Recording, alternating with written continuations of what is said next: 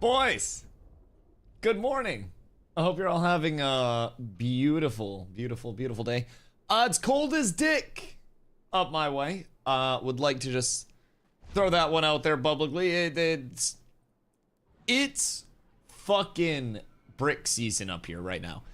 And it's windy as a motherfucker. So we got a big O for 2 in that department. It's mean outside today is how I would describe it. It's angry, it's mean, it's like a sunny day, but bro, shit hurts the second you go outside. Hoofington with the first in chat today. What has frozen over to allow this? Jesus Christ, is Leon dead? Hoofsy, did you call out a hit on Leon? Cause like, I'm a little scared now. No Leon usually means something bad happened. What if Hoofsy killed Leon, chat? What if? We might be down horrendous. Nin, Moin, Snake. Good day, my dude. Everybody else out there, what up, my guys? I hope you're all having beautiful, beautiful, beautiful, beautiful Sundays. Hopefully way warmer than mine. I was walking around the house before stream, doing some, some Steven interview prep and stuff like that. Just kind of getting some stuff ready. I had a jacket and a winter hat on, dog. Cold as a motherfucker in this bitch. I swear to God. And it's just the wind. It is legitimately like, if you're actually out in the sun and there's no wind, it's relatively fine. But dude, it's the fucking wind. Dog shines on a dog's ass now and then to get first. Dog shines on a dog's ass. Right.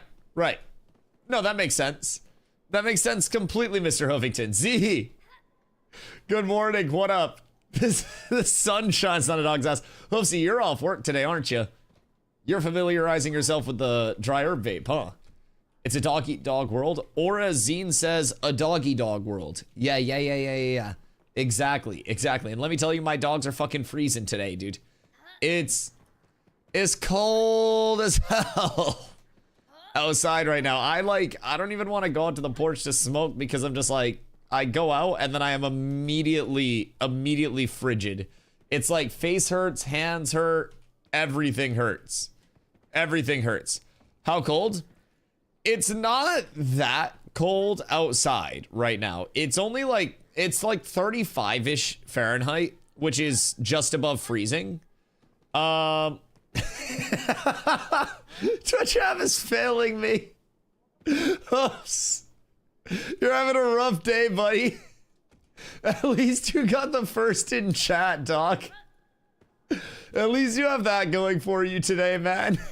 I don't know if you're off work, but just kick back, relax, and maybe don't trust autocorrect or text-to-speech or whatever's going on. It's cold enough.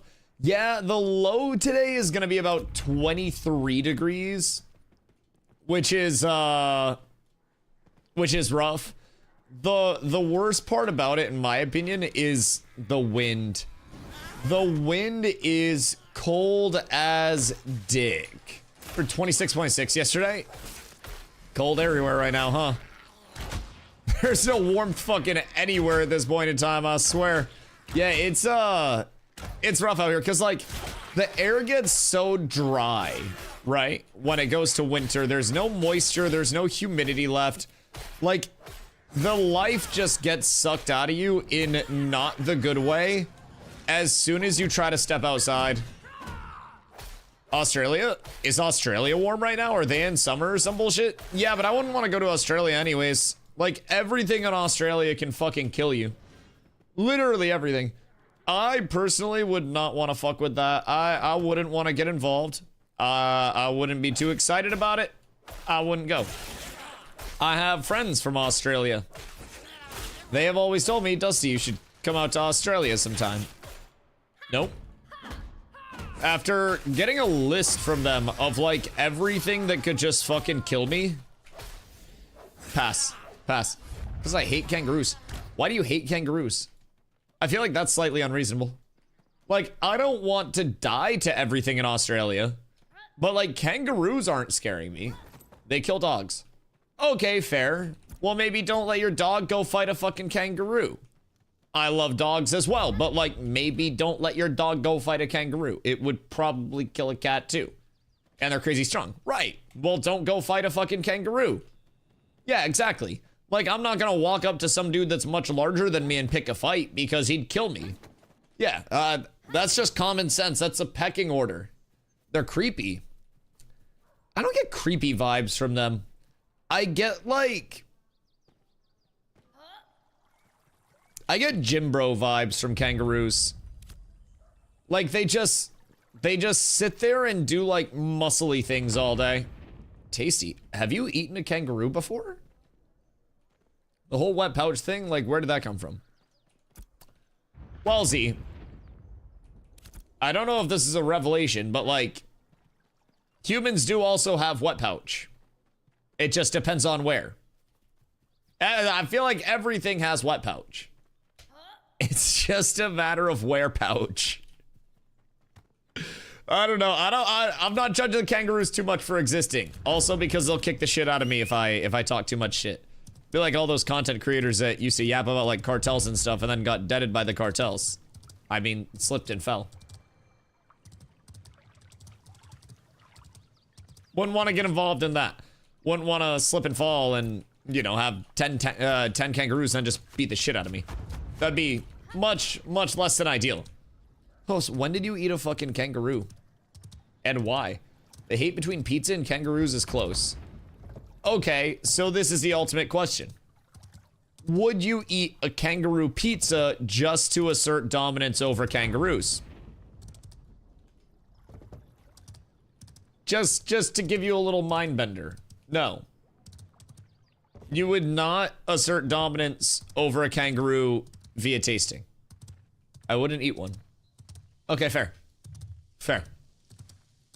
Hoofsy, have you actually eaten a kangaroo? Do people eat kangaroos in Australia? Because, like, I understand there are a lot of... The fuck? This guy's name in front of me is Bloodfart. Pass. I know there are a lot of kangaroos there. It's like, in Iceland, they eat a whole lot of sheep and stuff. We get kangaroo burgers here at food markets. I've had Roo Burger. How is it? I'm not a huge lamb person, but in Iceland, they have like a shitload of lambs and like sheep everywhere. And they just make like sheep and lamb everything. It was like lamb hot dogs, like lamb was a fucking $1 a pound for lamb chops, and then like normal meat, like normal here was fucking, it was like $7 a pound for chicken. Like, bro, it was insane. It was insane, the price differences. But it's also just like what's domestic versus what's entirely imported out there, I would assume. But what does a kangaroo burger consist of? I'm assuming it's just burger, so it's prepared normally. Lamb's so expensive here. Yeah, no, we were going to the grocery stores in Iceland, and like we were trying to, you know, cook as much as we could as we went across the country to just, you know, save money. And like, it was so fucking weirdly priced. I don't know why, but energy drinks were so cheap out there. Lamb was absurdly cheap. Apples were ungodly expensive because they didn't have apple trees and they had to import the apples. It was kind of odd. So like when you wanted to get fruit, you had to go to specific stores that had like cheaper fruit. I don't know, it was a wild time. I'm sure I would get the metaphor after living out there for a while, but like, Jesus fucking Christ, dude. It was such a change from like, go to store, get $1 a pound chicken, and then we're up.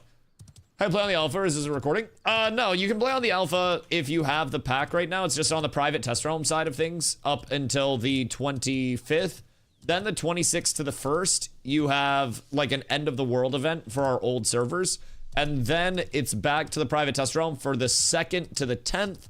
And then on the 11th, the new patch goes live where beta key holders, people that pick up the new the 4250 pack or like the $50 pack when it's off sale, will hop in on that December 11th entry point. So I'm just a player that's been like playing for a while now. I started playing back in December of last year, but I've had my access longer than that and followed the project before I had my access. So some packs were, you know, very, very early packs, and there are a lot of people who have thousands of hours in Ashes already, myself included.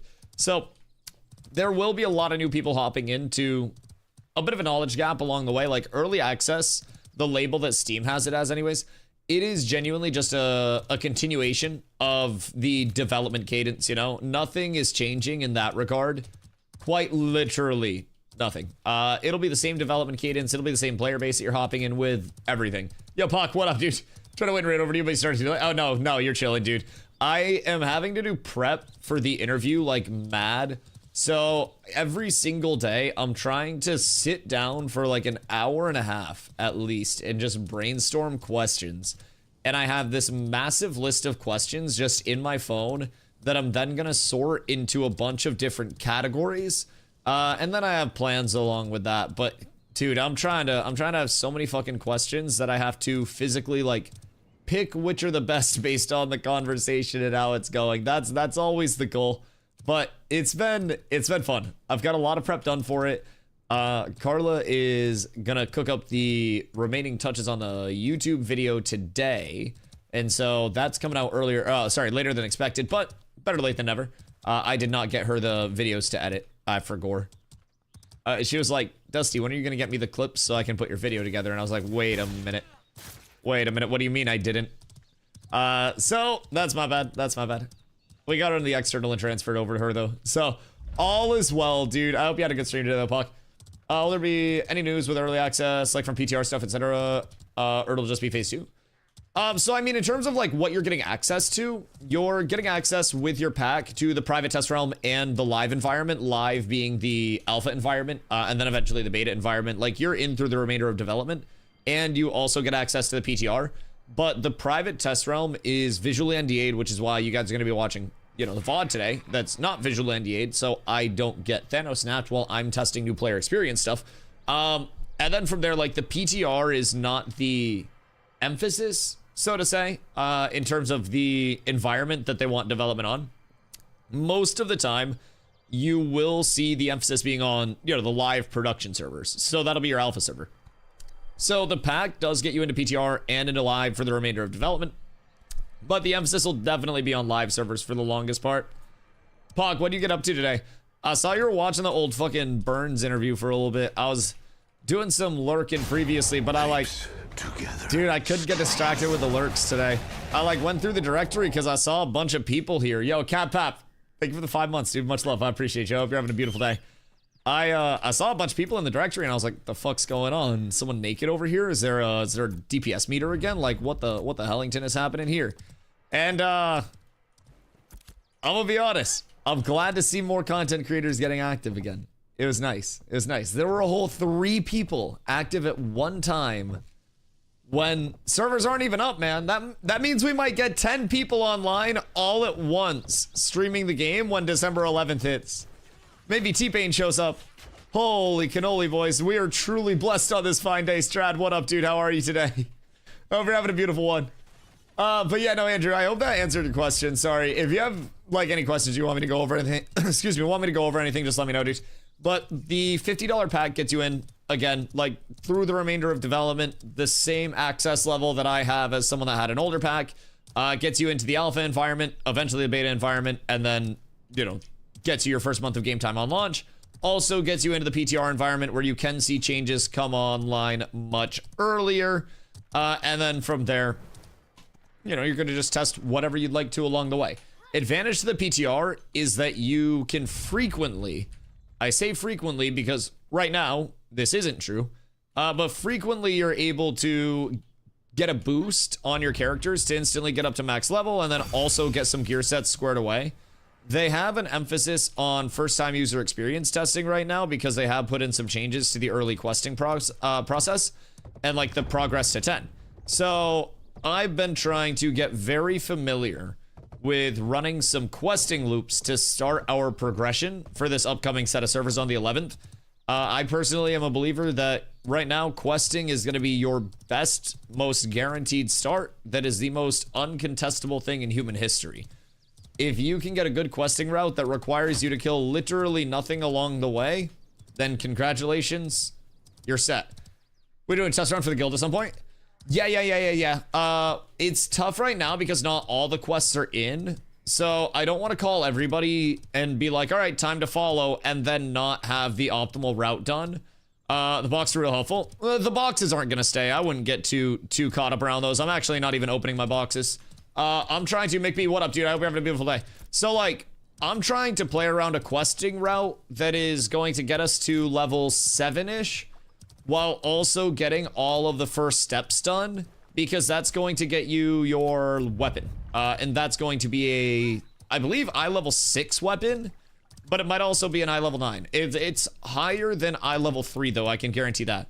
So the first steps weapon box is going to be the most impactful weapon that you can get early on. So if you get a lost weapon box, you should take your, as a fizz anyways, Dos Bonjordo, my boy. If you get a lost weapon box, you should take your longbow from that as a fizz. And then if you get the first steps weapon box, then you should take your melee weapon from that, because there are a couple solid options there, very high power scalers. My game just went black. Yo, anyone else on the PTR right now just have their game go black? Just random question. Cause like, I'm running my questing loop and my entire game just went black. / bug.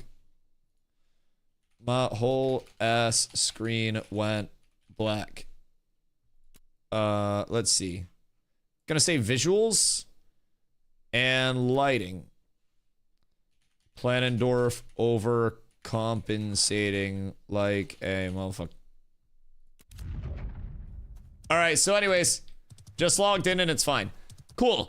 Well, the day cycle just shifted and then my entire fucking screen. Oh, there it goes. Alright, cool. I got the bug reported. My day cycle. We can see your screen? No, you can't. This is an old VOD. No. I appreciate you though. No, so it's visually NDA'd on the PTR, so I have to show an old VOD from when it wasn't visually NDA'd. Otherwise, I'd get Thanos snapped. So that's why it'll seem a little out of sync at times. My butthole. No, I like looked over and I was like, wait a minute. Although, hear me out. Best possible time for me to break the visual NDA would be if I had a full black screen bug. Just for perspective. That wouldn't have been the worst time. Hi, Corla. I hope nobody else is yelling at you at work. Didn't know what NDA is and was streaming PTR for a few hours. Still a warning from support about a ban. Wait. You were streaming PTR for a few hours? Ain't no way. Oh no. Oh no. Oh god. Okay, well, I'm glad it was just a warning. Yeah, so like, you can stream PTR, but you can't stream PTR, if that makes sense. Like, I am playing PTR right now, but I'm not streaming my visuals because the visual only NDA. So like, you can hear my gameplay. I can talk to you about everything that I am doing, but like, I just can't show the direct. My screen just went black again. All right, weird. / bug. Day cycle going away, then screen going black. I'm gonna do it again. Visuals. Lighting, VFX world, lighting. Day cycle bugs. It's daytime right now. And then screen black. Can still move plus action. Weird. Very weird. Alright. So anyways, my entire screen's black right now. So I'm essentially learning how to run this early questing loop blindfolded. So like, that's awesome. That's great. That's phenomenal. If anybody else is running the first time user experience loop in the Riverlands, please let me know if your screen just randomly like goes black. But my day cycle indicator, it's like 49 minutes until dusk right now, but it'll just randomly like go all buggy and wacky. And then all of the lighting on my screen is just like, no. No thank you, sir. No thank you, sir. Best part is that it technically is the PTR, but it isn't the PTR. Yeah, the VOD. Yeah, so right now you guys are watching a VOD of the PTR from when the PTR wasn't visually NDA'd. So we were able to get footage of the PTR to use in videos and, you know, reproduce and stuff like that because I took the visual NDA off for an event and then kept it off for the rest of the day. So, like, you're looking at the PTR environment, but you're looking at a part of the PTR environment that wasn't NDA'd. Therefore, it's okay to show and it's okay to put in interviews. Oh my goodness gracious. Holy cannoli. There's a little bit. Is it normal in the game for characters showing blurriness, or is it my PC? Can't fix it, it looks grainy. In terms of things looking grainy, I would check your graphics settings and go from there. I would turn off super res sampling, ray tracing, and Lumen hardware ray tracing under, like, if you get your escape menu, game options, graphics, scroll down to the bottom of that, and then it's like super res sampling, ray tracing, Lumen hardware. I would turn those off and then mess with some of your other settings in that tab. Also check your display settings and make sure that your resolution is proper. Just check those two tabs and then mess with a few settings and you should notice a lot of improvement there. Usually it's one of those new settings, which is what fucks most people up, but I don't run any of the new settings. I typically run pretty smooth overall. I have been getting some hitching and stuttering with my client, like on this, you know, on this PTR build, but that's also something that they know about and it's a huge prio. So try that. Let me know if you find something that's a little buggy, but in terms of my graphics settings, like despite having, you know, a dual PC and a higher end build, I go global illumination on medium and then epic view distance, low anti-aliasing, then I go low post, low shadows, and then medium for textures, effects, and foliage. So that's what I run. Typically a really solid startup though. So during Road to Jova, you have to be careful because if you're not careful, on the third turn in, there's some Grems that'll absolutely cook you shit. And that'll cause some issues along the way because you'll also drop glint at that point. And it is imperative to not drop glint early on. You need to save as much glint as quickly as you can. And then you need to get 20 glint from your starting route. You need to get that 20 silver worth of glint, I should say. Get that 20 silver worth of glint turned into silver, convert that at harbor, run your caravan start, and then you're balling. It's just so fucking efficient. Yo, Hauser, how are you, my dude? Vukin, what up, dude? Shit kills graphics of the game. Talking about TAA. I mean, I don't really have a ton of blurriness. Although, I don't know, maybe I'm just like used to my settings, but I haven't really felt a ton of blurriness, so to say. Maybe it's just because I'm used to playing other MMOs that maybe have the same tech. I'm not too like server tech or visual tech informational guy myself. I don't really know what makes games look good. I just know that some games look good. But I personally haven't encountered a lot of like super blurriness or like unclarity and stuff. But I changed something in the starting zone. Like I know ZA, but the starting zone will be a big part of the negative reviews. Oh yeah, most of their emphasis has been the first time user experience. So the Anvils has a micro point of interest team assigned to it to specifically get POIs ready to go. Those have not been put into the PTR for testing quite yet, but they have added some and streamlined a lot of things to the Alien Divine Gate, the Riverlands starting experience. So that's what I'm testing right now and doing routes on. They have increased drop rates, they have lowered the XP to 10, they have put UI changes in to help people understand where to go, they've moved NPCs around, they've added some NPCs in certain spots, they've retired some quest chains, they have added new quest chains, they have changed the pacing, they have made some optional things necessary, some necessary things optional. It's getting completely redone, and it will continue to get completely redone. As of right now, myself and many of the other like more experienced Ashes players that I've kind of like bounced ideas off of with the first time user experience right now, we're all in agreement that the changes to the Riverlands are actually feeling quite good. Even though the Riverlands is a little bit less linear of a journey than literally coming out of a fucking cave, the Riverlands is still presenting now some form of linearity and some form of I understand where I'm going, and I understand what to do. On top of that, they've added in the Destiny system. The Destiny system is basically these like little events that you can do. Who's Dr. disrespecting me on Twitch? Post to my Discord. I don't read Twitch DMs. I don't read Twitch DMs. Don't Dr. disrespect me. Strife, thank you for the all, much love. But yeah, so essentially with the Destiny system, those are some small objectives that you can complete along the way. And when you complete those objectives, if you complete enough of them in each type, you have like a first steps, then you have an adventuring, then a combat, then a gathering, refining, crafting. Those will continue to go up in levels as well, and you get better rewards for those. But when you complete like a 2, 4, 6, or 8 bonus, then you get a crate that essentially represents like a reward payout for you, where you can get anything from gear to weapons to gathering tools to crafting gear and recipes and stuff like that. Kilio just gave Dawson an essay and he goes me. No, he's probably getting Emily to read it, or he's copy pasting it all into one message, and he's like, "Babe, I did some research today." Doss is totally gonna light up a ciggy inside, steal all of your bars, whole flow bars and everything, and then just send it over.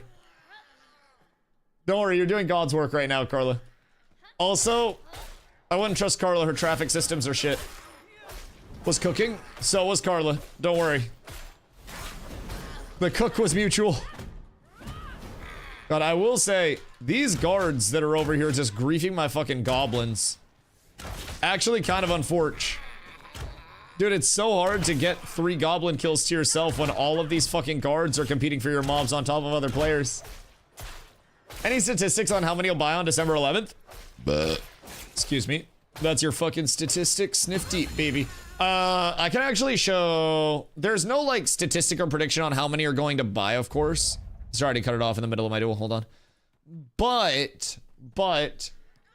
Steam wishlist activity rankings tend to be a relatively good indicator of, like, you know, kind of where the hype's at for things and who's looking into what. So as we go down, we see Ashes is now 22nd. Which it was 26 previously. So we have absolutely fucking shit stomp, chill with you, lo-fi story into the ground. Get fucked, chill with you, lo-fi story. Absolutely fucking destroyed, demolished, just slammed out the door. Can't even fucking compete. Next, we come for that dog shit solo leveling Arise Overdrive. Now we're overtaking the other summoner games. Yes, it's time. It's time. Then we come for Rue Valley, Brown Dust 2, Fate Keeper. We peak over peak. We're on to the last Caretaker, Winter Burrow. Game of the year. Game of fucking yesterday. Soon. Escape from Duck Off. That's an absolute heater. We may never be able to beat that. That's honestly just peak gaming. I don't know these. RV there yet? Heat. I don't know what this is. Tarkov. Ass. Arc Raiders, Tarkov with extra steps, Where Winds Meet, mobile ARPG, and also menu simulator, Dispatch. I like Dispatch. Steam controller. Chat, anybody wish listing a Steam controller out in this bitch? So, the cool thing is, if you sort by 7-day gain, Ashes of Creation is actually 1, 2, 3, 4, 5, 6. So we are just behind Tarkov and Bongo Cat. And then it's on to Arc Raiders, Dispatch, and Where Winds Meet. So Ashes of Creation is the 6th most wishlisted game. Wait, sorry, this one. On Steam right now. 7-day gain of about 11,000 behind Bongo Cat. As it should be. I mean, Bongo Cat's a free-to-play. It's a fucking banger. It's a way to where we belong. I don't think we're quite ready to take on like the Bongo Cats and the Arc Raiders, but I do think that we are getting there. Yes, some wish lists are from already bought backers, but it's not the whole hype. It's working quite well. Yeah, absolutely. I mean, I have Ashes wish listed. Yeah, full disclosure. Now, as this goes deeper and deeper, like as a long term, this 7-day gain becomes more of a reflection of new people that are trickling in and seeing it instead of the initial reflection of like, oh, this just went live. Let's all wish list it immediately, right? So in the past 7 days, we've got 11 of our 13.2 thousand wish lists. I was one of the first people to wish list. Let's go. Let's go. You want enough hype to have eyes on it, but you don't want too much hype either. Yeah, no, absolutely. I think that MMOs can be cursed by one of two things right now. They can either be stomped into the ground and then it essentially drags down the MMO, it drags down the development, it drags down the vibes, people get discouraged, people give up on it, and then it just fades into nothingness. Or, on the other side of it, an MMO can come out, hyped up to the fucking moon and back, and then never live up to the expectations of the player base because you're being way too grandiose, way too promising, way too everything. And there's no check of that. There's no realization where it's like, hey, we're not going to do everything. We're not going to do everything the best, but we're going to do some things as good as we can. You know what I mean? And with New World, it was a big thing that we saw where, as you said, you don't want too much hype either. New World came out with all of the hype that could have ever been established in an MMO. People want to talk about where Winds Meet having a platform right now. Where Winds Meet is a free-to-play game that peaked at 228,000 players this weekend. Arc Raiders, like 400K. New World almost peaked at 1 million concurrent players its first fucking month of launch because everybody thought it was going to be the next game. That shit was a phenomenon in gaming. It was unreal. But the expectations could never be lived up to. So it's almost one of those like, what would you rather be, underappreciated or overrated? And every MMO is going to go through that. You will either be underappreciated or you will be overrated, and then you will launch and you will have to deal with the ramifications of that. I think in the gaming world right now, it is near guaranteed that you will be one of those things coming out on launch. There will always be a huge public, I guess, like, opinion on things right now in the gaming scene. It just spreads so fast. There's nothing stopping it from spreading. So Where Winds Meet's pretty hype if you're a fan of Chinese fantasy. Where Winds Meet looks fun for the people that are into that, right? I understand that it's got multiplayer elements to it, but I have seen nothing that resembles MMO yet, and that gives MMO yet, other than we hang out in this hub, and then I am Healer Guild, and then somebody interacts with me, and I click on a word, and then that word gets cured from them. Like, I'm gonna be real, most of these systems that I'm seeing are just menu sims. That's where I'm at with it. Like, I understand that some people will like that style of game. It's not my preference. The combat system, some people really like. It looks like the clunkiest, most animation-locked action combat that I've seen in a long time, and it's not even action combat, because in every 1v1 clip, people just fucking hard target lock like it's a goddamn Souls-like. I don't know. I think a lot of people are grasping at straws and not playing things that they actually believe in, and they're just playing things to fucking play things right now and then try to hype it up for clicks. I hate to say it, but I think that's what the MMO scenes come down to. That's just the last one for sure. If you see Korean MMOs, they flop into 3 to 7 months because of lack of content, bugs, and pay to win. Hey, shit. Well, at least we don't have pay to win. At least we got one of those solved at this point in time, so that's cool. You can go on G2G, but that's bad pay to win. That's not allowed. It's very few well-translated Chinese fantasy games of this quality.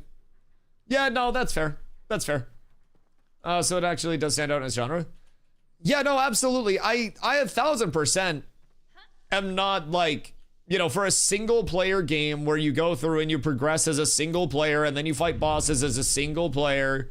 It's like like a Monster Hunter type vibe to me, more than it is an MMO. It's like Monster Hunter light, except it's just all menus, and the combat is just very animation locky. It's also a pretty interesting game as far as tech. The use of AI is new and well thought of, as it should. What did they do with AI to... Oh wait, they have like AI chatbots in games, right? Like for their NPCs? Because that's very intriguing. Very, very intriguing. What do you think it's an MMO? Me? I don't think it's an MMO. I don't think Where Winds Meet is an MMO at all, but everybody and their dad wants to try to market it as an MMO and wants to try to say it's an MMO, and every content creator that's an MMO content creator wants to say it's the Where Winds Meet free-to-play, no-pay-to-win MMO. And it's not an MMO. But if you ask a lot of the content creators over there, they will try to tell you up and down and all around that it is an MMO, and then they will list off 6 features that include up to 10 players where they're like, see, it's an MMO. But it's not an MMO. I have no problem saying that. It'll make some people upset, but the creators of the game said it's not an MMO. And yet, content creators will still say it's an MMO. Yep. Yep. Content creators are blind? Yes. And the MMO content creator scene right now is also a scene that's filled with people that aren't sure what they want to play. Because I'm gonna be honest, most MMOs fucking suck right now, dude. It's either a pay-to-win MMO or it's something that is not in your preferred genre because there's not a lot of MMO competition. And like a lot of people just aren't finding an MMO that they feel at home with right now. Everybody's played so much fucking WoW at this point that WoW's not new for anybody. There aren't new faces coming into the WoW scene that have never seen WoW before. So it's not that thing where content creators are going to grow very much in WoW unless you're a smaller content creator that gets into like an OnlyFans thing and then you end up blowing up off of that. But like, that's not going to happen very frequently. So I don't know. I think a lot of MMO, Hasquatchy. I think a lot of MMO content creators right now are just kind of like grasping at anything, trying to find something as they're like falling down. They're like grabbing hands, they're grabbing ropes. And it's like, you know, you try to save someone that's drowning and then they pull you down to save themselves type shit, right? So you got to fight against the person that's drowning. That's where MMO content creators are at right now. They will try to bring down every other MMO that's out there that they don't personally vibe with, and then they'll be like, this one game is the next game that we all have to go to. This has fucking everything and it's awesome, and if you don't like it, then your mother's a whore. And like, bro, I don't get it. I don't get the tribalism in MMOs right now. I don't get the... if it's not my MMO, it's not worth playing type vibes. Like, I don't know. I think so many MMO content creators are just at the point where they're playing any fucking game right now, trying to find something that sticks. And you're not seeing much stick. You're seeing so many people hit like these little couple week phases on something where they're clearly not having fun. And then they just end up going to another game trying to have fun. Yo, Leon, we're wondering where you're finally moving. That's fucking massive. Glow, what up, dude? No PTR update. Want to test more stuff? Listen, get your leveling loops down. Yes, yes, yes. We must loop. Was in some stream at like 2 a.m. People were telling him about Ashes. He had no clue Steam EA was December 11th. Said he would play. Massive. Massive. Wait. I gotta reach out and see if he needs leveling groups again. Hold on. Let me shoot him a DM. Hold on. You give me 1 second and I will try to hook him up.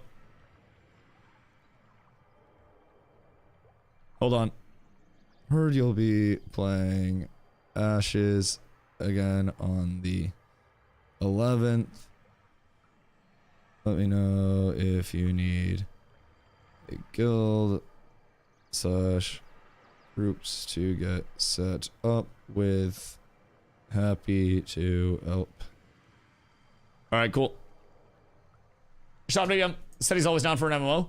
I mean, he's played Ashes before. Yeah. So he came over previously. I think it elements with the game on his own. There's magic to experience the game for the first time. It's not his first time. Yeah, Summit's already played. And the last time he played, he hopped in as well. So, yeah. No, so basically, when he was looking at playing for the first time, this was a couple phases ago, chat told me that he was looking at playing. And I'm not like friends with Summit. Summit probably has no fucking idea who I am. He's just like, how the fuck did I even follow this guy on Twitter in the first place? But we like talked at TwitchCon, not this last TwitchCon, but 2 TwitchCons ago. And so like I was introduced to him basically. Like we had a conversation. Not that he probably remembers me or anything. But when chat told me that he was thinking about playing Ashes, I basically shot him a DM and I was like, he's never gonna see this, but fuck it. And I was like, yo, Summit, we met at TwitchCon like last year. I play Ashes all day. Let me know if you need anything over here. Happy to help out. And he actually like shot me a message back and was like, wait, is it actually fun? And I was like, yeah, I have a lot of fun. Like I told him that some things were janky as shit with it and that there like wasn't a ton to do, but I have a lot of fun with shit. So then He hops in after that and then plays for a little bit, stops playing, goes to other shit, because naturally.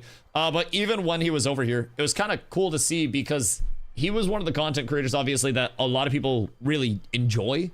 And I feel like while every large content creator of that size will naturally have an element of like, some people want to grief them.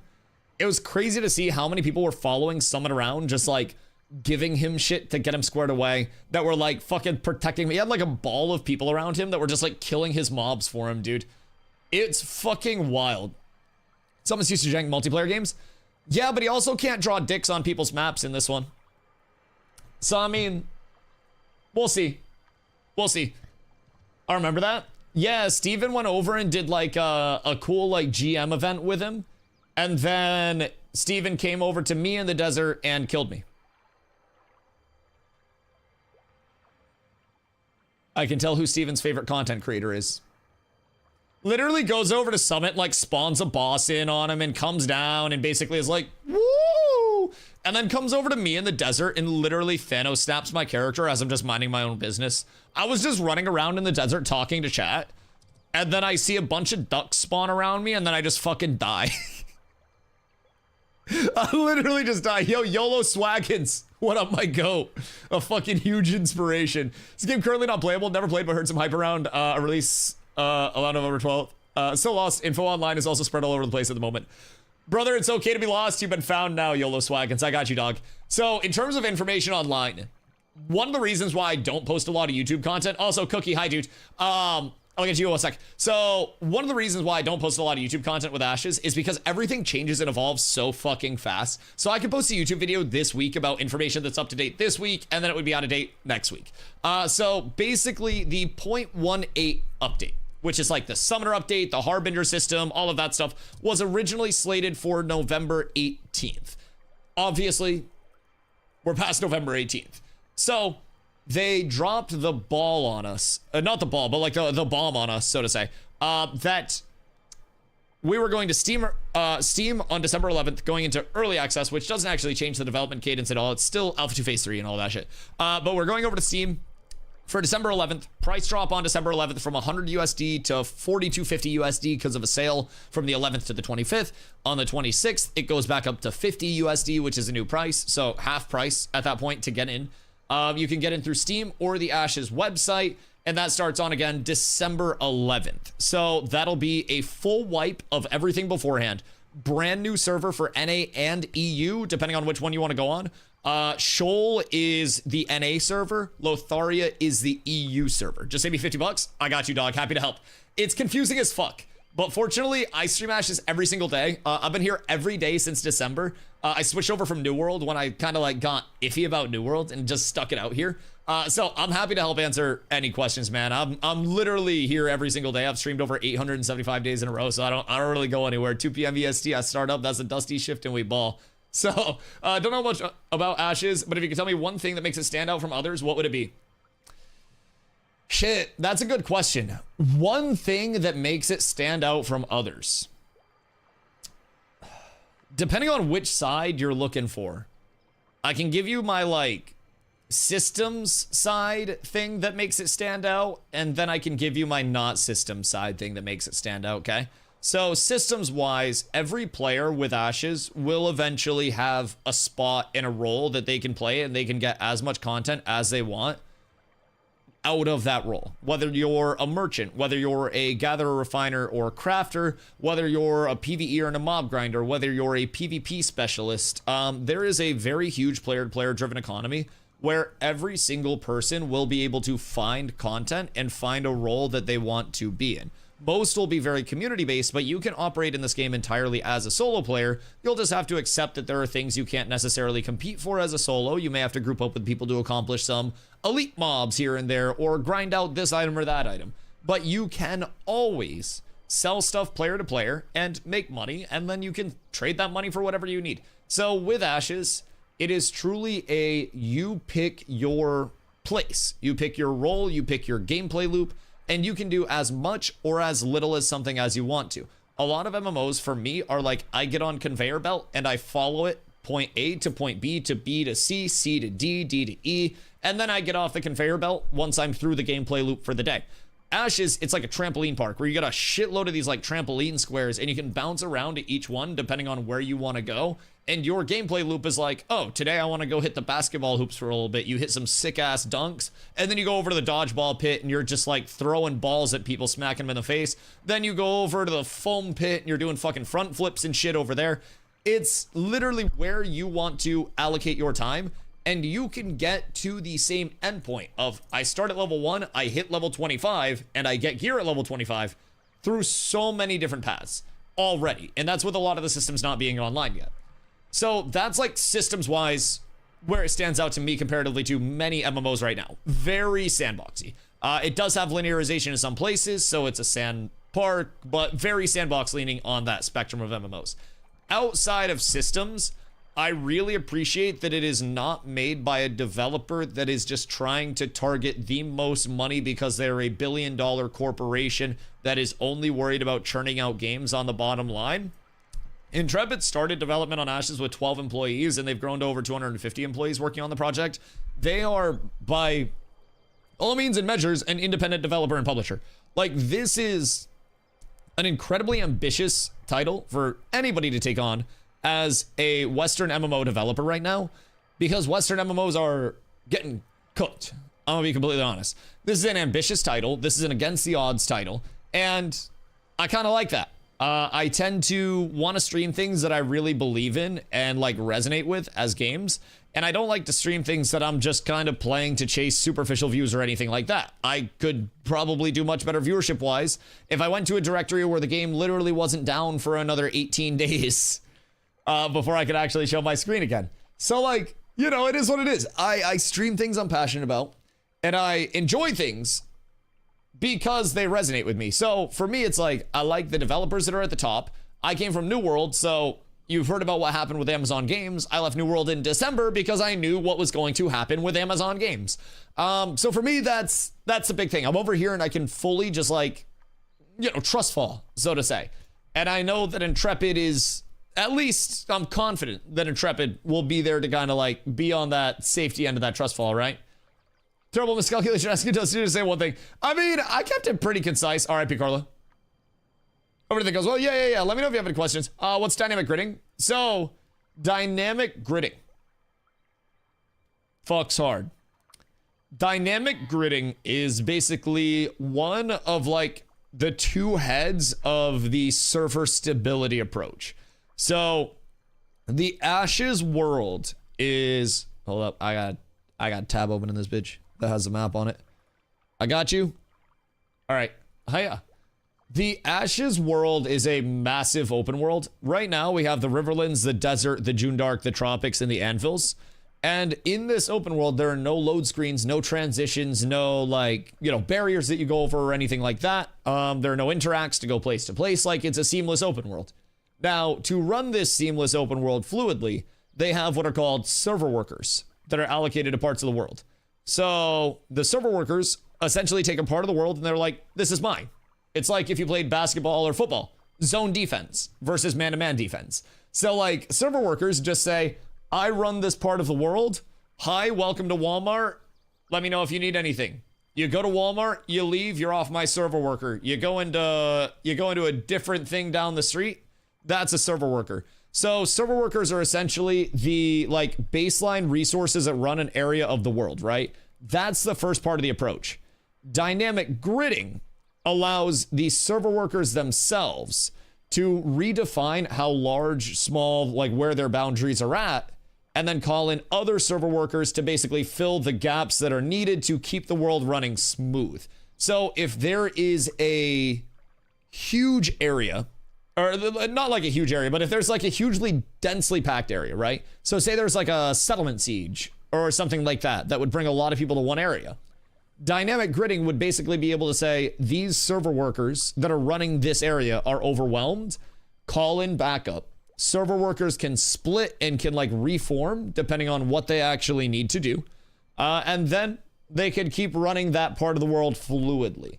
So, in terms of like server meshing tech, I think Star Citizen is working on something similar, but I don't think Star Citizens is quite based the same way that Ashes is. I don't know the difference in those two, if I'm being completely honest. I'm not a game dev. I just like reading about Ashes stuff. So I don't know the core fundamentals, like differences between dynamic gridding on our end and then Star Citizens server meshing stuff on their end. But essentially the two heads of like what runs Ashes world, it's server workers, which are like the zones of resources, and then dynamic gridding, which allows those zones to say, I need more help in this area. And then basically pull more resources into that area, if that makes sense. So between those two things, they can improve the dynamic gridding infrastructure and logic to keep that running smoother, make sure server splits are smooth with no crashes or anything like that.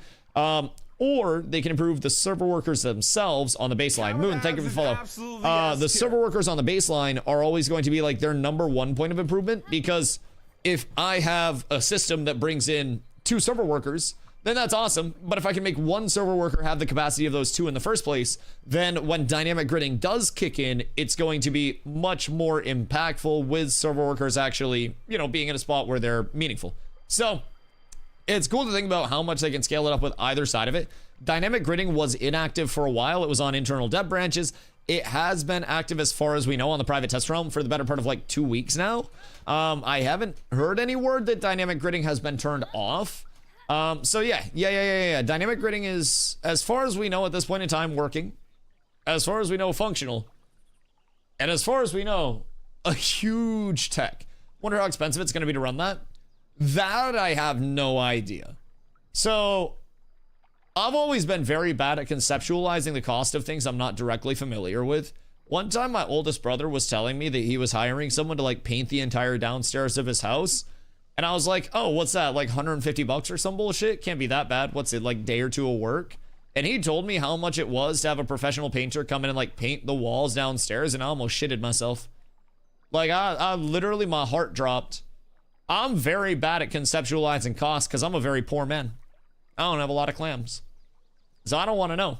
I don't want to know how much they spend on keeping these servers up each day. I don't want to know what the fucking electric bill is at the studio. Don't tell me those numbers, because I'll be sad about those numbers.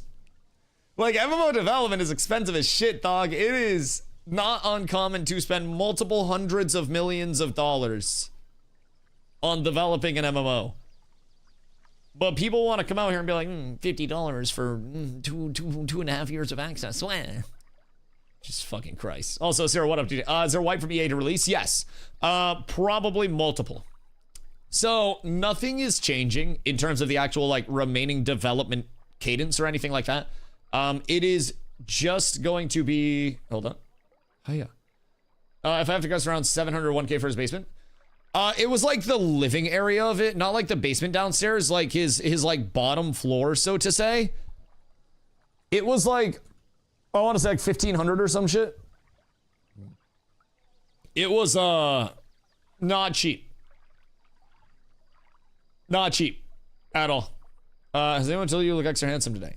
Yes, your mother did before I got on stream. Thank you for coming. What are the magic numbers for players for them to break even? I have no fucking clue.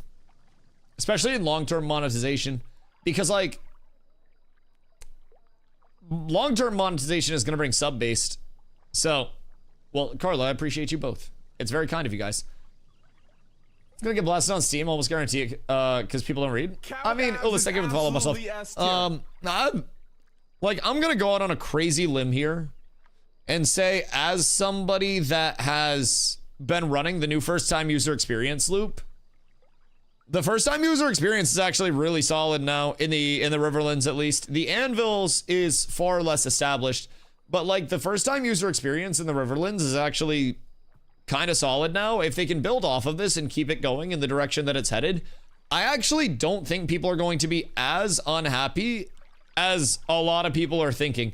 I'm gonna be honest, like true first-time players that come into Ashes aren't going to have that terrible of a time with quests actually being like meaningfully laid out now, and with there being a reasonable semblance of progression from point A to point B. There are identifiable quest givers now.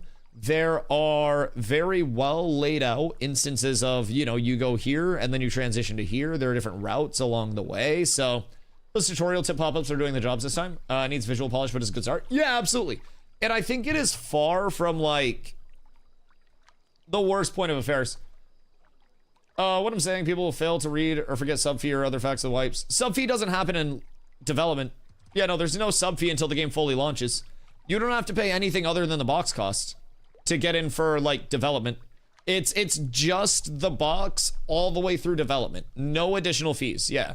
So, like, people aren't gonna worry about that. That's gonna be, like, a few years down the road. And then, like, Ashes of Creation early access gets you your first month of sub time. So, like, that's also solid. But, yeah, I think most people will probably not worry that much by the time it happens. Same thing happened with another game, though, and it was blasted on release to sub fee. Yeah, I mean, I'm not too worried about that. That's also like a 3 years down the road thing, if I'm being honest. I don't necessarily think that's an immediate problem with it. Like, wipes, people would probably be upset about, because people are always upset about wipes. But, like,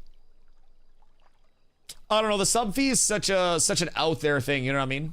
When sub fee is the only thing there after launch. Yeah, there's no box cost or anything like that, in addition to the sub fee. So, I don't know. I don't necessarily think that's going to be a huge issue for people, especially if Ashes launches in even a fraction of the state that it's going to be. So, someone told me Ashes will have bounty hunting. Someone told me Ashes will have bounty hunting. I think this is it could be a cool PvP for, yeah, absolutely. So, bounty hunting, I can't even read right now. Anyways, bounty hunting is going to be revolving around, like, corrupted players. And corruption is basically when somebody, like, non-consensually kills another player. So if you come up to me in PvP or in the open world and you hit me, then you turn purple, which is PvP flagged.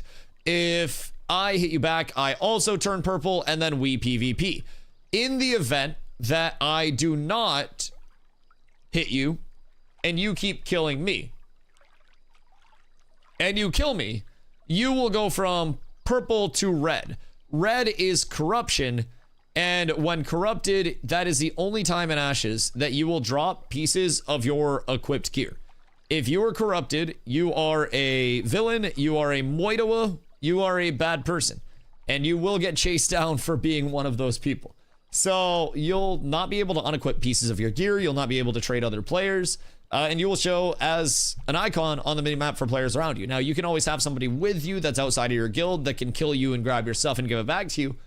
But corruption is very risky.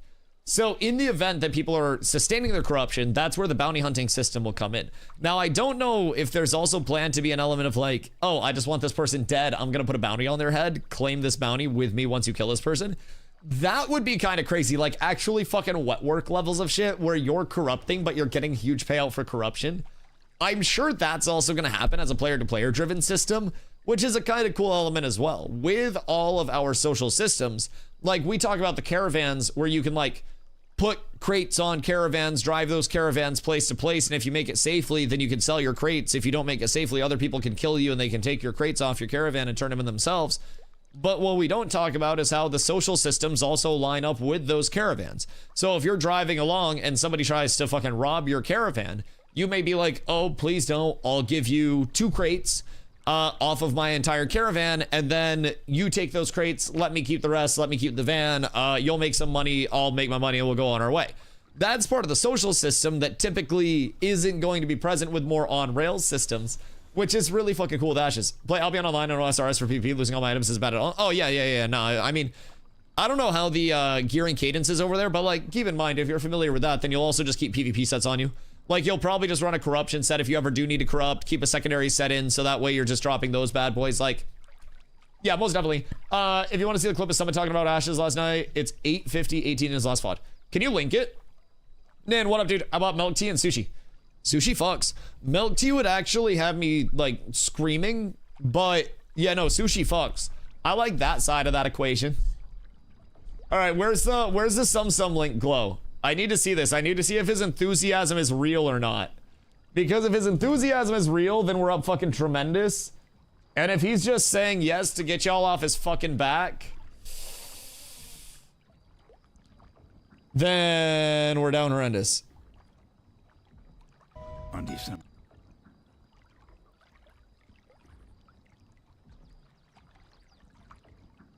God damn it. God damn it. Bro, the ads. He's so bored. Well, over on Arc? I mean, Ark doesn't hit for me. I might be absolutely crazy in saying that.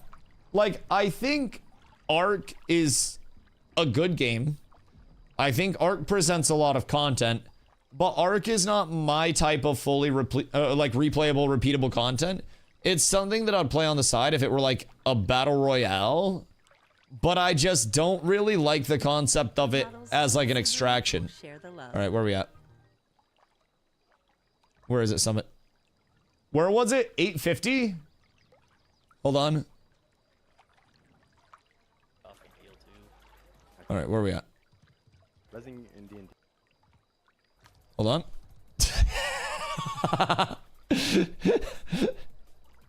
I love Summit. 850, 18. That's kind of a big deal. Oh wait, hold on, yeah. Some sort of like 15 out from after. All right, what do we have here?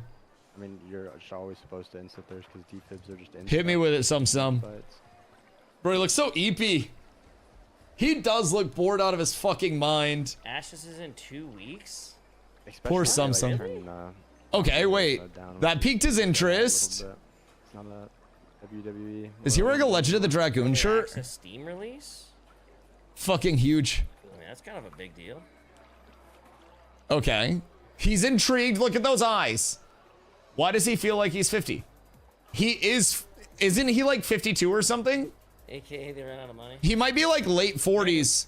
I'm gonna play that shit. I'm gonna play that shit. All right, let's go. Hell yeah. I was like suggesting it. Absolutely massive. It was like after. He's like late 30s. So I was like, you want There's more? no way he's late 30s. Sum's like 46. Summit's actual unk status. No, Summit could actually be my father. He's 38. 38's basically 46. Yeah, 38 and 46 are basically the same thing. We gotta get Brody on a CeraVe routine. Why does he feel like he's 50 though? What do you mean, why does he feel like he's 50? Are you feeling him? What do you mean? I hate to bring it to you, but you're also on the cusp of unk. I am so far from the cusp of unkism. It's sedentarism. Well, bro, I also sit here all the time, all day. Like, to be fair, that was 9 hours into stream at like 2 to 3 a.m. See, this is why I also try to start stream at 2 all the time, bro. Like, don't let Dusty forget.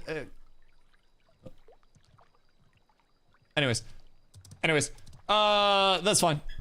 That's fine. It's literally not even almost, by the way. It's not even close. I'm not even turning 30 this year. Unk status is coming for you. Unk status is nowhere near me. Carly, you will be silenced. I'm sending you Miskiff energy right now. Lots of Miskiff energy right now. It will be there. I'm going to run a streamer award show, and I'm not gonna invite you. And then I'm just gonna say you didn't get voted into a tent. You will be silenced. You will be silenced. You'll win best unk.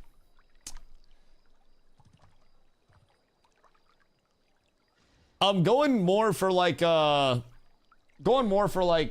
transitioning from this to just one day popping on screen and being like the silver fox where I've got like the gray streaks and like the salt and pepper beard, and then I go like an MMO Zaddy route, you know? I think that'd be the vibe. I want to avoid unk status and I want to age into like MMO Zaddy. So that way I'm like, you know, I'm 55, I'm still shitting on all the young whippersnappers that are coming through. I'm showing them the mechanical ways, I'm still meta making builds. What if I shave your beard one day? What if I shave your entire head? Not like your hair, by the way, just lop it off. Miskiff energy. Anyways, I'm gonna go throw one of Carla's plushies outside and then let the birds pick away at it for a little bit. Give me 1 sec. I'll be right back. I'm also gonna top off my coffee while I'm out there. Carla, which plushie do you want to sacrifice to the birds? All right, one of the plushies is going down.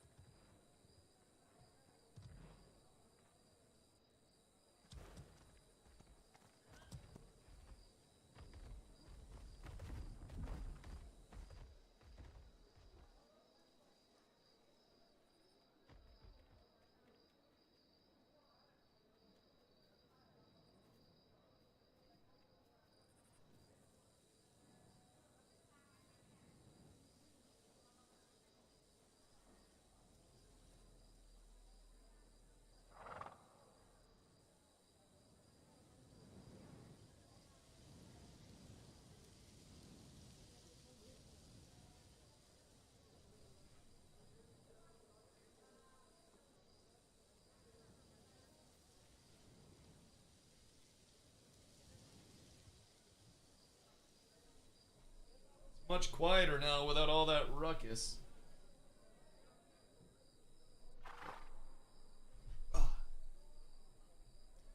I can make a Dusty bald emote. I feel like I'd look pretty good if I was bald. Also, if I go bald, I win even more. Because I, an intelligent human being, if I went bald, would capitalize on it. I would have a daily sub goal where I live on stream would put a layer of wax on my head, and then it would just get shinier and shinier every single day if we hit the sub goal. Very straightforward. And every day, guess what we would do? Hit the sub goal. Because everybody would want to see my head get shinier and shinier. It's the freest econ that I have ever seen. Is it gonna bring out the wax again? Yeah, I absolutely would. Yeah, I don't understand why streamers are trying to have like blue hair and like grow out their hair and shit. Like, if your hair's worse than mine, just shave that shit and then do daily sub goal for wax on head. That is my honest feedback. If you want to grow your subscriber base, shave your head down to the skin and then just put a layer of wax on it every time you get 10 subs in one day. Somebody with too much money and not enough time will come in and slash gift 10 just to see you put wax on your head. I guarantee it, on a daily basis you'll get 10 subs. Congratulations. 300 subs a month. I just made you hundreds of dollars a month if you are a bald man. Shit, you don't even have to be a bald man. You might make even more if you're not a man. Amber Rose put fingers in Kanye's booty hole. Bald bitches get it too. I'm just saying. You can co-stream with Gretton. Oh god, that would be like too much bald in one place. That would be way too much bald. I would not want to get involved in there. Okay, were there any actual questions before that? Hold on. We're talking about actual important shit, and then Carlos started a fucking riot. Just trying to, like, derail everything. I'm so sorry. We gotta ask if we're gonna have 2 servers. Yeah, so as of right now, 2 servers. Shoal is for NA, Lotharia is for EU. We do not know necessarily what the peak player capacity on each server is intended to be at this point in time. We have not gone too far into that. Actually, hold on. Notes. If dynamic gridding succeeds,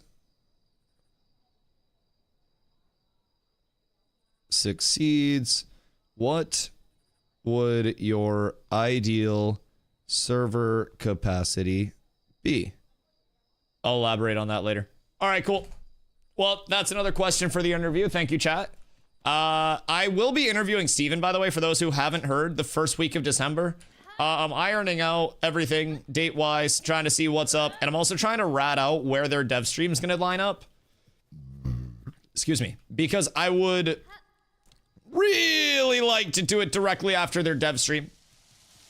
I'd really like to hit it after their dev stream, so that way we get all of the new info, and then once we get the new info, I ask questions on the new info too. I just have a massive list of questions though. Can you ask him a skincare routine? I have 2 hours. I think it's probably a 2-hour block. I am asking 0 troll questions. Actually, I am doing a lightning round at the end. Yeah, I have plans. I'll be doing a lightning round at the end where I'm just firing off a bunch of questions that he has a few seconds to answer. And it's just question. And that's where we're going to hit him with some bangers. But yeah, the primary part of it, dude, I actually have some really, at least I think they're good questions. Obviously, I'm biased because I'm literally fucking coming up with the questions. But like, I'm trying to hit a type of information that no one's really targeted yet. Because honestly, I don't know why. But we're going to get a lot of information out. And a lot of it's going to be information that doesn't just relate to the immediate, like, what we're seeing here. Because I personally think that there's a lot more that goes into it that people want to know than just like, oh, when freeholds. No way we'll actually get a well thought out interview. Okay, hold on. I'll give you a sample question. I'll give you one sample question. I'll just scroll randomly and put my thumb on something, okay? All right. So we ask, this is in a batch of TTK related questions. Keep in mind, I have a bunch of different batches of questions that I'm then gonna sort into place. So basically, we start with a question about TTK and ask where the ideal TTK is, give a few other things. And then I ask a question about this one in particular is just a follow-up question to my first question. If we go down that route, previously we had a tax inflation to allow for more granular adjustments of stats. Has this led to a better state of control over these combat changes that we're seeing right now? And when would we expect to see numbers shrink again to avoid a feeling of combat and number bloat for new players that are coming in? We haven't heard much on it since they announced that initial TTK 10x inflation.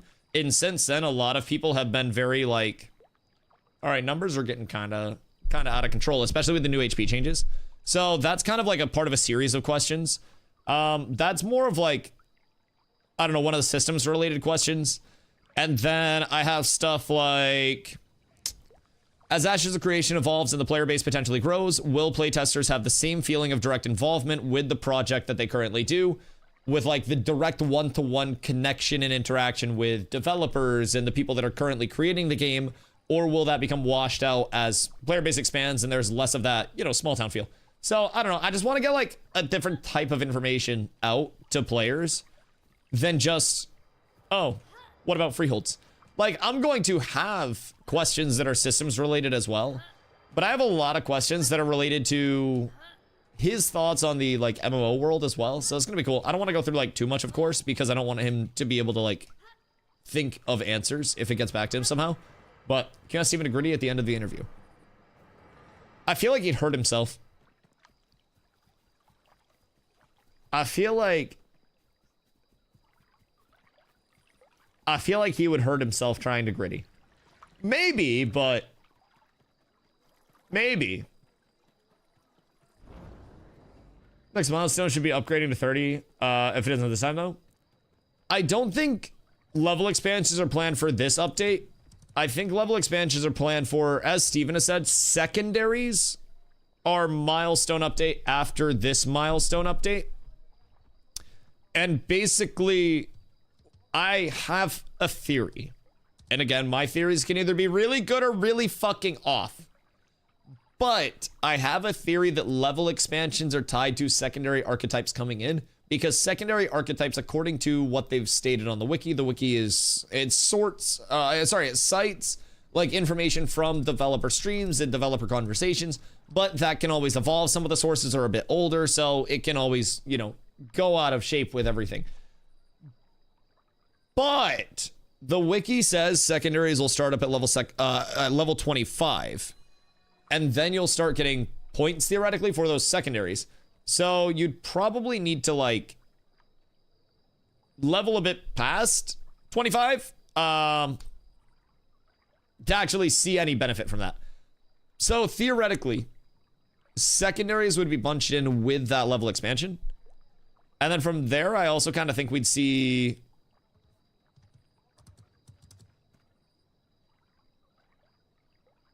I don't know, maybe T5 settlements come out too. Accommodations for higher tier crafting is something I've been kind of curious about, because I've always thought that was going to be like tied together, like one big batch. Kill Forge Lord to get a couch. Can I start pooping? Okay, you guys are losing questions. You guys are losing question rights. You actually ask them how people will be able to get furniture for their homes. Will there be rare drops for furnishing? Like chase items for furnishing? Has that been asked before? Look up furnishing on the wiki. Because if that's been asked before, then no. But if it hasn't been asked before, that might be a good question. Am I able to save my exploits for live? I have questions about the exploits and everything. Carpenters will probably make them. Right. I'm assuming there will be rare recipes as well, though. And presumably, like, named furniture items? I'm not sure. But chase furniture items are low-key, like, very fun to get people out farming certain areas. And if you put a chase furniture drop in a dungeon area or off a name mob or off a boss, you will have a horde of motherfuckers there for it. You will. It'll be like a zombie movie, brother. It'll be a big one. Imagine fighting Firebrand just for leather for that sweet dragon couch. Yeah, and then you get like, you go to Tumok and you take the wood off of Tumok's totem and then you do some like Tumok groove wood all throughout your living room. That goes so hard, especially as more dungeons come in. That'd be cool. Like, furnishing is always a subsection of games that is typically like very accessory, right? But the way that they talked about housing is that different types of houses are going to have different benefits for the players, different buffs available, and then furniture can play into that as well. So you're going to have like an actual effective element to the housing system as well that's going to scale up character power, dude. Everything in this game is so fucking deep. This is part of... Someone just ran by me in game named Rizzler. Which one of you is it? Why doth you follow me? Who is the Rizzler? What is the Rizzler? Why is the Rizzler? Bro, I thought I avoided him. Like, I worked so hard to get away from that motherfucker. God damn. Ask if they plan to make class-specific here. They've talked about that before. Steven doesn't want anything restricted to classes. Like, he wants it to be very, very sandboxy and then people to be able to shape up their metas off of that. And he wants basically, like, every class to be able to use everything. Now, something I'd be curious about is if they plan to have different waterfall attributes for different classes in the long term or anything like related to statting. But that's also information that's just like it's future systems wise. So I kind of, to a certain extent, also want to avoid asking questions where it's just like, yeah, we'll have that in the future. Like, we know so many things are going to be in the future. And I want to avoid things like that where it's like, this is probably just going to come as a part of future updates, you know? Can you ask how they plan to communicate the gameplay / skill profile the different archetypes are going to have? It's kind of like sandboxy. They've talked about this a lot before too, but like, player decision making is a big thing. And with ranks and secondaries, a lot of archetypes are going to be able to be played in like a myriad of ways. And they aren't going to usher anybody into one play style on any type of archetype other than like the decision making surrounding that. Because they want it to be like a very anti-meta state where it's like no two servers are the same state of progression. No two, 8-person groups are running the same exact rank input or secondary input or augment selections off of those secondaries. So there's an element of that where it's just like they don't really want to force metas. And I feel like that's basically what we'd get for an answer there, you know? I'm trying to go through and I'm trying to ask basically things that we just have no answer for right now from Steven's brain. Because there's only so much time where he's available to just answer questions. And like, in terms of system stuff, those are better served for the people who are creating those systems. Because like, we don't even necessarily know how hands-on or off Steven is with systems at this point. And he's probably a very hands-off approach that just has some oversight and stuff like that. So, want to know roughly how my class is going to play before picking it. Is Rogue Tank mobile and have burst or not? I mean, respecs are going to be a thing for secondary classes. So you'll probably get a bit of like a character lore sheet on your primary archetype and maybe a look into the UI with a few abilities. I think could kind of be cool. I don't necessarily expect, Rory, thank you for following myself. I don't necessarily expect like a full class demo where you just go in and like get insta leveled to a certain level or anything like that. But that could have always evolved. Always wondered if they plan on adopting one-hand, two-hand system where you can mix one-hand axe with one-hand dagger. That's also probably like a system designer question. That's also something where Steven would probably just be like, not entirely sure where the system design is at this point.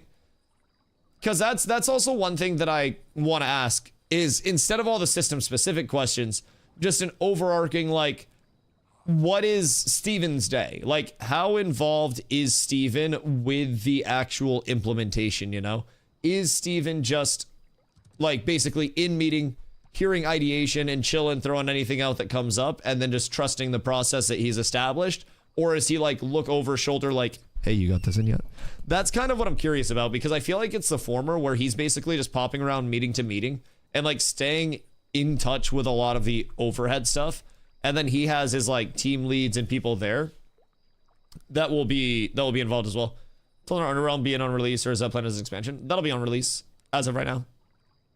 Everything that we have for an indicator is that the entire like playable world that's been discussed so far between West Coast, East Coast, Underrealm is planned for release. Same thing with Tolnar, same thing with every secondary, same thing with level 50. As far as we know, scope hasn't changed. I have some questions about that too, but again, I'm not just gonna like list off all my fucking questions, because then he can get a leak on them. He's got people everywhere. Not sure they even know yet with freehold and housing in the state it is at the moment. Yeah, freeholds have kind of been something that's like a little bit curious, because freeholds were taken out a while ago, and when they were taken out, they decided that they wanted to get more functionality in with freeholds, you know what I mean? Really trying to think of stuff, but they've given a ton of info out. That's the thing, yes. And that's why I'm trying to get away from just like asking about Ash's specific systems. Like, I feel it is so rare for the community to be able to ask not vetted, not, you know, given to you ahead of time questions. Like, a lot of game developers will reach out to X or Y entity and be like, hey, we'd love to do an interview with you where you ask us these questions. And then they're like, all right, bet, we got you, because the exposure for the interviewer is good. The exposure for the interviewee is good, right? Like, I don't provide any more exposure to the game than, like, Steven could literally just go live on his own channel and do a Q&A and pull more viewers than I pull. Like, it's not like they're doing interviews with the community because it's the most vetted, you know, exposure thing. So I feel like it's very rare for us to get a look under the hood, so to say, of the people that are on the top level of the companies that are making the games that we are playing. Like, this would essentially be like me as a New World content creator, not interviewing like Scott Lane or Katie, but interviewing Christoph Hartmann, like the CEO of Amazon, like that, or CEO of Amazon Games. Like that would be that level of interview, where you never saw that man around the New World side of things. Like, you never saw him involved with shit. So it's kind of cool. I think it's very cool. Do staff and try to get stock options as part of their compensation package? I doubt they'd talk about compensation stuff. I mean, maybe they would, but they'd probably say apply for a job and find out. Want to talk about hunting? Hunting has planned reworks coming to it. It's a minigame system, so I doubt they'd be able to go too far into specifics on that. Like, that's also the thing. We have just so much information around already existing systems, right?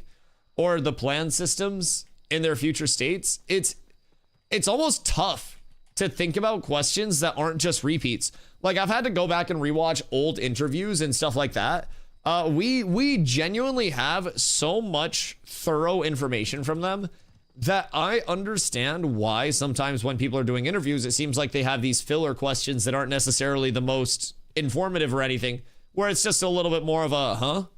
And like, I get that shit, honestly. I'm sure I'm gonna have some in there for some people where it's like, Dusty, we've heard this a million times already. You know, we should already know this. Wiki's packed with info on the smallest stuff. Every system in the game is documented on the wiki. Like, the wiki is the Library of Alexandria of Vera. It is unfucking real how well archived Ashes is. Sorry, Dusty, can you take out the chicken thighs from the fridge, please? It's gonna cost you another plushie. Is that a trade you want to make?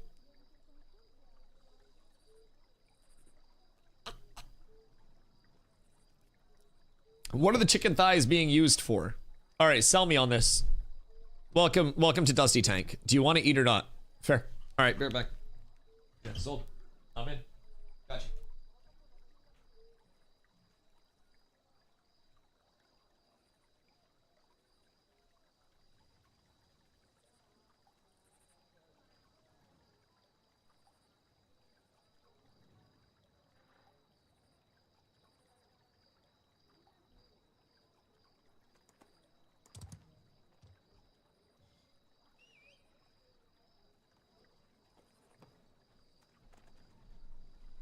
The chicken thighs are in the sink.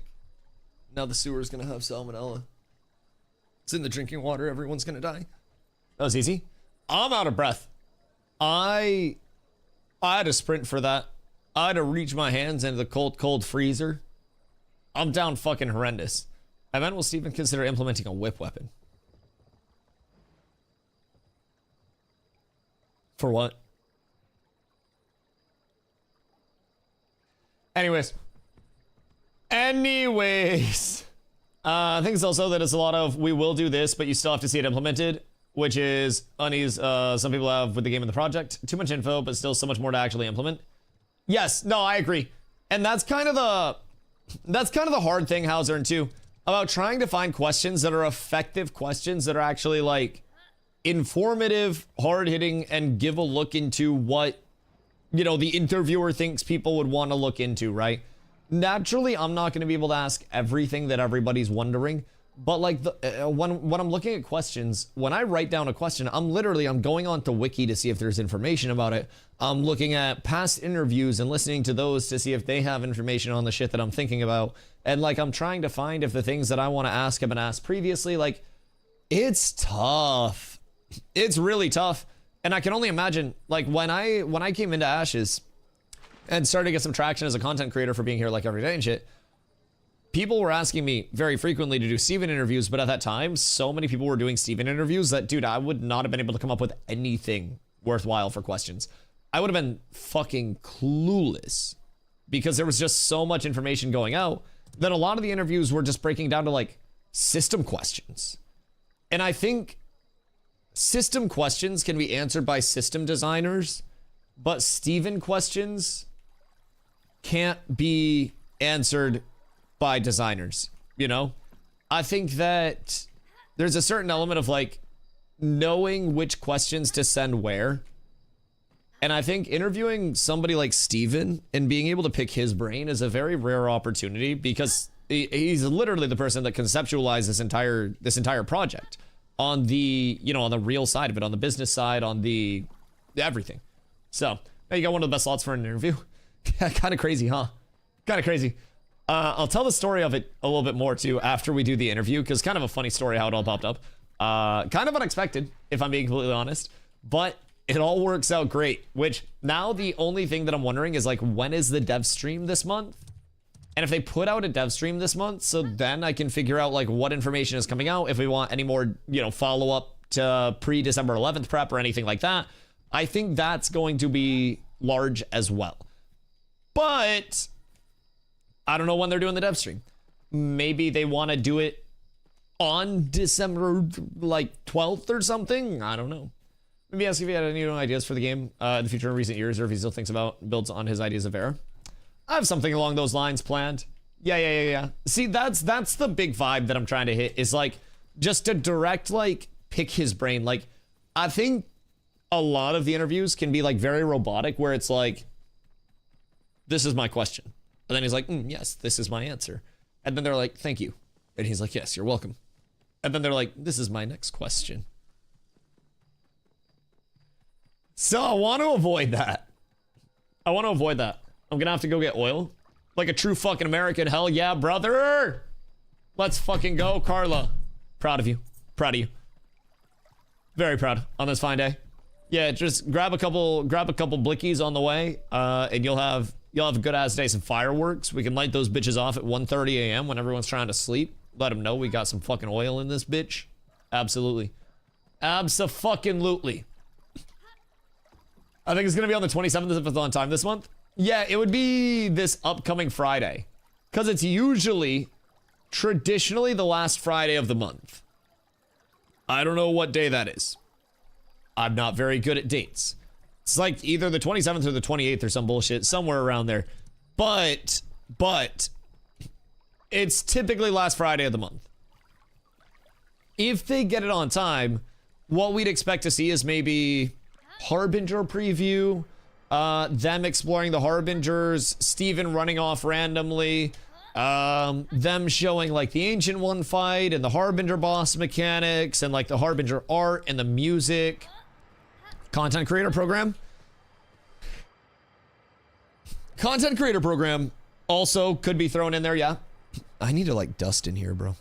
Yeah, content creator program could be thrown in there as well. So between like Harbinger exploration, content creator program, and then Q&A, they'd probably be able to cover a 2-hour block, if I'm being honest.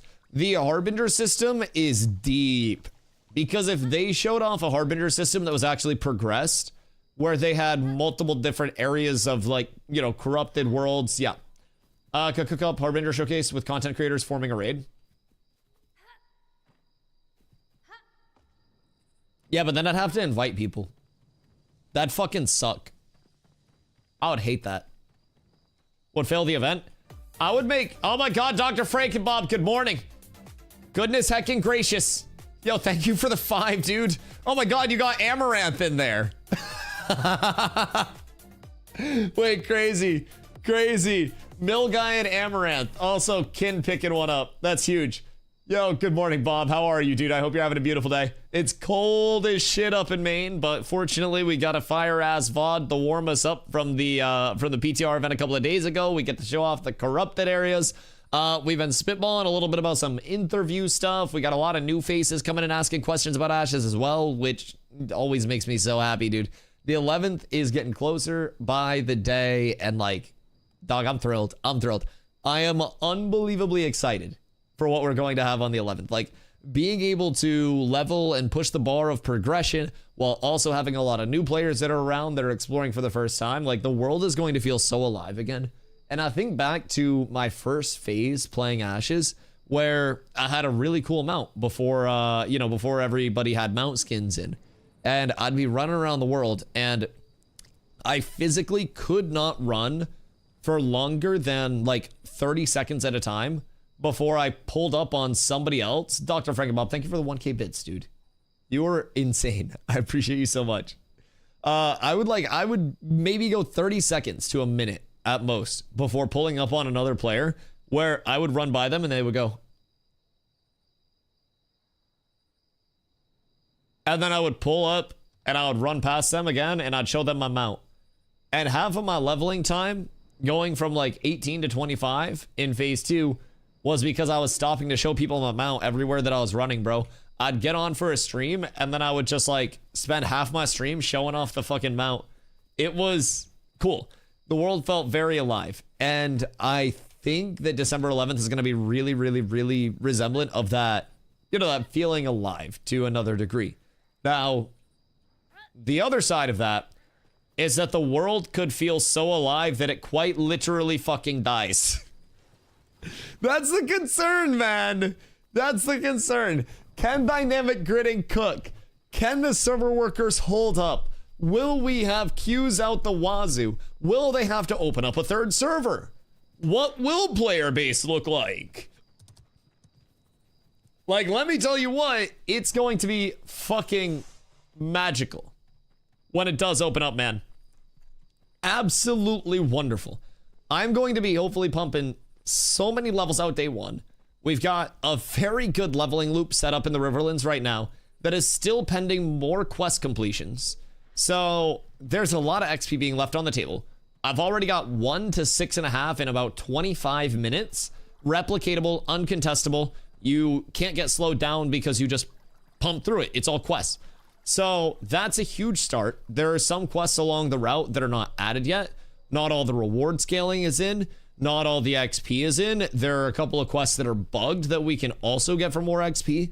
So if I can get my group to level 7 in under 35 minutes, I think that's great. Under 1 hour to 8 would be the goal. And then off somewhere else to just mob grind our lives away until we're 25. That is the fucking goal, boys. Starting zone is gonna look like Black Friday at the mall. Bro, RIP Black Friday, dog. Does Black Friday still get lit near your, like where you're at? Cause I get nothing for Black Friday anymore, bro. It's all online now. Cause like Maine cold is a motherfucker too. So we used to like bundle up in like snow gear and then we would go stand on the sidewalk and then everybody would bum rush into this hot ass store and get all sweaty and grumpy. And then we'd all wrestle for things. But like, as I went through God, I want to say like my high school years was kind of where it got bad. It was like high school and early college was where Black Friday just died out like mad, man. It was crazy. It's all through FedEx. Yeah, I bet you hate Black Friday now, huh? Do you even order packages for yourself anymore? Found a 3-star Dire Grizzly level 9. Is this new? Wear a boots?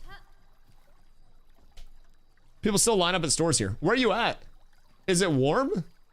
As a former retail worker, fuck Black Friday. Oh, yeah. Yeah, no, absolutely. Absolutely.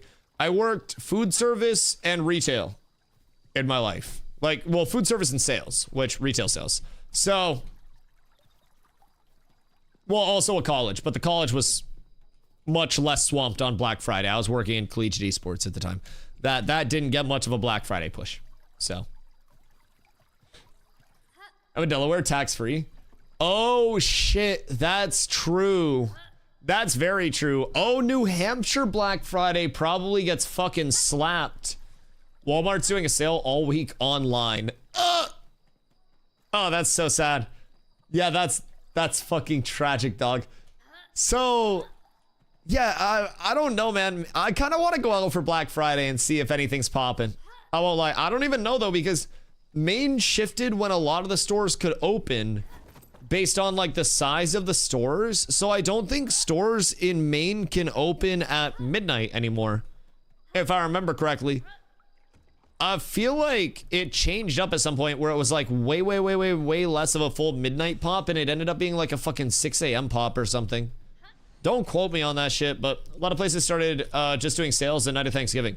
Yeah, like the night of Thanksgiving and then like early morning the next day. Like they would open early that day, but they stopped letting old people decide things. Listen, in all fairness, Maine is all old people. So like it makes sense there. Maine is the oldest of the like the continental United States. Like not in terms of the state's age, but in terms of the population's average age. Like it's booming like a cannon here, bro. I swear to God. I swear to God. Like housing in Maine is so susceptible to get really cheap at any point because half of our population could just like at any point, like a fucking flu breaks out and then we're cooked. We're down 1 million people in this bitch. So hoping that doesn't happen, but also I'm in the housing market, so I'm prepared for whatever. I consider myself an opportunist and I take multivitamins, so I've got vitamin C in me. We're good. A lot of things changed after COVID. I think COVID also introduced people to the convenience of just staying the fuck inside and ordering things online. But yeah, absolutely. A lot of the full online shift happened around COVID, where the sales were just like up all week and there were no longer the doorbusters, because like doorbuster sales were probably dope, but doorbuster sales are also limited to the finite amount of stock that you can put in one place. And I'm gonna be real, with a doorbuster sale online, you can say that there are only 1,000 available and then you can just sell 1 million of those bitches. I know that might be fraudulent, but if you're selling 1 million of something, then you're going to be able to pay off whatever fines that is. Fines are just recommendations if you're rich, boys. You can just pay those bitches. I had 5 to 6 people on my route get mad for knocking on their door at 9 a.m. today. What? Wait. Because there's not supposed to be mail on Sundays? And you have to run Sundays right now? Why would people get mad at you for delivering shit and knocking on the door? At least you're not drop kicking their package. Like, you should honestly start it like a hammer toss next time when you go by those people's houses. Just hold the package at the waist, spin around a few times, and just fling it through their fucking window. I know that would probably get you fired, but if you ever want to go out with a bang, they probably got insurance for that. Yo, Bunny, what up? How's the leveling test going? They didn't change anything new day over day. So as of right now, I can get us to 6.5 in about 25 minutes. Could probably be optimized down to like in between 20 and 25. If we die, can also go way worse. But the goal is to not die, and it's very uncontestable. Very uncontestable. So yeah. I've been pretty happy with it, if I'm being real. I look forward to more of the quests being available in the future. Did you test group leveling at church? I'm not going to church. I'm gonna be honest. So server capacity for phase 2.5 hit 8.1k concurrent players. And let me tell you, that was without dynamic gridding up. And that was with, yo, what up, Lash? How you doing, Doc? That was without dynamic gridding up. And that was with server worker infrastructure much worse. If we go past that number on one server, even with the anvils having its own starting area, if we go 5k Riverlands, 3k anvils for an 8k concurrent pop, brother, you're not going to be able to grind anywhere comfortably. Let me tell you what, you are going to be competing with people for everything unless you are one of the first 10 groups to be leveling. And even then, you're going to have so many people on your ass that if you slow down and people get drops and catch up, you will be conned. Nothing is going to be comfortable. So I'm not going to church. If it is one of the points of interest where it's like, oh, this is a really good POI to go here to level as a very like common known thing, I'm outie, dog. I'm not going there. I'm gonna probably be mob grinding in the most obscure fucking place with my mini map off where people literally have to go, Dusty, where are you? What the hell? So what I'm hearing is streamer diapers. Nah, I'll be fine, because, like, I just play tank, so I can always just stand there, press Intim Aura. Like, I can literally stand in a corner. I can press Intim Aura while I'm pooping in the other room, if I have to, during the 24-hour stream if we hit the sub goal. I have a wireless mouse and keyboard, and I don't need to move. All I need to do is bring my keyboard into the bathroom with me, and then press my keybinds, and just stand in one place. Like, I could cycle through a couple of abilities and then be just fine, and somebody could pull to me. I have plans.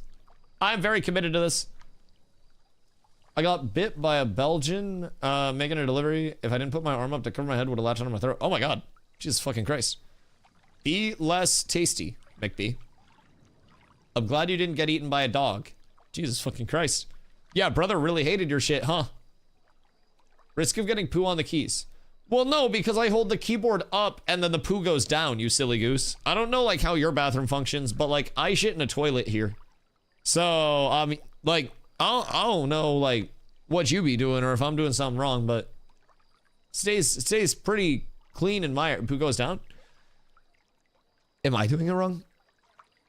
Are we supposed to, like, mortar that shit from across the path? Jesus Christ, we're not getting on that. I hate you guys. I hate you guys. A three-legged beagle bit my leg after I gave him a treat. What the fuck? What an asshole. That's fucking crazy. Yeah, some dogs are just mean, bro. Some dogs will want more treats as well. Once you give a 1, you'll set yourself up for failure. The goal is quest to 7 to 8, then mob farm. Yeah, I don't know how reasonable 8's looking right now, Nin, in terms of questing. What I think it's going to be is quest to 7, but this also depends on how much questing is added in between now and the 11th on these starting loops. Because right now I'm getting us to 6.5. I would get us almost to 7 with my loop if we had the Defend a Caravan event up. Or the not the event, but the quest working. And unfortunately doesn't work. Unfortunately.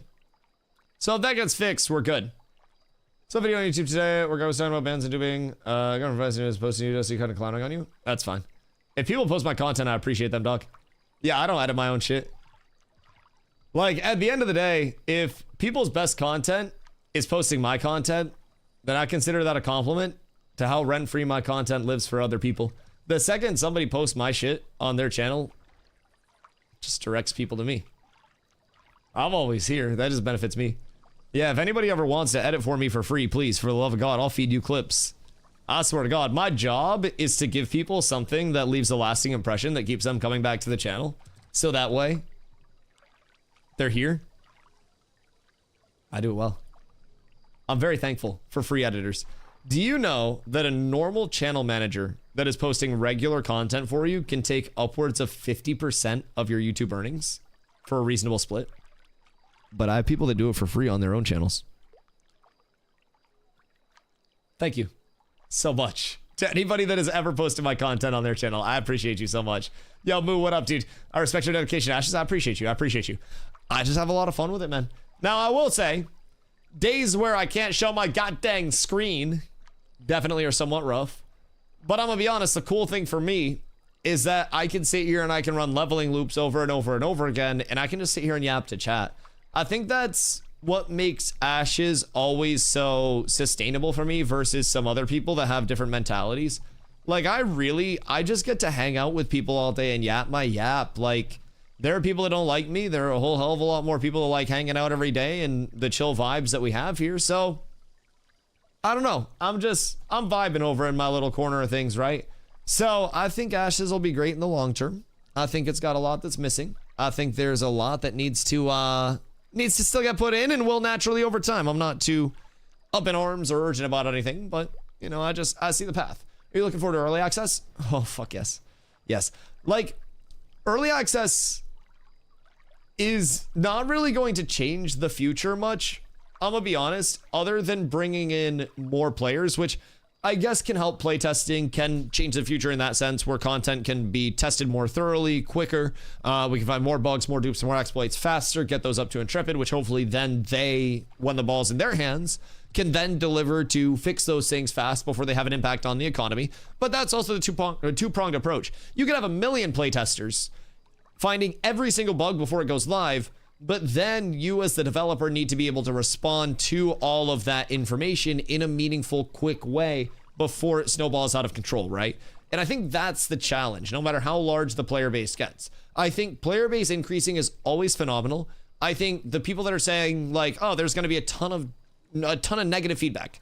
There are going to be so many people that are unhappy with it, that aren't having fun. It's the same game that you and I have been playing. So for every person that is in this chat right now, there are also millions of people in the world that aren't in this chat right now. And there's probably somebody in this chat right now that doesn't really fuck with Ashes that heavy, but just hangs out in the stream to hang out in the stream because for whatever reason they like my takes on things. I think that's reasonable. I think there's going to be more positive, there's going to be more negative, there's going to be more feedback, there's going to be more everything that we currently have. And I don't really think much will change in that sense other than there being more players, which honestly makes Ashes feel pretty cool. So, try to ask the negative folk what they get out of shitting on Ashes, and they never have an answer. I feel like I try to assume positive intent with a lot of things in life, and sometimes I catch myself slipping and I can get like very snappy and reactive, and I just get, you know, naturally annoyed as a person, right? Everybody does. But when people come in negative, I always try to assume that there is something that's just not connecting with them in Ashes right now, whether, and I don't mean that in like a bad way, but I mean that more of in like, you know, they have a misunderstanding of a system, or there's just something that's not really vibing with them about the game that they're trying to get clarification on. And like I went through a period of time where I was just challenging every single person. I was trying to fact check them and stuff like that. And I still do that for the people that are dicks because I like to like make them feel dumb sometimes. But a lot of the people that come in that have concerns are absolutely right to have their concerns. And a lot of people just don't know how to voice their concerns and be like, hey, I'm kind of nervous about this. Is it going to live up to expectations? These are the things I'm looking for. And they'll just be like, this is dog shit, stupid title, never going to launch, scam game, bleh. And I'm like, oh, why, you know, why do you think that? What's up? Like, why, what do you think is too ambitious? What do you think isn't going to hit? What do you think is going to happen? Like, that level of communication can open the door for some people to actually get clarification on things, right? And we've had a lot of people just, you know, in my little corner of the internet here that have had their, I guess, like their information come out through starting a conversation that way, right?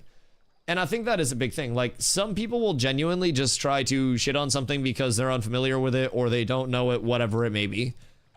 Some people are just looking for that initial bit of information. Yo, Slinky, what up, dude? This is WoW 2.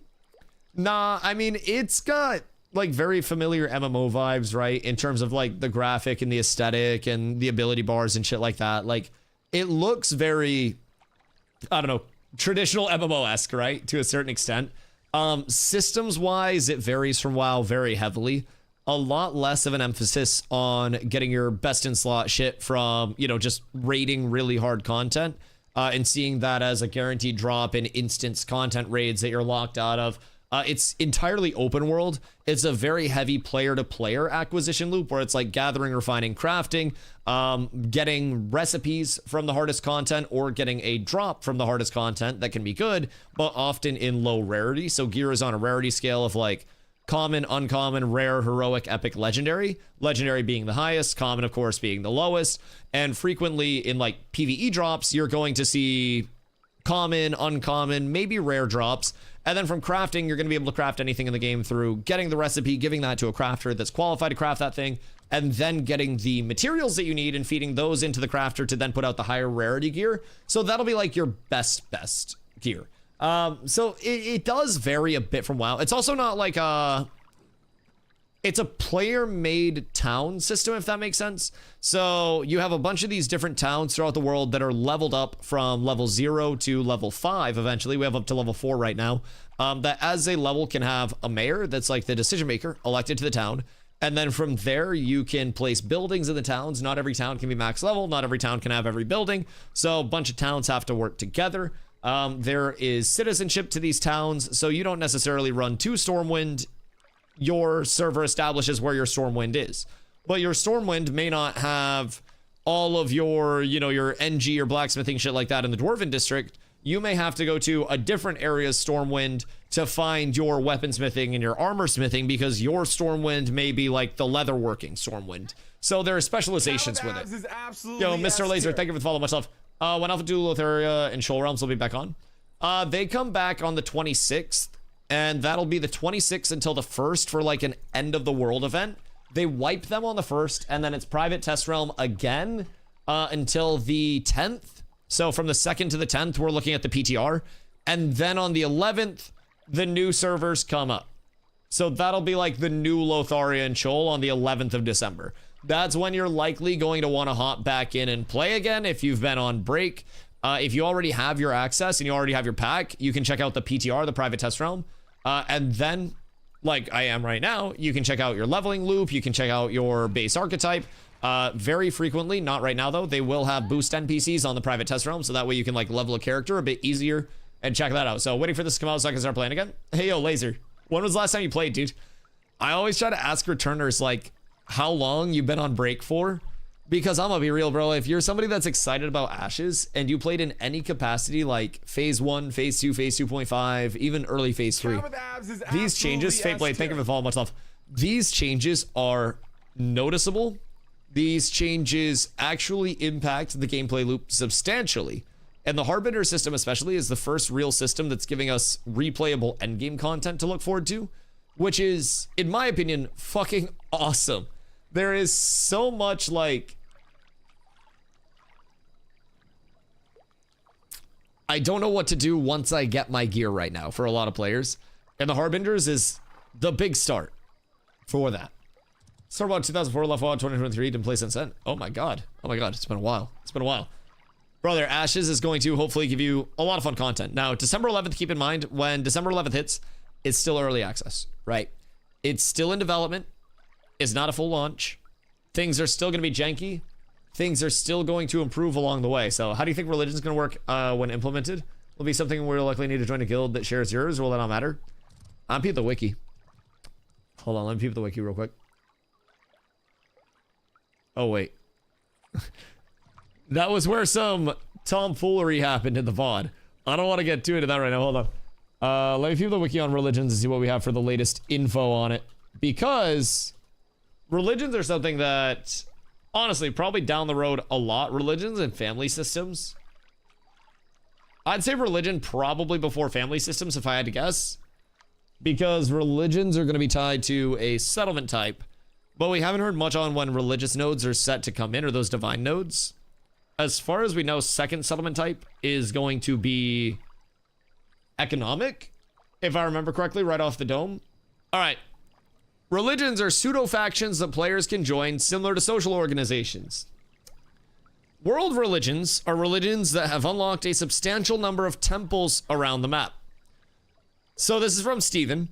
The religious system is going to have a number of different shrines that exist throughout the world, and there will be a religious quest progression that allow players to, in a very commodity type sense, acquire faith and tribute to establish shrines into temples within certain settlements throughout the world that will then interconnect with certain story arcs and commission by order type quests that are available within that area to service the temple for its upkeep of tribute.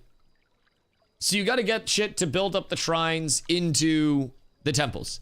And then players can scale the ladder socially within the religious system to acquire access to certain vendor tables that cross-section into artisanship.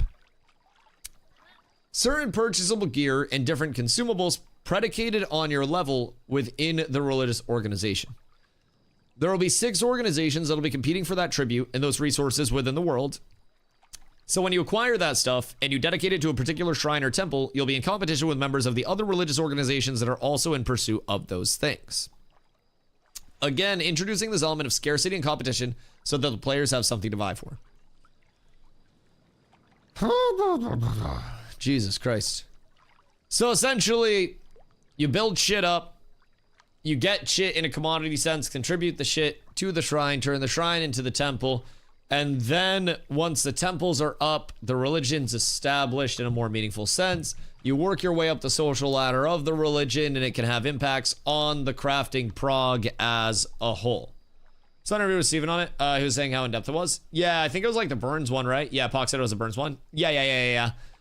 There's so much information that already exists in interviews, which is why I was saying, like, finding meaningful questions for the interview is genuinely so fucking difficult because everything systems-wise has been laid out at some point from 2018 to now. Like, just inevitably. There is nothing system-wise that hasn't been touched on at some point.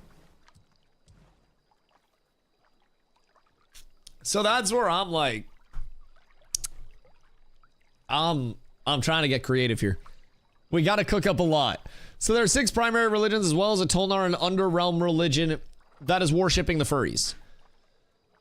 The Tolnar religion is a combination of religious beliefs of the major races as well as pagan beliefs of the minor races over time as they coexisted together in the Underrealm. For those that don't know, the Tolnar were essentially a bunch of furries and scaly adjacents. Actually, they were originally people of the divine races that then stayed underneath the world after the apocalypse and everyone went back out. And so from there, the Tolnar just had massive orgies underground and then the Tolnar were born. So, players may follow only one religion at a time. Players will not be able to worship the others at temples, but certain quest paths will allow darker forms of worship. You will start worshiping Twitter e-girls. If you go down one of the dark routes, chat. Do not worship Twitter e-girls. They just take your money.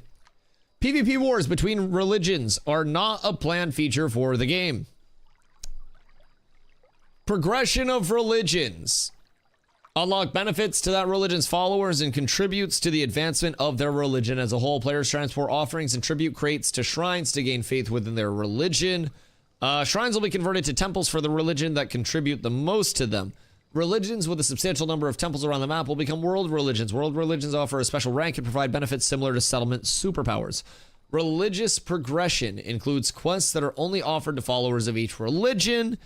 Changing religion will cause a loss of progress in a player's previous religion, so basically scales up like a rep system with different benefits. I need water. It is dry as a motherfucker in here. Yo, Ryko, what up, dude? Notice my performance on PTR is terrible. Don't remember it being this bad in P2. Yeah, PTR is running chunky as shit. There is that really bad stutter every, like, few seconds when it's hitting hard. It's not ideal. Now, we did receive confirmation from Intrepid that that is, like, the highest of the priorities for them because it is compromising game feel very heavily. So if that is not fixed within the next 18 days, that's going to be a big yikers. I'm optimistic that they'll get that all taken care of, though. Pretty optimistic. Usually when stutters in, like, very bad instances of lag do come about, Intrepid is very fast to handle those things. So, we'll see. But, yeah, that's my largest thing that I don't like about this patch right now, if I'm being completely honest. It is just, it's very stuttery. The performance is bad. But if it's on their prio list, it's been confirmed by them to be on their prio list, then I'm cool with that. I wonder because it sounds like it's going to be a benefit if you're in a guild, same religion building it. But he also said certain religions will benefit specific things like crafts and builds. So wondering how it would work if guilds will require a certain religion and might not do anything for you. Yeah, I mean, I guess that just goes into like how deep the guilds are trying to play it, you know what I mean? Because you could have people in different religions that are high-ranking members of the other world religions that check in with the other vendors, and then your guild could focus up one religion for the buffs, because like religions will provide buffs similar to like the settlement superpowers. Presumably you'd have settlement buffs translate to religion buffs as well. So from there,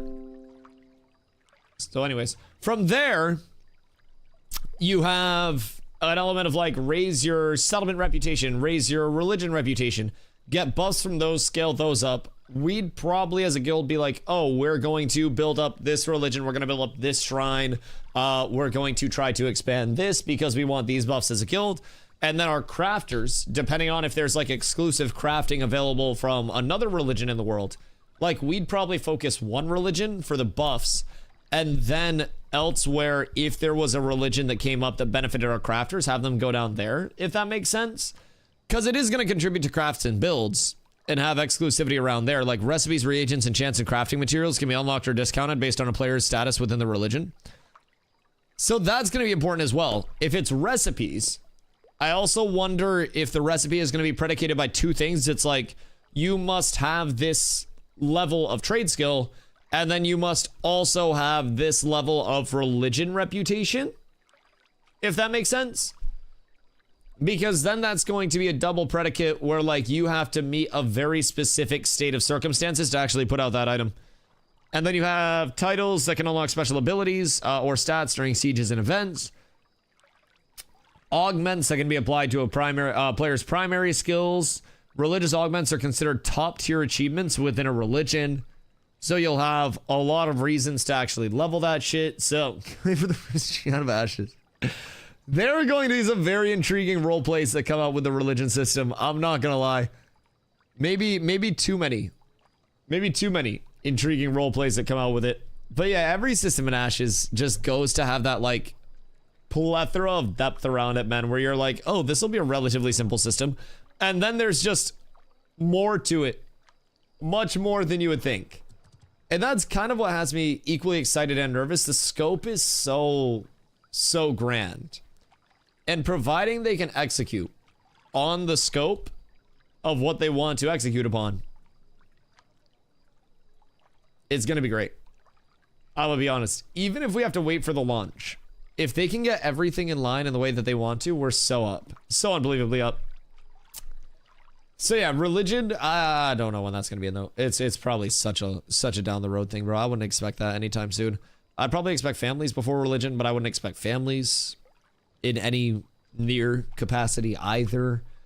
I think there's so much that's kind of like accessory systems down the road that are way further along that we need to not get excited for anytime soon. But every update that comes in hopefully gets us one step closer along the way, my boys. Now, I'm curious about how all the religions are going to work. We could go back and watch the Burns interview if we wanted, but I want to keep pumping new player loops because I really want to get this timing down to like 25 minutes for the 6.5. Earlier we were talking about that, and Emu asked if it was a caravan defend quest. It is, yes. What's the loop? It's fast. It's basically just new player experience out through Lionhold as fast as possible. Second sword, complete second sword, road to Jova, finish road to Jova, go to harbor, complete harbor. That gets you 6.5 without the additional 15k-ish from the Defend a Caravan quest working right now. There are also many other quests that are supposedly getting added in and tweaked.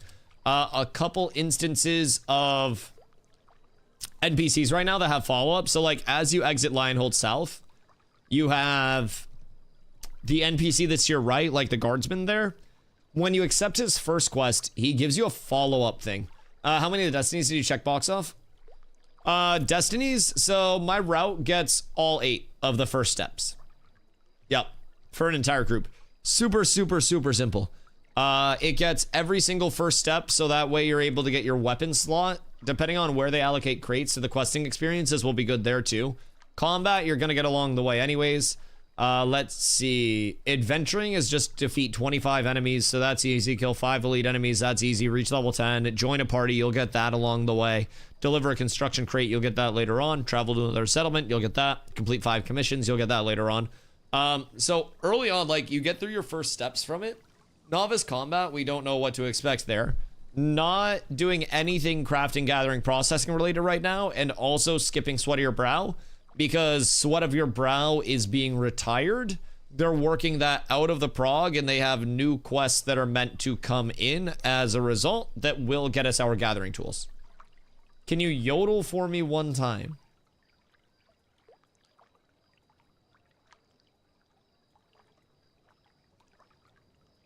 Why?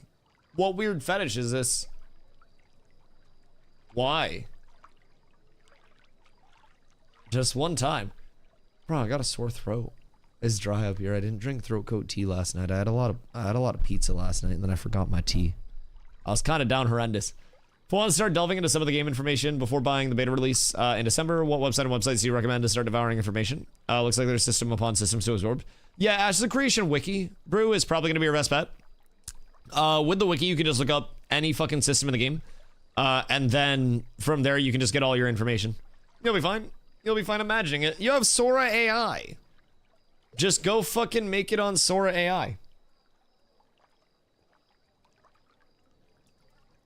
Just fell through the planet running a caravan while driving it. You thinking what I'm thinking? New caravan route? And then we have a bunch of people stand on the caravan with crates. And then we bring them under the world as well. And then we have them hop on our raft. Just saying it's pitch black down here, but I feel safe. Can you check your global? Can you confirm that Vera's flat? Vera's flat as shit. I can personally confirm Vera's flat as shit. There is no way to hide it. Vera is like flat as a motherfucker. I know the sandaled one will try to say that it's not flat. And I'm saying the sandaled one a goddamn liar. I don't want to call him out like that, but sometimes you got to. Sometimes you got to keep him humbled. But yeah, that shit flat as hell. My entire screen's black. Is your day-night cycle fucked up?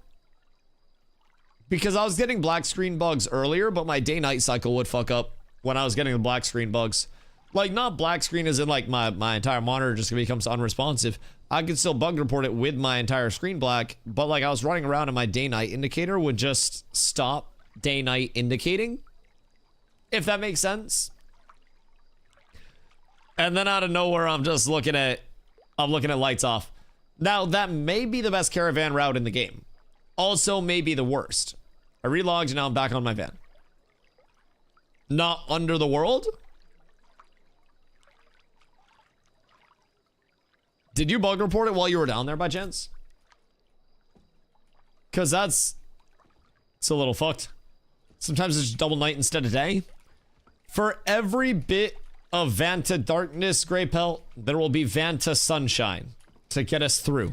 You've just got to wait until you actually see the sunshine. What? Somebody just fell out of the sky, question mark? And died? In front of me? Where did...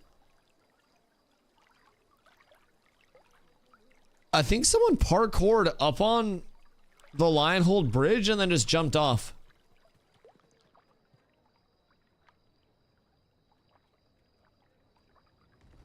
I'm pretty sure someone just parkoured all the way up to Lionhold Bridge. I was just chilling on the commission board. And then I just see a body come flying down and then someone just dies to fall damage, bro.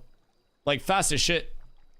Really hope they fix being able to attack summoner pets when they're in level range for the PvP protection. Or that's gonna be a new corruption bait method. Wait. So summoner pets don't currently have the same exemptions as players do in the 1 to 10, like the Asmongold rule? They do not. Oh shit. Huh. Yeah, no, you're so right. Ah. Have we bug reported that? I'm assuming we bug reported that, right? I have? Okay, cool. That's good. Yeah, I just shot a summon. No, that makes sense.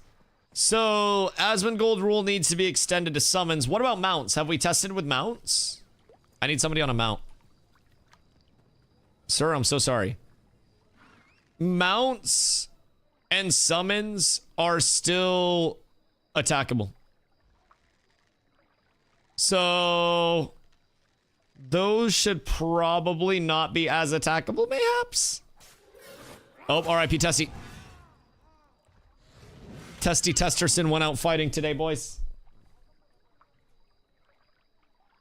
Alright, yeah, so that's not good, Lesh. Thank you for pointing that out. I shall bug report that too. /bug can attack mounts and summons when under level 10. Exploit, check, and then this will be combat, and then PvP. Very bad, much corruption, bait, wow. And then I hold down my alt, and then we include the screenshot of me attacking this summon. Alright, dope. I don't know what I got for a screenshot in my bug report, but I'm sure you guys could hear it. I attacked a summon directly as I was submitting the bug report screenshot, and I think I got the guard jumping over to me after I hit the summon. Like midair. I might have actually just got the craziest action shot bug report of all fucking time. So our tremendous caravans have a little indicator on the map now of a little van. Are we getting cute UI changes as well? God fucking damn it. Summons also used to attack people if they're in defensive stance, so it would flag the summoner. Okay, yeah, so we gotta be careful with that.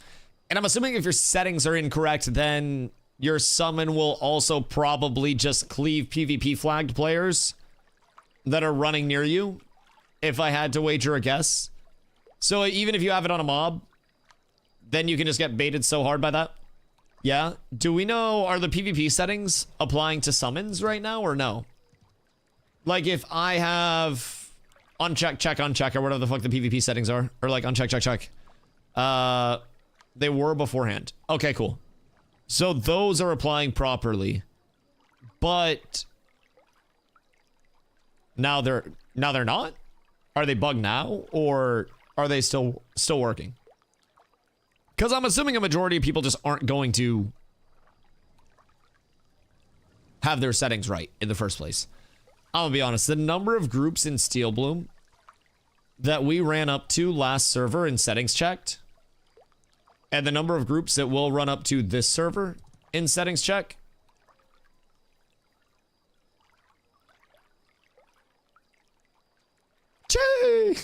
it's gonna be fun. It's gonna be fun. I haven't checked that yet with the changes because they don't seem to be smacking me, but might also have them passive stance right now. Right. Yeah, I don't think I've had any of them attack me back. Let me see. I should just follow around some summoners and then see if any of their pets are in defensive stance. Someone's gotta have one in defensive, right? I gotta find like a tank one. Nope. Tank one couldn't be bothered. I just put mine on defense. Yeah, put yours on defense. And then I'll try that. Because right now I'm just harassing random people. Somebody is absolutely terrified. Alright. So I hit this. And then I try to not instantly die. Does the spirit mystic attacks, right? Or is it heals only? Because that did not. Now, what I'm curious about. Let's go. Come out to the north real quick. And bring out your tank summon.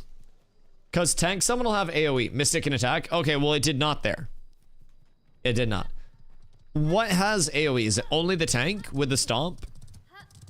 Because the DPS is single target. I'm assuming the mystic attack is going to be single target as well. Because I'm wondering now if he has like Mystic has an AoE too. Oh, how frequently do the cast AoE? Because I'm wondering what I can flag bait. It has 3 modes. It follows and casts, chooses which one it's in. Caster chooses which one it's in. Okay, cool. But I'm assuming most, if they have the Mystic out, are probably going to just be on heals. I don't foresee a world where it's much more than that. All right, so put your tank summon on just like one of the mobs over here. Just like this guy that's solo. And then I'm gonna flag up while your tank is on it. And then I'm gonna see if it will flag up off of me.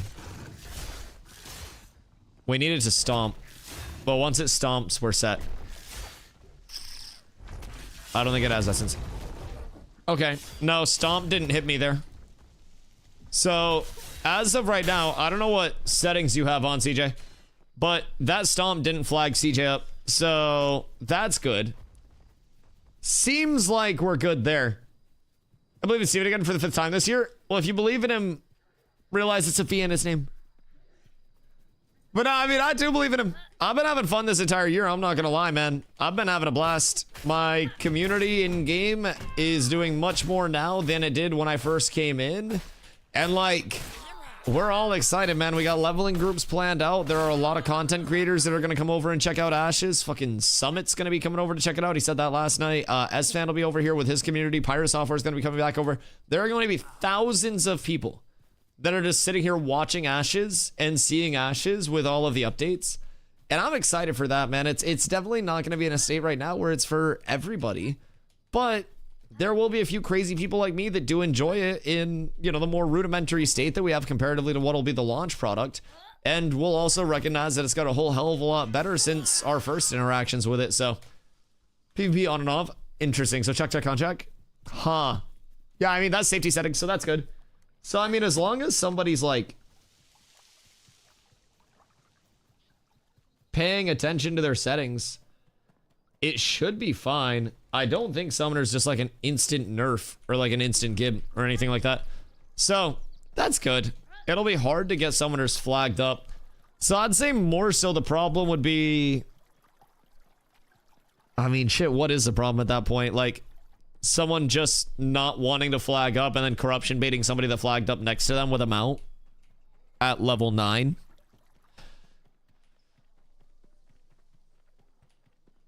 It's not the worst. And you'd have to be holding down your force flag to actually hit the summon or the mount.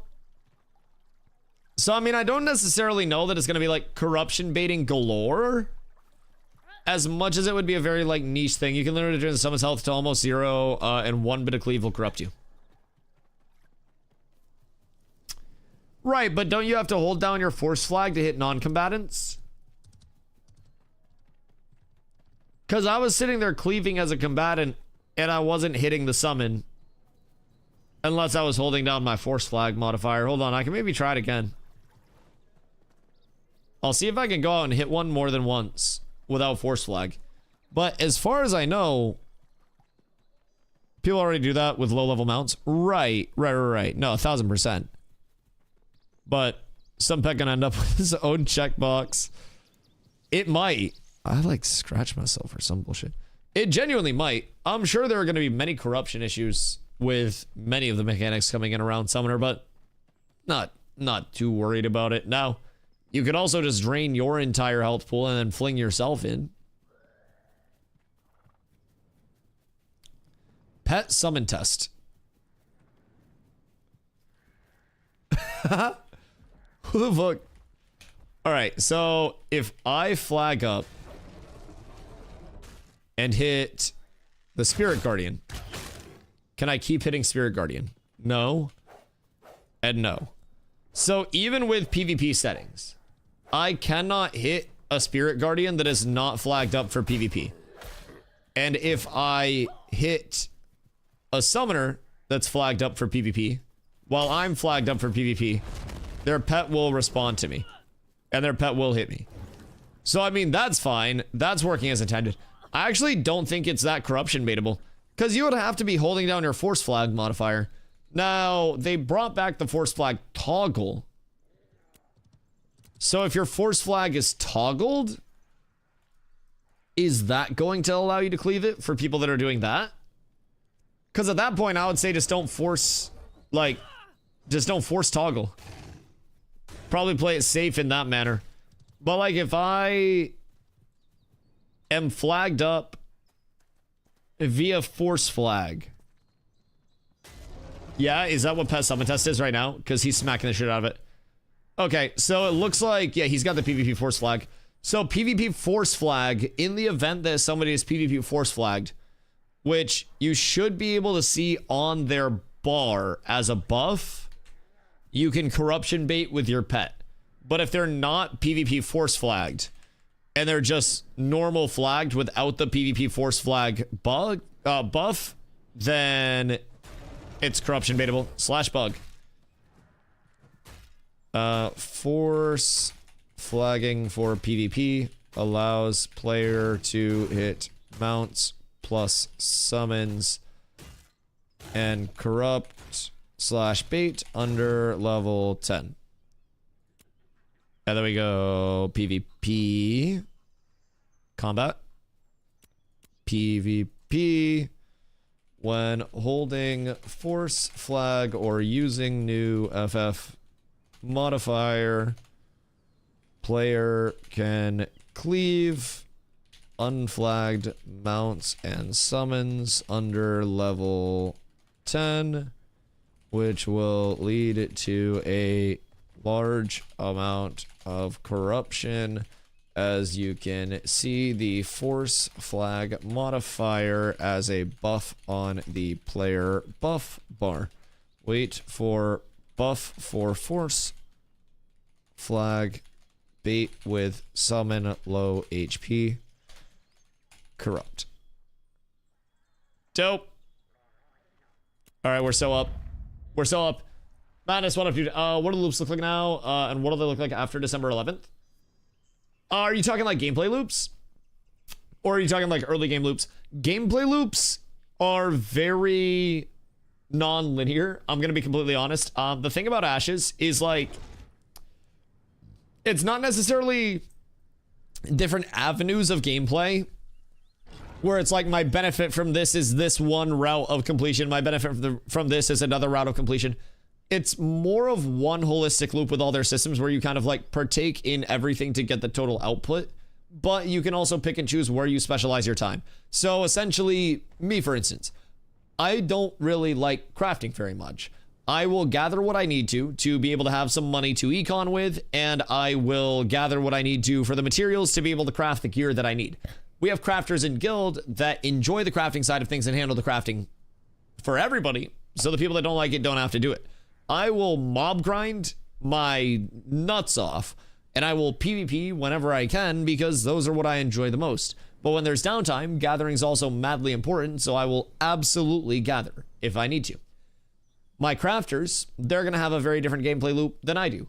The citizens and the town builders, they're going to have a different gameplay loop than the crafters or myself. And I think that's one of the cool things about Ashes is you kind of like make your own gameplay loop. There's a lot that you can do while also simultaneously not having a lot that you can do, if that makes sense. You can choose to spend your time in many different ways, or you can choose to just sit there in a town and be like, man, there's nothing that I can actually do.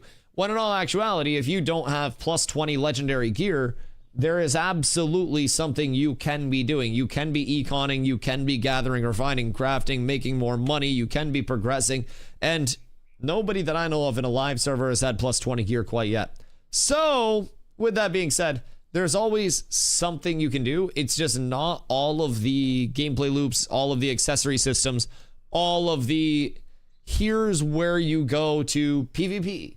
There's not an arena system in the game yet. Now, the Harbinger system, those big scary corruption areas that have events that if you fail, the events continue to grow, those will give people an incentivized area to PvP. Those will bring in a form of that on Rails PvP where it's like, you know, I have somewhere to go where I know other players will be competing for resources, competing for things, and I will be able to find PvP as a result of that system, right? So loops will continue to get more defined. There will be some linearity, but the linearity may not always be the most efficient route, and you kind of make your own linearity to it. I want a Twinkie. Why? I have never enjoyed Twinkies. I'm going to be completely real. There has never been a point in my life where somebody was like, Dusty, try a bite of this Twinkie. And then I tried it and I was like, oh, good. Yummy. It was always very mid to me. I don't know. It was not good. Phoenix, what up, dude? I hope you're having a good day. But yeah, so in terms of like loops, it's very non-linear, man. It's literally how you want to spend your time. And with Ashes being a very long-term gameplay loop, everything is going to be a large time investment. New players, I'm going to be real, prepare for like 100 hours to max level, because you're going to be competing for mobs. You're going to be competing for grind spots. You're not going to know where to quest. You're not going to know what gear is good, what gear is bad, how to optimize everything. You will be spending time exploring as well, more often than not as a new player, because you won't know where to go.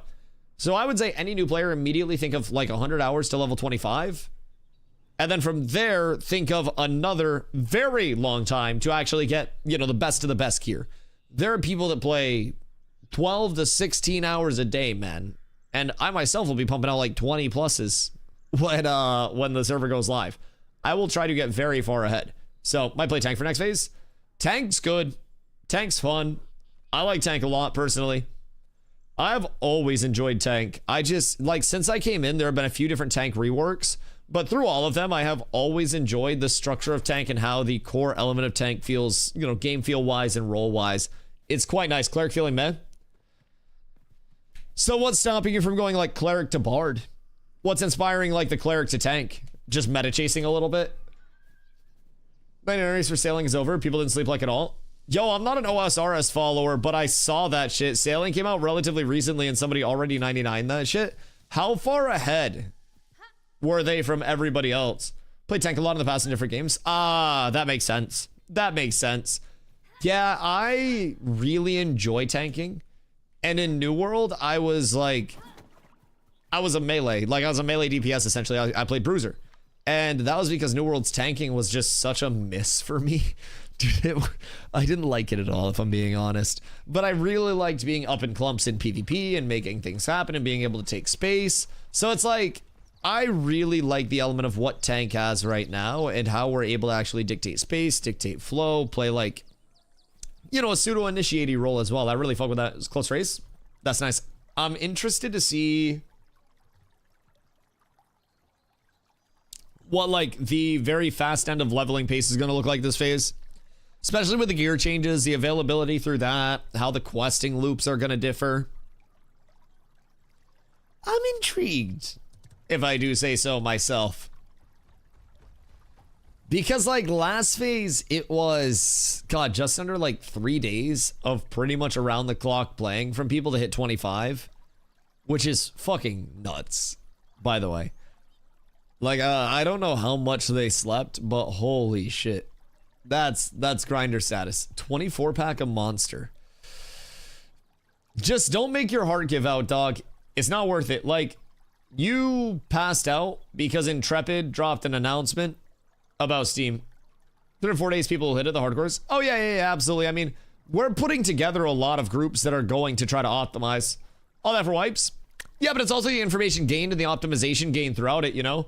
If you are one of the fastest to level last phase, then you gained a lot of information for last phase's leveling that'll help you this phase. And then once you level this phase, you'll gain more information that'll help you for the next wipe. And there's a reason why, like, a lot of the communities that are ahead. And it's because even though there are going to be, like, wipes, even though there are going to be updates, even though there are going to be changes, like, for a lot of the communities that are wanting to be on the top end in the long term, it's a matter of figuring out as much information as you physically can right now.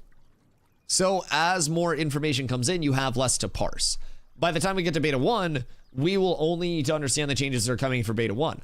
A lot of our levelers right now, at least our sweatier levelers, already had an idea of what this questing loop was, so we knew the baseline. So now we're seeing what the new baseline is, seeing what's cut out, seeing what's in, and seeing how we change it up. And then we already have our expectations of like, we've got to get to this level, and then we've got to go to this grind spot as quickly as possible because we can get these things from this grind.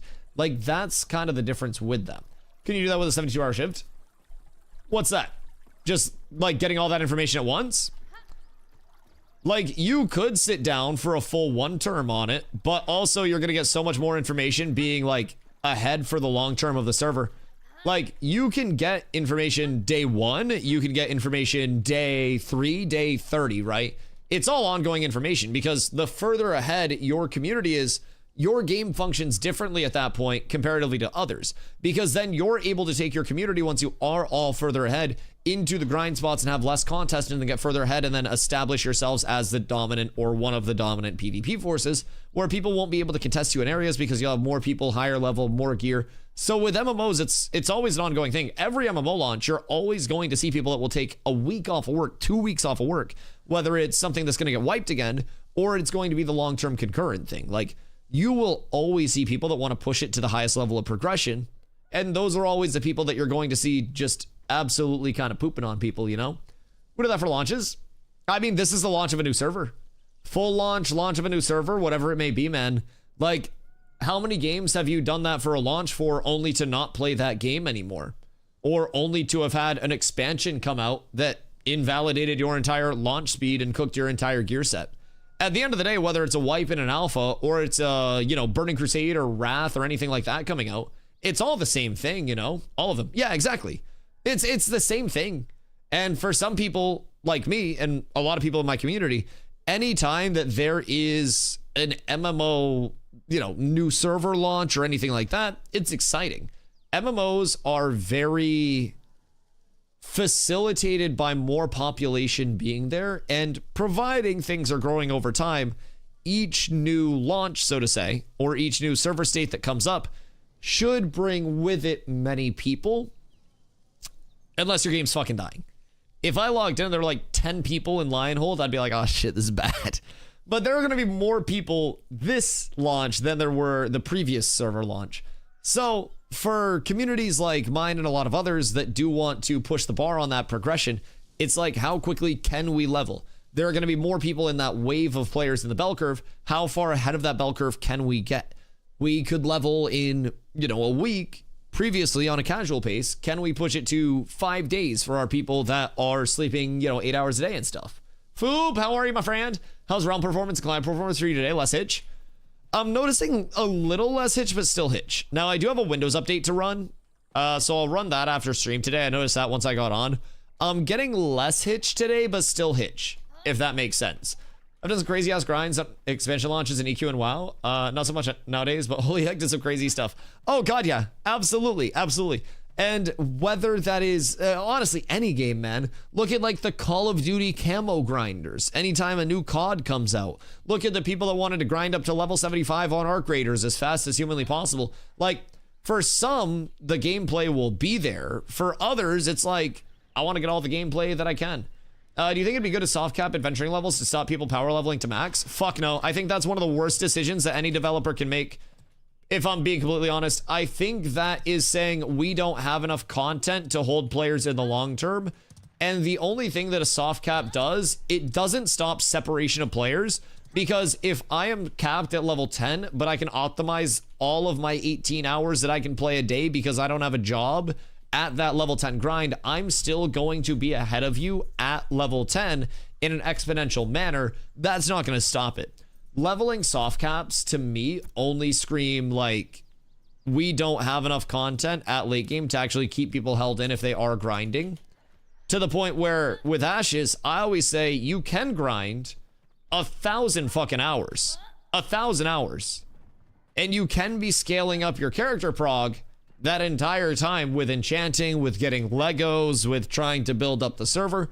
You might not always be having the most flashy fun, but you can absolutely scale up an ungodly amount of time. Now with Ashes 2, I don't think they need to soft cap levels or anything, because the soft cap is what people hit eventually. It's not just this linear no point of diminishing returns gain, where I get legendary gear and then there's a legendary piece above that that's even better. Like, I get legendary gear and then every level of enchanting that I put into that legendary piece of gear, which is going to be quite expensive and also have a chance as I get into higher levels of enchanting to wipe out all my levels of enchanting or to even nuke my entire item as a whole, that's going to provide much less power input for a much larger monetary input, to where, like, you know, you may make an item level 26 legendary instead of an item level 29 legendary because it's 1/30th of the cost. There are so many decisions along the way where it's like, Ashes, you do hit reasonable soft caps in the ceilings, and then you do have your hard cap, but like the hard cap hasn't really been realized by anybody yet because the servers haven't lasted long enough for that. So in that manner, I don't really think there needs to be that soft cap of leveling. I actually think with how Ashes is set up too, you have to think everything in the open world is competed for. So if there is a soft cap of adventuring XP and like character level that is thrown in, that's just going to result in the people who would be level 25, level 35, level 50 sitting on top of your level 10 players and your new players, just fucking them up, just slapping their shit around. So I think that'd be a bad thing with it. Yo, Pone, thank you for the follow. Much love. Give an easy mechanical DPS class for new players. Easy mechanical DPS class. Ranger. Very, very, very easy. Mage is also kind of straightforward and easy, but I would say Ranger is very easy. Rogue. I mean, I'm gonna be real. I don't think anything is that mechanically demanding in Ashes. Like in the tab target MMO, you just gotta be able to press your buttons and you can literally make your keybinds whatever you want. If you're somebody that is very, very, very bad at keybinds, my largest recommendation is not to shape your class around I'm bad at keybinds, but to spend like $15 for a couple of foot pedals and then plug those bitches into a USB slot and bind those to your modifier keys. So you'll notice I use one shift one and then my top bar would be control. So like I could just have two foot pedals if I was old and geriatric like half of you guys are. And then I could, instead of hitting shift with my pinky, use my pinky for something else like a keybind. And then shift could be my foot pedal. And then I could use foot pedal +1, foot pedal +2, foot pedal +V. And then you would have more freedom to actually have keybinds around your board and utilize more of your keys. So, it was rude and hurt me. Listen, I'm trying to give good feedback. I'm trying to help you guys solve problems, and the first step to solving a problem is admitting you fucking have one. Now, if I had an affiliate link for a goddamn foot pedal that also had some nice cushion for your geriatric orthopedic shoes, I would. I absolutely would. But I don't have that shit. I don't have that motion. I feel called out by fair play. How many people right now are Googling foot pedals on Amazon? Or just like looking up foot pedals on Amazon? USB foot pedal searches just went up like 4. I'm literally Googling it. I don't use foot pedals. Yeah, no, I use my hands. I don't even use an MMO mouse. I am a keyboard warrior. I have a G Pro wireless. It's got 2 side buttons on the inside, no side buttons on the outside. 2 side button mouse. It's for my attack and my block. Other than that, all of my binds are keyboard binds because I played a lot of Fortnite and a lot of Dota. Fortnite got me very used to like dancing around the keyboard and essentially made every other game that I played feel so easy. If you guys ever want to get mechanically cracked at MMOs, I'm gonna be real, bro. Go over to Fortnite for like 3 weeks and just get shit on, learn how to crank some 90s and hit an edit course. And then you will go back to every MMO feeling like a god. You will bully all of the other dads at the YMCA Men's League runs. You'll tell them all about how you're now getting into PvP and you're not getting beat. Dude, it just makes every other game so easy. Shit on Fortnite all you want, but that shit will make you mechanical as a motherfucker in games. Steam controller support soon? Mayhaps. I can't leak anything. What if there's already a Steam controller Ashes collab? No, there isn't. I just wanted to clickbait. I don't get to clickbait a lot. My older brother used to use one to mute his mic. A foot pedal to mute the mic is fucking crazy. It's like such a useless foot pedal bind. My left hand doesn't seem to connect to what the brain wants to do. Yeah, I mean, for some people it's just not there, but why do you quit Fortnite? I didn't quit, I retired. So basically, Fortnite players age like dogs, where it's like, you will see somebody, you know, 1 year in time being very good at Fortnite, and then the next year, they're just like a fucking cripple just hobbling along and they can't stand up and go up the stairs anymore. That's how I felt in Fortnite. At one point, I was just like really good at Fortnite, right? But with the level of, honestly, unironically, I was good at Fortnite, but I was good enough at Fortnite to make funny pub content and pub stomp and make good pub content, but then also get shit on in every tourney that I played in with actual competitive players because I was just a dub keyer. I didn't necessarily like just chilling and boxing up and shit like that. I wanted to dub key place to place and then just fight, right? So for me, I got to a point where it was like, all right, I can't play in tourneys. And then Epic decided to add in bots to pubs. So when they did that, I could no longer get pub content because any 20 bomb I got was just like fucking 8 bots and 12 players. So you couldn't clip anything in Fortnite pubs anymore because it was instantly like, oh, did you shit on a bot or did you shit on a player? The content scene just died out. It was bad. It was very bad. Back in my day, I used to be cracked on 6. No, I did not play roller. I administered many doses of the Controller 19 vaccine. I was an absolute aimer. I mean, I still am an aimer to this day. But yeah, I administered many doses. The only stick that I was giving was a swift needle poke to any zoomer on a roller that was relying on aim assist. I said, fuck your robot, and I just out-aim motherfuckers to the face. Many, many, many times. Wait, what is this? What? Yo, y'all know about this spooky door over in Lionhold?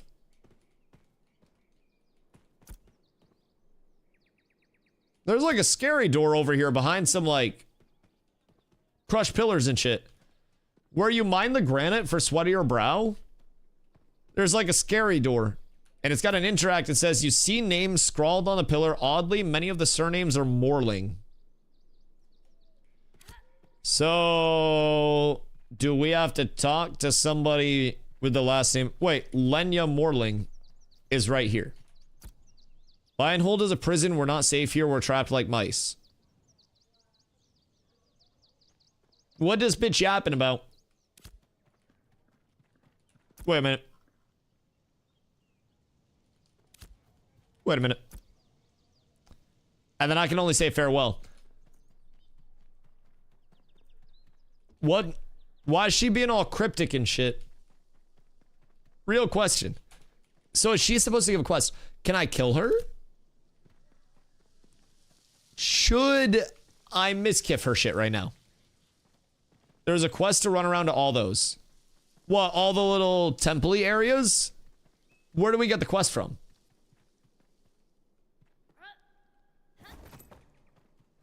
Why wouldn't she be? I just don't understand why she's being all cryptic, dog. Just come out and say it.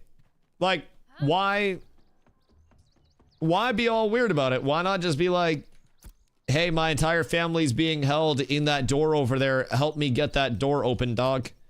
Where do we get this quest? Because now I'm curious. Because, like, Lionhold looks kind of chill. I'm not gonna lie. I'm not getting, like, prison-y vibes from this. I can literally walk out the gates right now. I think it's one of the posters in the town. Do we know where the poster is?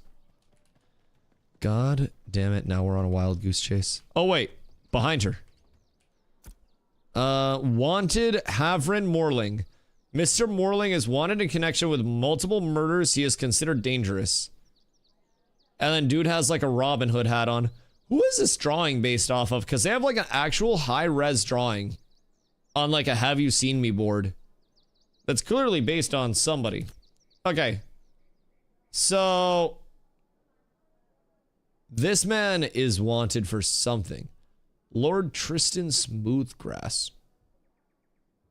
I'm actually reading this pigeon. Wait. Please send pigeon to 300 Smoothgrass Lane. The fuck? I'm reading this poster out here, and they talk about pigeons and shit. Okay, so I'm assuming that's not Tristan, I think. Wait, is it actually?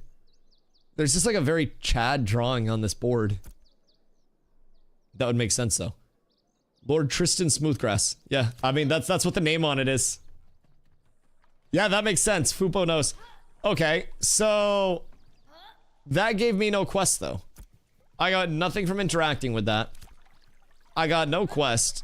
I got no info. Is there another poster? There's like a little altar with a flame on it. This says if you interact with it. The pyre awaits the bones of the fall. Oh, wait, that's for a different quest, right? How much new player experience are they adding in Lionhold? That was the old side quest for the Cursed Lionhold quest. It's removed now. The door with the, with like the super creepy family and shit. Because that settles me a little bit. I was scared. I genuinely thought we were going to be all haunted and shit. I thought we were going down a very spooky route. Good. I'm glad it's all been resolved. They removed a lot of quests. But are they removing the quests to remove them, or are they removing the quests to revamp them with more quests? That is the question. Get it? Sorry. But if they put in too many quests out of nowhere, we're going to be pumping to like level fucking 42 off of Lionhold first time user experiences. We're already going to get level 7 as soon as the Defend a Caravan quest is fixed. That'll be massive. Watch if, like, what are the odds instead of fixing the Defend a Caravan quest and making that work, they just take out the crate and the caravan quests altogether. And then they fuck our questing route. I'd scream. I'd scream. You had to find clues to find her husband. Was her husband the murderer? What is the storyline here? This bitch's family be a bunch of murderers? Why do they have a tomb? Do you try the Samia's Hope initial quest? Seems like there's less options there.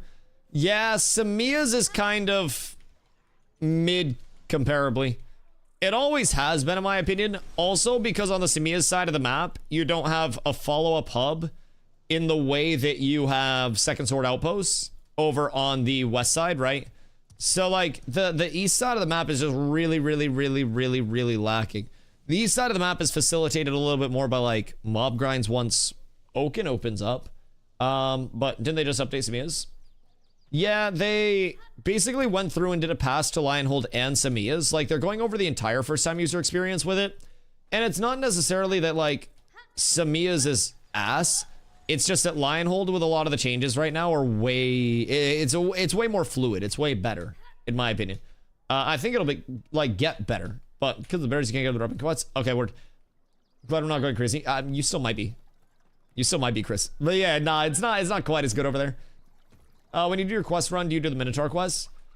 And not at this point in time. I'm not doing the church quest. And I'm also not doing the Minotaur quests. Those are time sinks that I don't want to get involved in. And there are also things that look like they could have some shit going wrong. I don't like kill quests at all for a starting route. Because I want every one of us in the guild to be able to identify our starting route and have that be a non-competable starting route, which essentially means that nobody can be in your space fucking with your shit. Doing it right now seems good, but it's a kill quest. Yeah, so there's that option, and then there's also the go to church that you pick up in Avon's End, which requires you to go to Avon's End. But I'm really hoping I can avoid all those kill quests, because Steven's a mad lad. I wouldn't be surprised if there's quests you can only find during day or night. Or even specific seasons. I think the Minotaur quest completion is actually like that, funny enough. The thing that Bunny's working on, I want to say that quest is the one that only has the turn-in for the final part at night. If I remember correctly. That's been one that people have been going back and forth on, like, is it bugged or not? And, like, the inconvenience of that alone is enough for me to just be like, nah, I'm good. I'm good, I'm set. Thank you, though. So, yeah, I'm just... Like, this loop that I'm on right now, it is replicatable. It is uncontestable. The worst thing that would happen is you are summoning your caravan at the harbor, and then people jump your caravan and kill it before you can get in your caravan and then turn in your caravan, but that's literally a 3-second button press. So I don't think there'll be thousands of people there ready to nuke your caravan at a moment's will. I think most people will probably be sitting there chilling on the van. So, it's hard to test. Everything's hard to test right now. Yep, that's the spoiler. Even things that we're testing right now could change at any point. That's what I keep trying to tell people. Like, we are absolutely working our way closer to having finalized determined routes. But also, if we open up our inventory, we see 11 fucking crates that are tied to quest rewards. So I'm like, where are these 11 crates coming from now? Are we just going to get those as an addition? Because at this point in time, with my questing loop, I'm also prioritizing getting an 8-piece, or not an 8-piece, but like an 8x completion on the first steps. So that way you get your weapon from the first steps destiny tree. There's a lot that we're trying to plan around right now that could change literally at any point in time, boys. And it's not the easiest thing in the world. Be there just waiting for Dusty. Listen, if you can kill me and my caravan in the like 3 seconds that it will be up with starter gear, then fucking congratulations to you. You've earned it. You have earned it, brother. Because I'm gonna be real, I am getting to that point in like 25 minutes right now. And I think I can optimize my route a little bit more, but it's really fucking quick. And that's getting a 6.5. If Defend a Caravan works, you're getting to level 7. And then you get to level 7 and you fuck off to somewhere that's got level 9 to level 11 mobs, and you level through there to 11. Then you go to a spot that has like level 14 to 15 mobs level there. And then you go to Steel Bloom and you level 15 to 20 at Steel Bloom if you really want to get some gear drops along the way. But I'm sure there are also going to be way better gear drops, like, shay, to ADHD to be efficient. That's what they say about me as well. Now, I do also have the advantage that I have chat to keep me entertained. So it's like, I can just sit here and have ADHD leg pumps, and then I can mob grind for fucking 20 hours. I don't mind at all. As long as I'm sitting here yapping and chat's yapping back, dude, I could stay here forever. This is the coolest fucking job in the world. I have legitimately zero complaints about it, so I'm excited as hell. My biggest worry right now, because again, I can just brute force it. I don't even need to be efficient because I have so much time on my hands, right? I can just get to 25 through whatever means. I'm trying to get a questing route in place for all of our people who are going to be starting late, all of our people who are a little bit less familiar and established, and all the people who are genuinely like wanting to be on a reasonable level of progression, but may not have the means to be there right when the servers go up. So the questing route should serve as a very good catch-up for people once they are making their characters if they're late to the party, because then they're going to be able to jump ahead of the new players that don't know what they're doing, that are going to be congesting the new area. As of right now, the only thing that you have to kill is 3 goblins at the start for your first quest, and then you have to kill 7 more mobs on the way to the harbor, and that's easy as shit. And then you're set. That is your entire interaction with kills. Everything else is uncontestable, and you can get your 7 kills anywhere. Are they making the goblins mandatory? Yes, they are. Yeah, they've changed a lot of the first steps to Prague. It is no longer an optional. You kill the 3 goblins at the start, and then you go down the path, and then you turn in on the left, and then that gives you an amulet and starts another chain where you miss out on substantial quests and a chain and Lionhold if you don't do the goblins. So you have to kill the goblins to unlock the chain and get your first mount.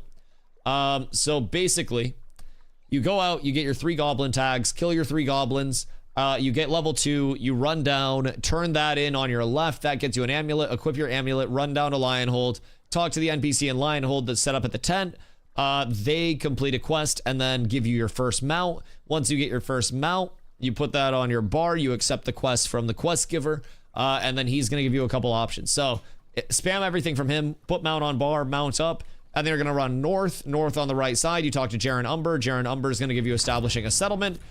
You've got to run over and talk to a storage clerk. We'll do that later. Then you run around. You're going to grab the commissions off of the commission board.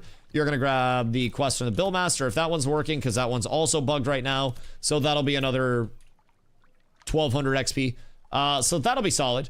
But from there, you go through, you skip trying to do Sweat of Your Brow, because Sweat of Your Brow quite literally is not worth it, and it's not going to exist anymore. At this point, you've got your mount. You'll go north. You'll talk to Darlata on the side of the road, just so you can grab those packs along the way. It's not going to be a huge emphasis, but nice little bit of XP. Exit south.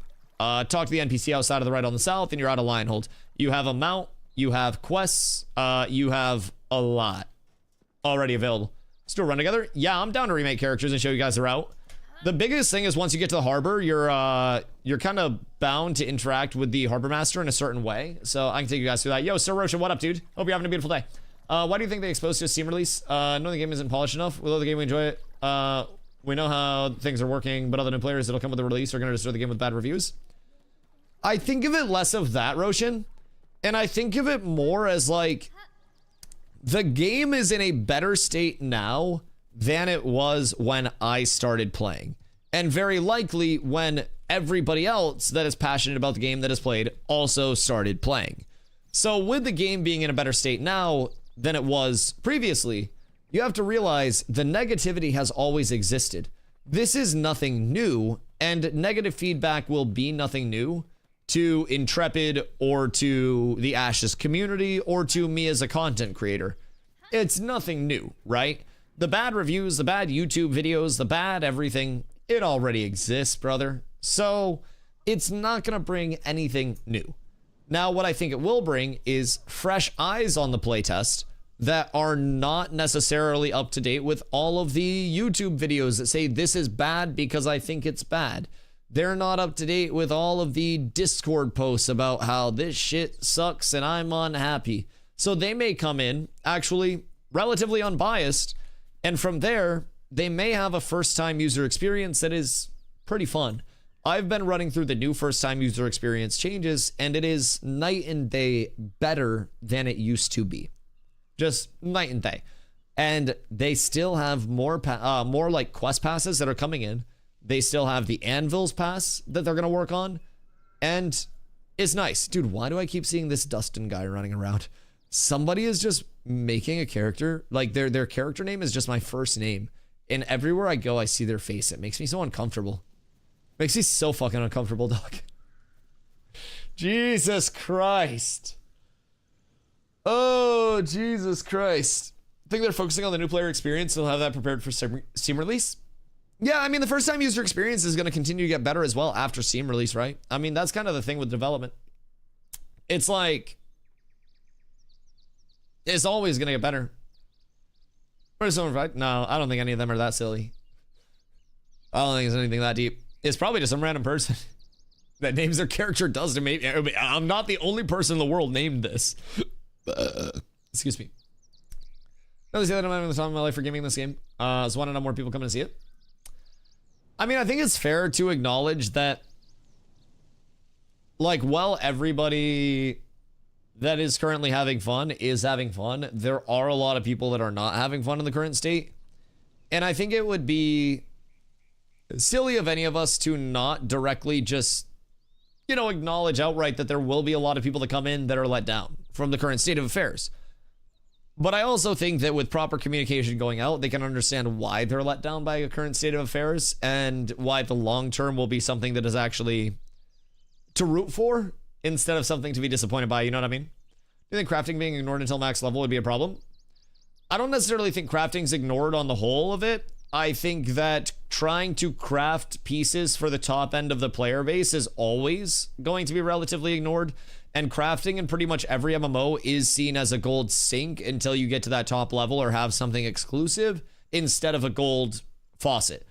You have to invest a lot of money to even make money crafting on the max level of things, because by the time an average crafter gets to max level, somebody else already has the recipes, somebody else has the crafting gear and the quality, and somebody's advertising and trade while you're still trying to get yourself squared away. So crafting as a whole, I personally, keep in mind, I'm not Omega Crafter. I'm consumer of crafters.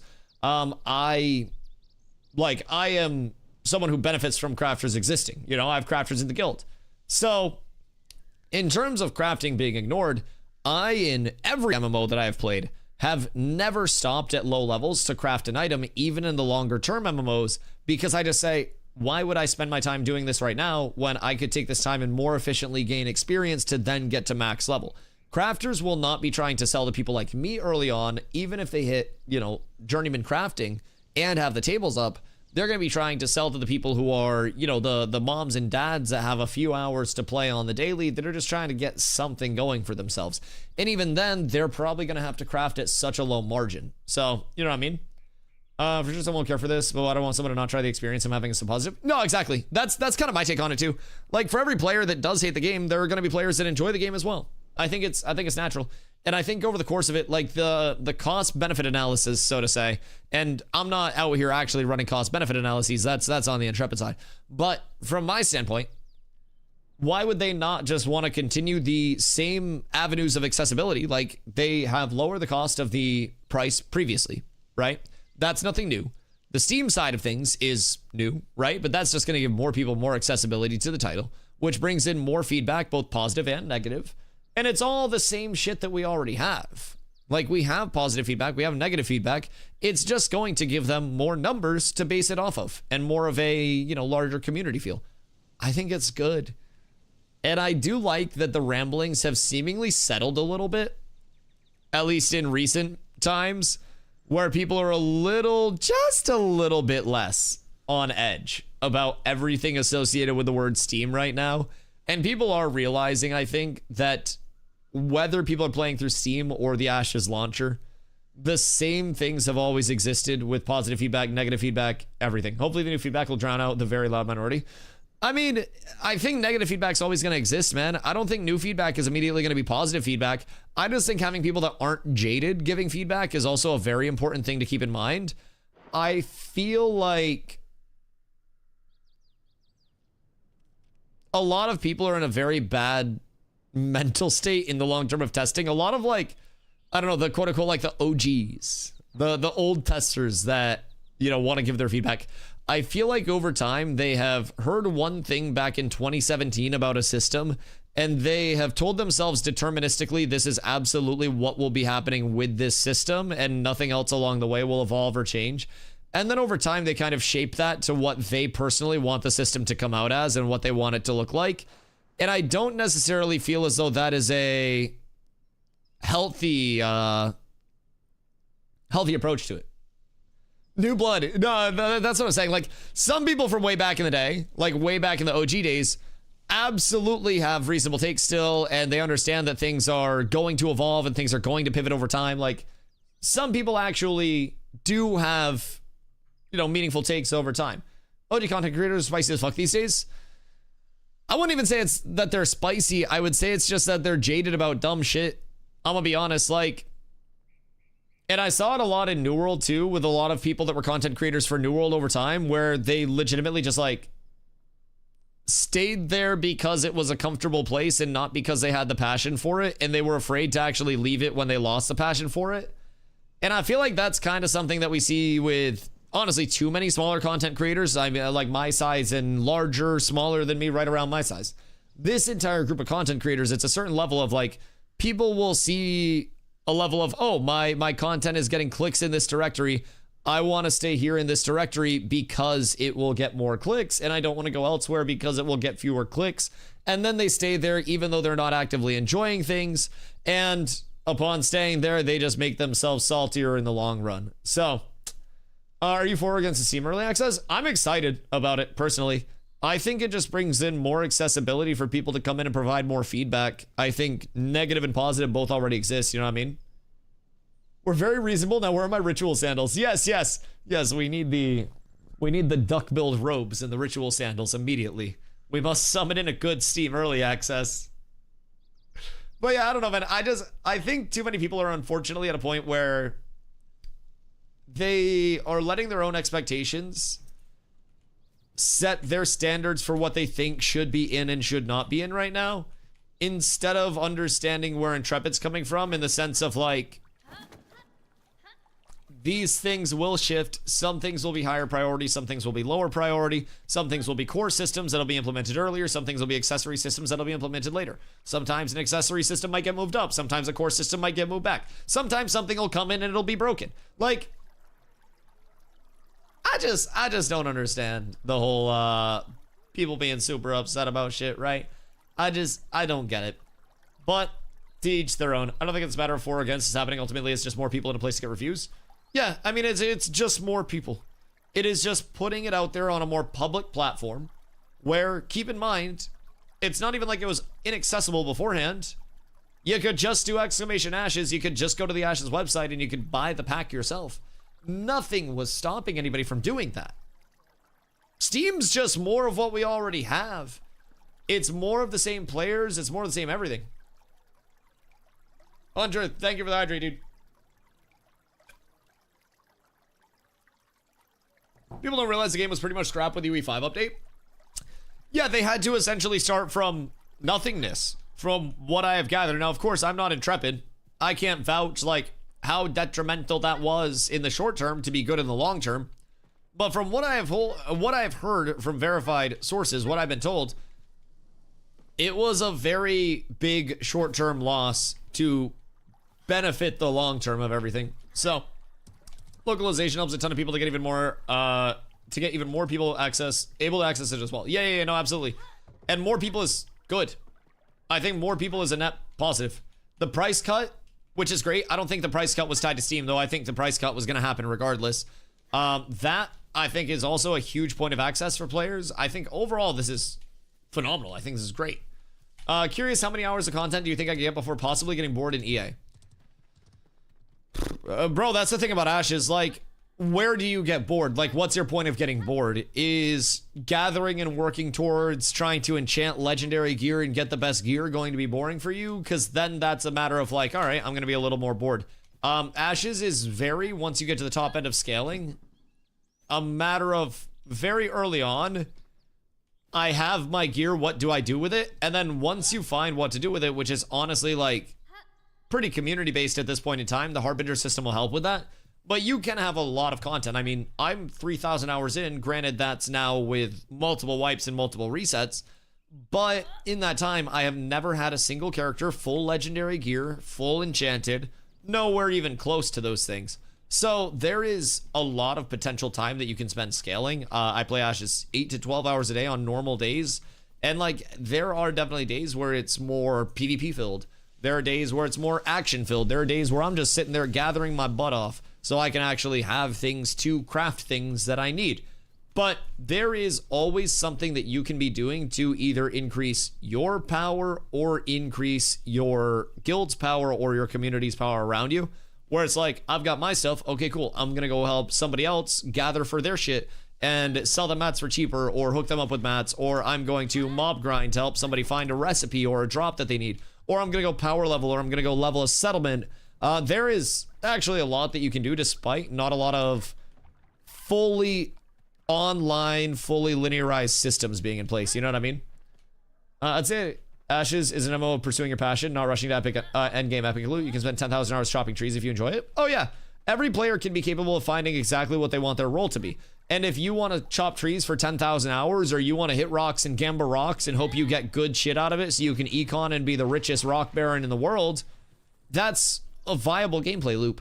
If you want to just pump and pump and pump and try to get the best endgame gear as quick as you can, that's also a viable endgame loop.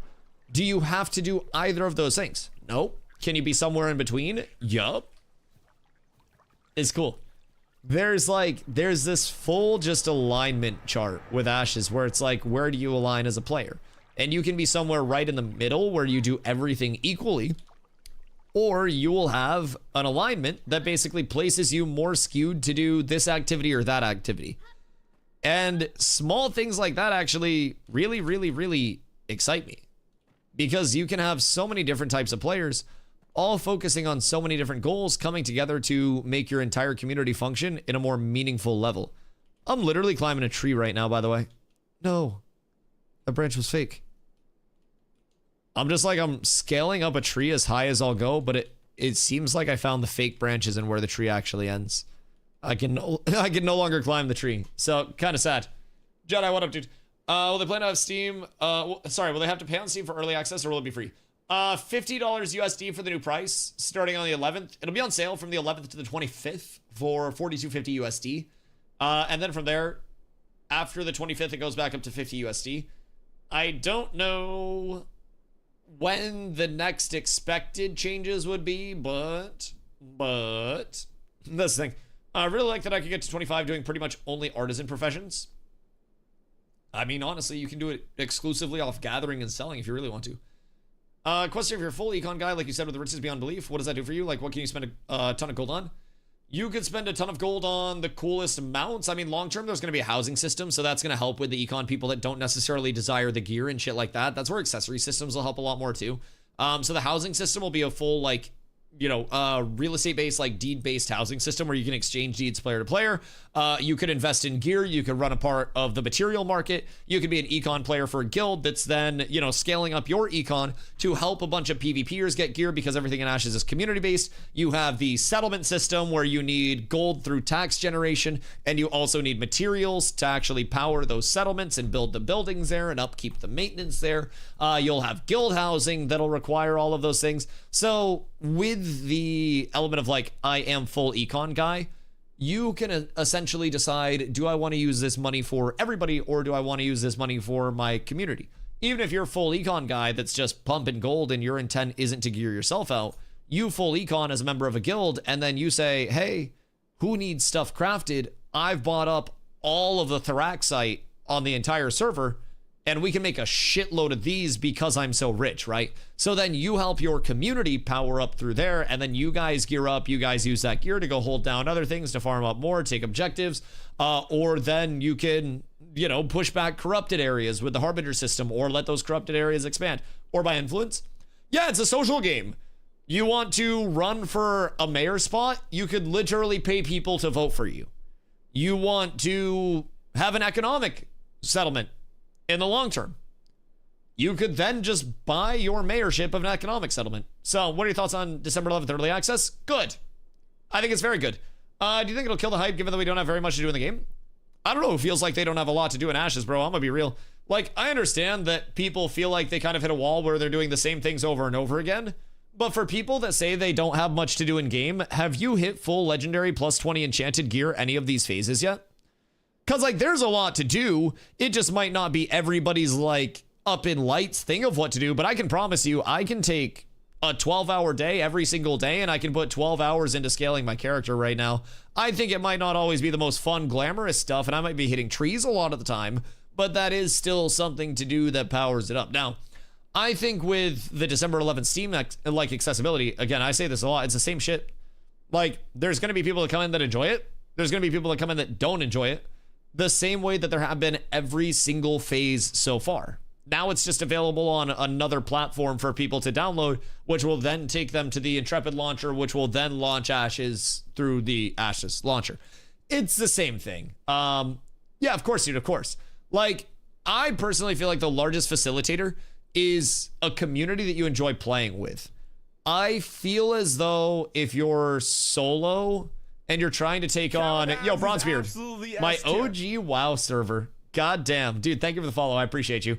Way back in the early 2000s, played on Bronzebeard. I appreciate that, dude. Much love.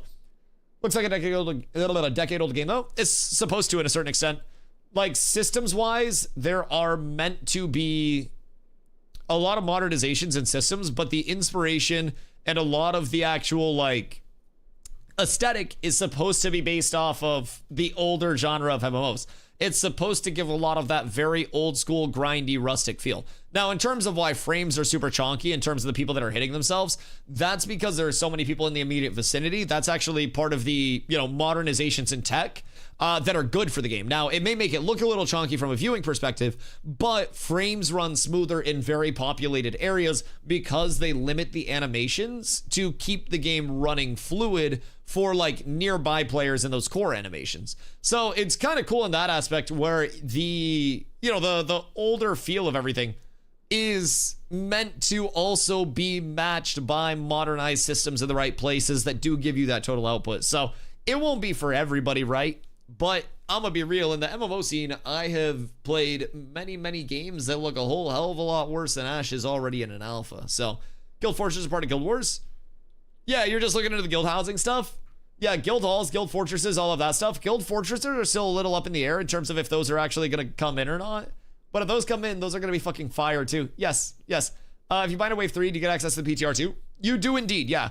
I would personally wait to buy, though, until December 11th. You will save, as of right now, it'll be, what, $42.50? So you'll save, like, $67.50 or some bullshit like that.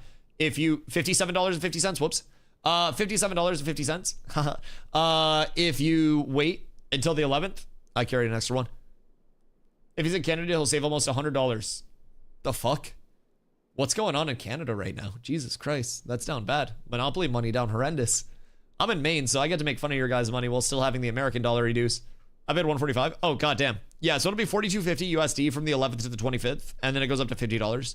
So, like, I would personally wait until the 11th of December at this point with the update going live, with the new servers going live, unless you just have $50 that you want to burn. If you do, /gift10, happy to help you accomplish that task. If you have an extra $50 after that, then you can hop in right now with the Wave 3 pack and you can immediately start playing like the PTR. But live servers, those will be up the 26th to the 1st for an end of world event. And then after that, we're back on the PTR until the 10th. And then after that, the new servers come up. So $50 essentially gets you today, tomorrow, the next day on PTR, and then the 2nd to the 10th of December on the PTR. And then we have the new servers. They wipe live? No, they haven't wiped live yet. The wipe for live happens on December 1st, technically. It's like the 26th to the 1st for live coming back up. And then they're doing an end of the world event for like Shoal and Lotharia, where they'll have boost NPCs out on the 1st and all that stuff. So they've done that with previous phases as well. Technically, live hasn't been wiped yet.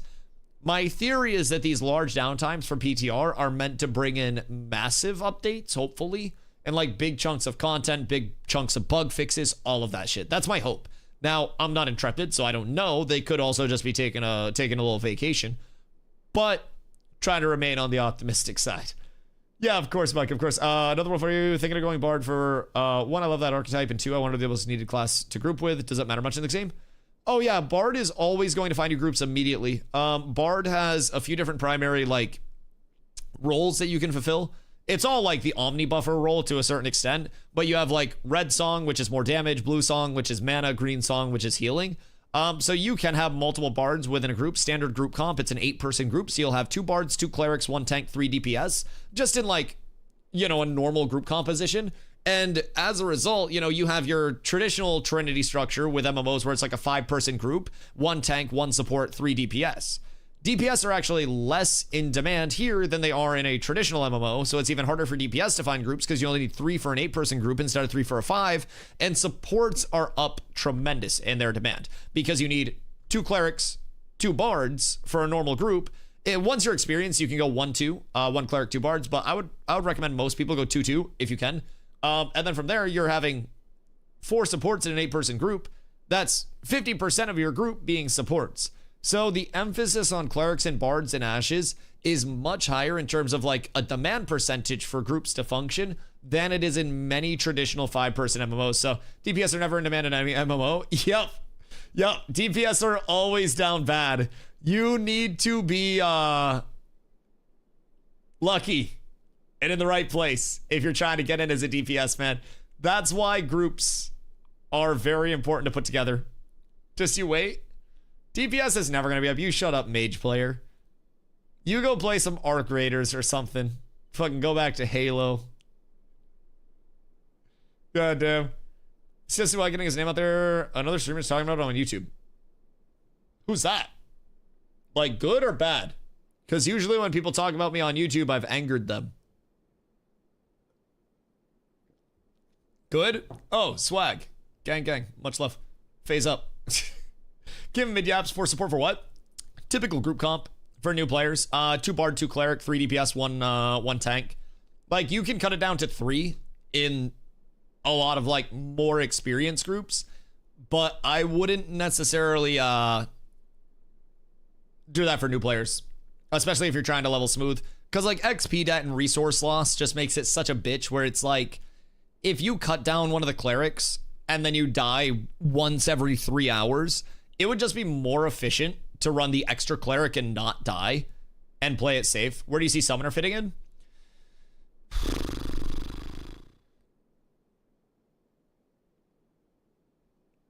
One cleric, 1 summoner, maybe? In like that second cleric role, that flexi role.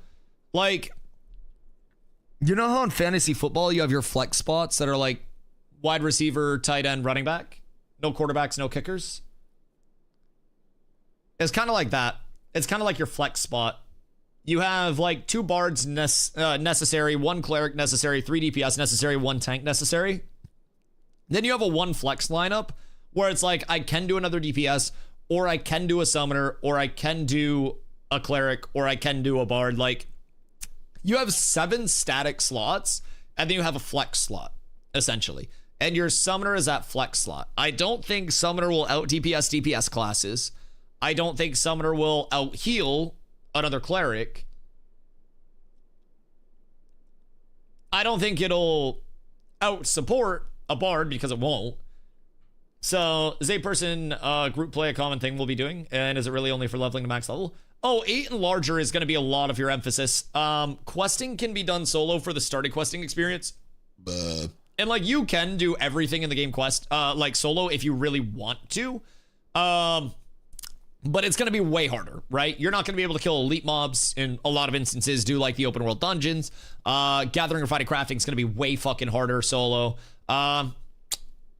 So like you can operate as a solo, you can econ as a solo, you can make things happen via alternate means and measures. Like you could go solo, progress entirely solo, econ your way up, gather shit, sell the shit to the people that are crafting, buy their old gear, and then you could have good gear, but you're not going to be on that like cutting edge of progression. So in terms of like the 8-person group play, you'll be running around that for a big part of like all of your content, honestly, 8 or larger. You'll see us leveling, like myself and my guild, leveling in groups of 8. We call those statics in Ashes, where we'll form up our 8-person static groups, and then we'll have leveling routes that everybody goes through. And like right now, you're seeing like the PvP VOD from a couple of days ago because I'm on the private test realm, which is visually NDA'd. So while I'm over on the PTR, I'm using this look in at the future patch to try to discern where our best leveling progression is going to be. In the past, you know, few days, honestly, most of the last week or so, I've been spending a lot of time trying to pump this leveling as quickly as humanly possible. So it's all a matter of just like what you're looking to accomplish. But in terms of an optimal route, you're going to be usually getting together groups of 8, leveling as fast as possible, and then you're going to be raiding up to go into different like gear grind areas. Hope you get some baseline gear drops, because even with crafting, if we have somebody that's max level weaponsmithing day 1, doesn't matter because the server needs to build up the towns, the settlements they're called, to the point of actually being able to support those levels of crafting, which is meant to take a very long time. When can you stream the PTR? Never! Yep, nope, kind of sucks. They did pull down the visual NDA for the event that you're watching, so this is technically from the PTR. Like, this footage is from the PTR, but they pulled down the visual NDA for this event and for the remainder of the day after the event. So we have this event, and then we have the new Harbinger areas that they let us show off with the visual NDA being down that I can now show you guys. So you guys are actively getting a look into the private test realm build right now. Like, this is the PTR. But unfortunately, because of the NDA, I can't show you the current PTR assets live because the NDA is back on now. So we got like a little lucky that that visual NDA was pulled down for that day. And as a result, that's able to be reproduced for clips, videos, all that stuff, and is able to be used for my cover screen. Because if I showed my gameplay right now, I'd get in trouble. So I'm trying not to. But the PTR will remain through launch. It'll be NDA'd the entire time. But the live server is what is not NDA'd. Now, the PTR will come in some way, shape, or form to live on the 11th with the update. So should get a group of 8 to the leveling run and see what we can do. I mean, the thing about the leveling run is just like super, super easy. Like, it's just all quests. As long as nobody dies, you don't have to kill a single thing. So yeah, let me go fill up my water real quick, and then I can remake a character and we can go through. But honestly, like, it's a 25-minute loop. As long as everybody is on board and knows where to go, it's super fucking fast. It's so smooth, dude. I'm not even lying. Fish. All right, people, those points suck. I'll be right back, chat. Un momento. Twitch Prime. Follow on Twitch. Sub on YouTube. All those good things. I will be right back.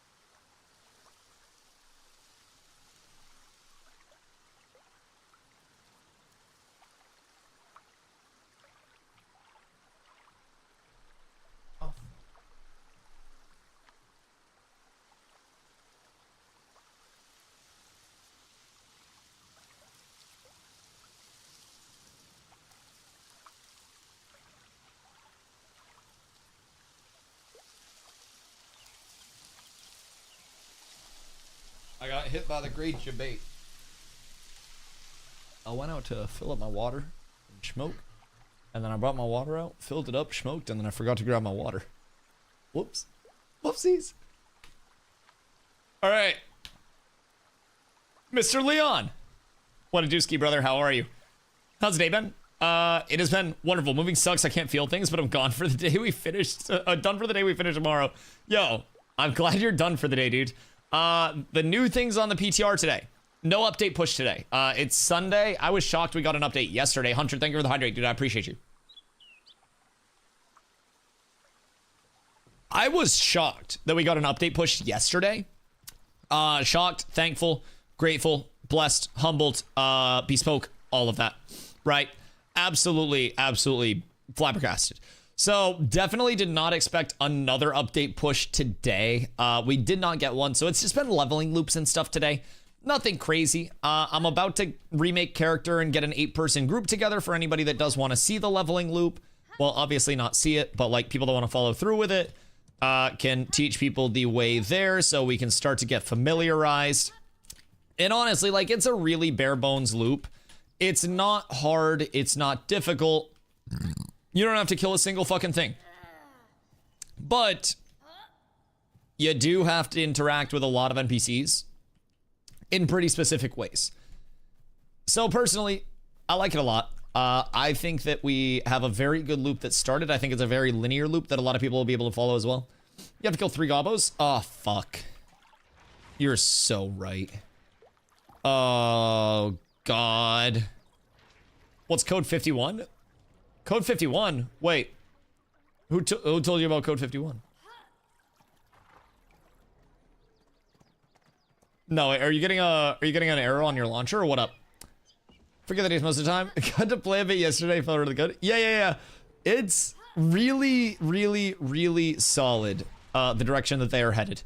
And there are still, keep in mind, a couple of quest bugs along the way.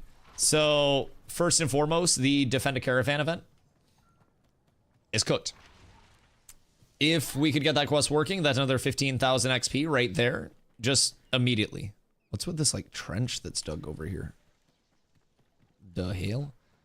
So that'll be a nice bit of experience for us. Oh, what? Is this because they have, like, water coming down here when it rains and shit? Bruh. They have a spot in Lionhold where if you look up, it's like a corner where water would drip down during the rain, and you can see where it's, like, eroded the ground, and then the water is supposed to run down through, like, a little drainage ditch. Why am I noticing these things? You're only level 2? Me? I've made, like, 4 characters today. Bro, I know my leveling route so fucking well at this point. Like, I've got it down to 25 minutes to get to level 7. Almost level 7. Level 7 if it was working. But like level 6.5, 25 minutes. When the normal quests get added, we can tighten it up. It's the issue now, it's still not done. Yeah, that's the hard part about like just getting everybody set on this loop now to muscle memory. Like, it's really, really, really, really, really, really, really good to be able to have an understanding of the baseline and direct people in like, hey, these are the core quests and this is the progression direction that we're going. And these are the things we need to be aware of, because then when changes come up, people only need to understand the change instead of the entire loop. That's fucking awesome. But we definitely need the rest of the changes. More context for later? Yeah, absolutely. And even just being able, more content for later? Yeah, either way. I mean, even in what you said, like more context for like what we currently have for the questing experience, and then being able to scale that knowledge into a better start. I think that alone is a very important thing. So they're going to change up the loop even more. Shit, I mean, I'm probably going to be making Anvil's characters when they hit the Anvil's first time user experience. Because I'll be honest, with a POI team assigned to the Anvils, and with pocket dungeons that may be very controllable out there, Anvils might be sleeper agent of the year, if I'm being honest. Anvils might be a 5-head fucking play. So it's all about how that first time user experience can shotgun you, you know? If you can pull Anvils to also somehow be under 30 minutes and get you to a similar spot of prog. Oh my god, it's so good. Do you recommend doing Sweat? Nah, Sweat's gonna get removed from the game. Sweatier Brow is working on, they're working on deprecating it right now, which apparently means retiring. Learned that yesterday. So sweat's going to be taken out completely soon. They will be revamping where you get your, because that was previously your gathering tools to start as well as your mount. Right now, it's still how you get your gathering tools, but I would expect that to change very, very, very soon through probably another quest experience somewhere. Maybe more similar to the river, not the Riverlands, the Anvil's experience, but also the Anvil's experience doesn't really teach you much. It's just chop a tree and then you're fucking set. So, yeah, I would not do Sweaty Your Brow right now. I can type out a guide. I just don't want to get people too committed. That's the thing. I hate giving out incomplete info because I could lead people on the route right now and get people squared away, but like it's only going to change more. And then when it changes more, people are going to have to relearn what they're working on as well. You're AFK reading patches, but found out I can stand on top of your dwarf as a Renkai. Wait, you can just jump on top of me and then just fully consume my character and just make me disappear? I mean, I was saying I'm about up to a Renkai's butthole. Like, I'm like ass height to a Renkai. Oh god, what is god? You can say back in my day we had a quest by the sweat of our brow. Back in my day, I had to spend 10 minutes here competing with people for 4 trees that didn't even do anything. Yo. The number of times. And keep in mind, this wasn't even like a 10% thing, right? This isn't even like a 10% thing. But I can promise you it was a non-zero thing. People would come in and they would go, Dusty, I have no money. And my axe is broken. And I can't repair. What do I do? And I'm like, wait, what do you mean? And they're like, well, I've just been gathering and refining. And I'm also not getting experience. And I'm like, what do you mean? Are you gathering in Lionhold? And they're like, yeah. Sweaty Your Brow killed hopes and dreams, Fupo. This is the commission board of Briarmoor. I've been going Avon's End. Briarmoor is a scam. Samia's Hope is a scam. Like, I get it. They exist, but they're scams. It's Lionhold to Avon's or it's get the fuck out. Also, I'm calling it Avon's. I am. I wonder, is there a way to brick your character? You can fuck up the crate and caravan quest. Like, not necessarily the caravan quest, but you can fuck up the crate quest. Early, like, on this particular route, there is one predicate that you have to be aware of. You have to have 20 silver before you get over to, not before, but in Glint before you get over to the harbor. You need to be able to get 20 silver. So, how are the artisan loops, artisan gameplay loops going to be in EA? Flesh out? I wouldn't say flesh out. Keep in mind with the early access tag slapping, you know, onto the top of things, it's still Alpha 2 Phase 3. So it's still the same state of progression that it was prior to the early access tag, where it's not near beta. Beta is going to be a feature complete product, like, or near feature complete. Their plan is to be in alpha for some time to come. My guess is probably around 2 to 2.5 years in alpha. And then I think maybe a few months in betas. Like, I have personally been shooting at like mid to late 2028. I used to think early to mid 2028, and then I was like, mid to late's probably safer. So I shifted mid to late. But my like guess is mid to late 2028 for actually seeing a launch product if things continue to go well. So over the course of that, you're going to see a lot of reworks to artisan skills, a lot of further, you know, implementations to artisan skills. So with December 11th, we are getting the sport fishing. It's essentially Arcage's sport fishing if you've ever played Arcage. But there are these spots in the water that are like these sport fishing spawns. Those sport fishing spawns can then be chummed. You make chum by getting a bunch of fish, putting them in a chum bucket, no plankton, and then bringing them to the sport fishing areas, chumming in the water, and then the fish are catchable. So you cast your pole, fish will bite your pole, and then there's like the little mini game that kicks in where it's 4 different binds. And then from there, you kind of like do damage to the fish as it swims. Fish dies in the water. You have to loot the fish. And then once you loot the fish, puts the fish on your back as a crate. You have crate storage or fish storage on your boat. People can steal fish out of your boat. People can kill you if you're in a lawless area. So that's the new addition to the fishing side of it. There'll be a hunting minigame type thing that also comes in at some point. not for the 11th. And then every artisan skill also has multiple tools associated with it, where you will have more depth to all of those. And then freeholds will facilitate a lot of artisan gameplay as well. In the long term, freeholds were removed a while back, so they could put increased functionality in with them. And then we haven't seen them since they were removed at that point for that increased functionality, presumably because they're still working on that functionality. So that's a quick rundown on it. Did you see commission board today, Evans? Yes, I did. Yes. Quite nice. Quite nice. Now, I usually just stack the commissions up and then keep them in my inventory passively without any intent to actually complete them. So I wasn't sure what what right off the top of the head are the reward scalings for them, like XP wise. Yo, Lee, what up, dude? How's the tank for large scale PvP? Way less oppressive, but way like more supporty. Still incredibly impactful, but like in small scale, especially like 1v1s and stuff, tank is more of a like an oppressive force, right? It's like I isolate you, you have to hit me, I have more mitigation than you, I can trip you, I can dump damage into you. Like, tank's very good at winning trades. In large scale, we shift into a little bit more of like an initiate and a support. Wall brings up a goddamn wall from the ground.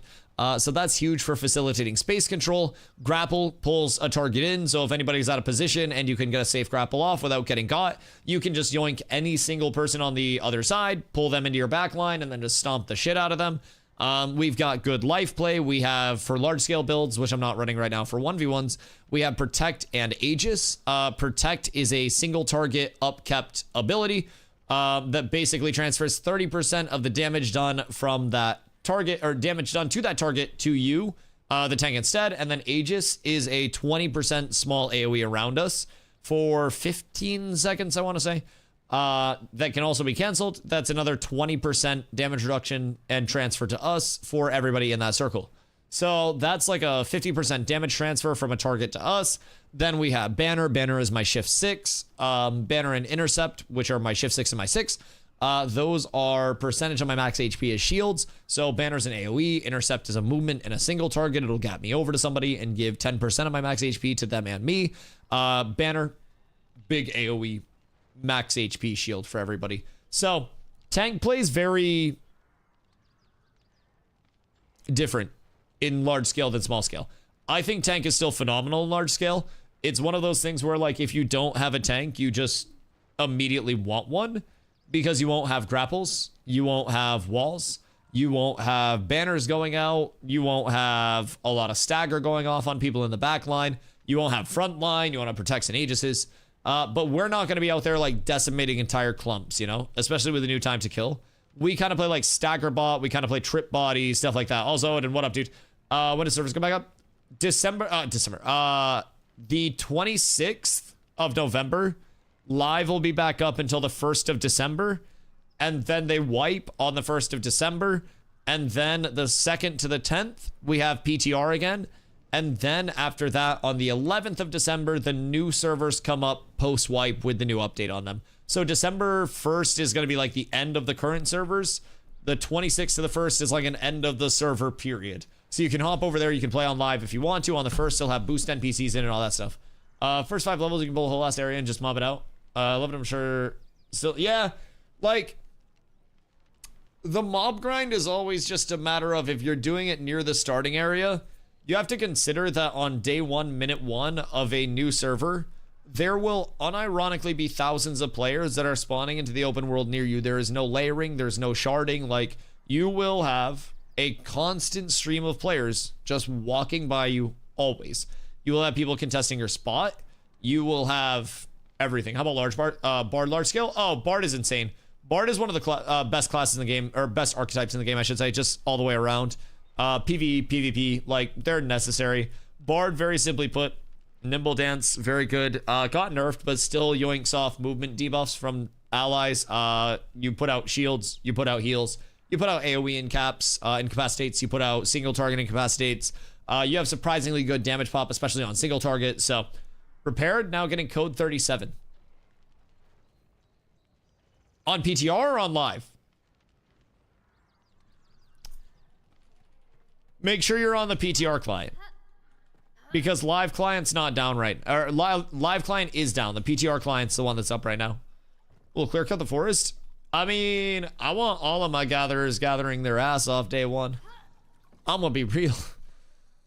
I only need my static mob grind groups going crazy on this questing route. Everybody else can gather whatever the hell they'd like. Now, I will say, everybody should learn this questing route in the guild that wants to level, and then just pursue what you want to pursue after hitting this questing route. Because this is unequivocally going to be your best 1 to whatever we can get it to start. It simply will be. Obviously, other things may pop up. We may miss some things. But once the rest of these quests come in and they're like, hey, the first time user experience for, you know, the Riverlands has received all of its quests that it's supposed to have. The Anvils is next, and we'll receive them by this time. We're up. If the Anvils comes in and the Anvils gets passes, then we're up. It's genuinely just about these changes coming in and us being able to solidify the loops. Because right now you can test as much as you want, but we have 11 crates in our inventory, which essentially to me represents 11 reasons to not buy into this current leveling loop, just as it is. That is the one point of concern for me. Code 51 for a new made character, code 37 for already played character. Weird. Yeah, I don't know. I would maybe like reach out in the Ashes Discord to one of the community people there, see if you can get in touch with someone. Because, like, I'm in just fine. I don't know what would be cooking it. Wait, so already played character. When was the old character from? Like, how old was old character? Because these servers wiped, like, 2 days ago. Just tried to make a new character and I got the 51 error. Fubo! Fubo! Psst, psst, psst, psst, psst. Chat, everybody get a fresh fish out. And then Fubo will show up. Fubo loves fish. We found Fubo. We scared him. People are saying upon creating new characters, they're getting a code 51 right now. And then people are getting code 37s for already played characters. I just wanted to pass it up and see if it was something you guys were all aware of and let you know. I was trying lions. Okay. Yeah. So, is anybody else getting this, and where are you guys at when you're getting it? Miscreant said he's tried both starting zones and got the same error. Was it error 51 on new characters? And then error 37 on made characters? Let's try. I haven't seen people saying, is it just a few? I'm gonna log out and tank it right now to see what's up. I think Idalar is also gonna check it out. Lesh has it right now. I'm doing it for the squad. Create character. We'll go with the small dustlet. Then tank. Next. Next. Ayla. Next. Create. 51 on a new character. Yeah, I just got the 51 as well on character creation. And then if I go back to lobby and log into Dusty. Connecting, looking for server. Okay. My current existing character is good. Current existing character is good. But too many new characters on the server. Data servers are full. I have no idea what I'm talking about, though. Zob, I fuck with that. Yeah. The login servers are overwhelmed because of the huge influx of new players coming in.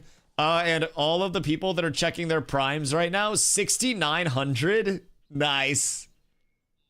Nice. That's a nice Gampa.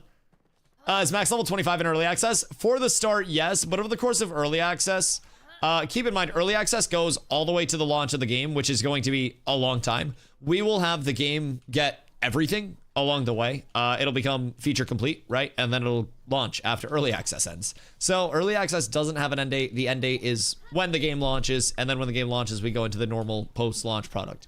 But for the end of Alpha 2 Phase 3, we will have level 50. We'll have the full world. We'll have the secondary archetypes. We'll have balance. We'll have endgame activities. We'll have replayable loops. We will have a lot. Their goal is to have everything in before the game goes into the 2 short betas. So from that standpoint, everything is for now, right? Level 25 cap is for now. only having T4 settlements is for now. We'll have T5 settlements with settlement superpowers. We'll have 4 different types of settlements. But a lot of that is the in the future stuff where at this point in time, it's like a, trust me, bro, it'll be here at some point, you know? So for a lot of people that aren't playing Ashes yet, a lot of their criticism does come primarily from the fact that it's like most of Ashes is a promised product and not yet a delivered product. And people, when MMOs do go very public and very visible, do start to set the expectation of like, I want something that feels like a finished product. I want something that feels like it's ready to go. So a lot of people do hop into Ashes and they just kind of like are disappointed with the current state of things. So character in Jova can log in fine. Weird. Yeah, I'm at the ruins, or I'm in Lionhold right now. So is it the Divine Gate areas? I'm gonna run a character over there and see what's up. I'm gonna investigate. Don't worry, Foop. We don't need the community team. We got boots on the ground. I'm about to run my ass back up to the Divine Gate and see if there are new people coming in or not. Because if there aren't, something bad is happening. I'm at the starting spot. No one's here. Wait, chat. Do you think we actually just like broke a login server issue to Intrepid? You think we got that shit out fast? Miscreant on top? That's kind of fire. Okay, wait. If we got that up to them before they were even able to report it, is it server worker issue? Oh my god, I'm stuttering so bad when I come over here. Let's see. The guards are slaughtering the gobbos. All of the gobbos are up. Oh shit, it's empty. Passing along for it to get looked at. Thank you, Fubo. I'll hold it down over here at the starting area. Oh god, yeah, that bitch empty. Oh wait. No, there's a level 6 here. It's a level 2 here, and then Bunny's here. But nobody else is spawning in at the Divine Gate. Uh-oh. We'll give it a sec. I'm sure it's fine. I'm sure everything is perfectly okay. How is nobody, like, making a big deal out of it? What is this? Duels? I'm down. I'm down. Oh, wait. They added a duel timer. Oh, shit. Wait, that's fire. They said begin duel in 5 seconds. And then we can't duel, I don't think. Uh-oh. Blue, I think we broke something. There you're getting creative characters that the name's already being used. Nah, that would be a different, like, a different notification. No PvP area. I think it's because we're under level 10? Maybe no dueling under level 10 either? Uh-oh. Uh-oh. We might be down horrendous. We might be stuck forever. I mean, there's a forfeit. So we can just end that. But, wait, hold on. Come out here. Because we do have PvP opt-in protection. This player is protected from uninitiated PvP actions while they are a non-combatant. So maybe we have to do it out here? No, because we're going to have that protection. That's the Asmongold buff. So we have Asmongold. Yo, Rudy, thank you for the follow. Much love. I have Asmongold buff until level 10 now. I don't think we can duel before level 10. Because I don't think duels are overriding the Asmongold buff. Rudy, hope you're having a good day, dude. What you getting up to today? Yeah, no, Adventure. I don't think the name thing is related to like what you're seeing on that end. I think it's actually just something like login server related. Yeah, so I cannot hit you in a duel, but I can hit pet summon tests, pet, if I flag up. I win. You're undefeated in duels. Literally 2-0, Ranger against tank. Nerf Ranger buff tank, please. I just got shit on twice in a duel. I just had to forfeit twice. I say we buff tank. Maybe give tank vines that pop up around its wall and then take them away from Ranger. So that way we can kind of bridge the gap here, because I've just been 2-0'd publicly by a ranger. I'm so glad I'm not physically allowed to show you guys my screen right now, because you wouldn't want to watch it anymore. Give thank a vine shield. Oh wait, every time I block an attack, it roots the target and all targets around it in a 150-meter radius. I feel like that's reasonable. Wait, Bunny, you're cooking. You're actually cooking. Can't see it, doesn't count. I mean, I'm gonna say it's a 5-0 then. Listen, I got one-shotted. I feel like Reflect should, instead of a maximum potential of 900% damage, depending on how hard I get hit, do a default 900% weapon damage to the target. And then should also reflect multiple instances of damage, and every instance of damage should trip the target without diminishing returns being applied. And then from there, I should also restore mana and health instead of just mana with the augment to the left of Reflect. And then I should also fire off weapon combos every single time I'm getting hit while using my Reflect. Thank you for coming to my TED Talk. I think at that point, tank might be a little bit more usable. I think right now it's just unplayable though.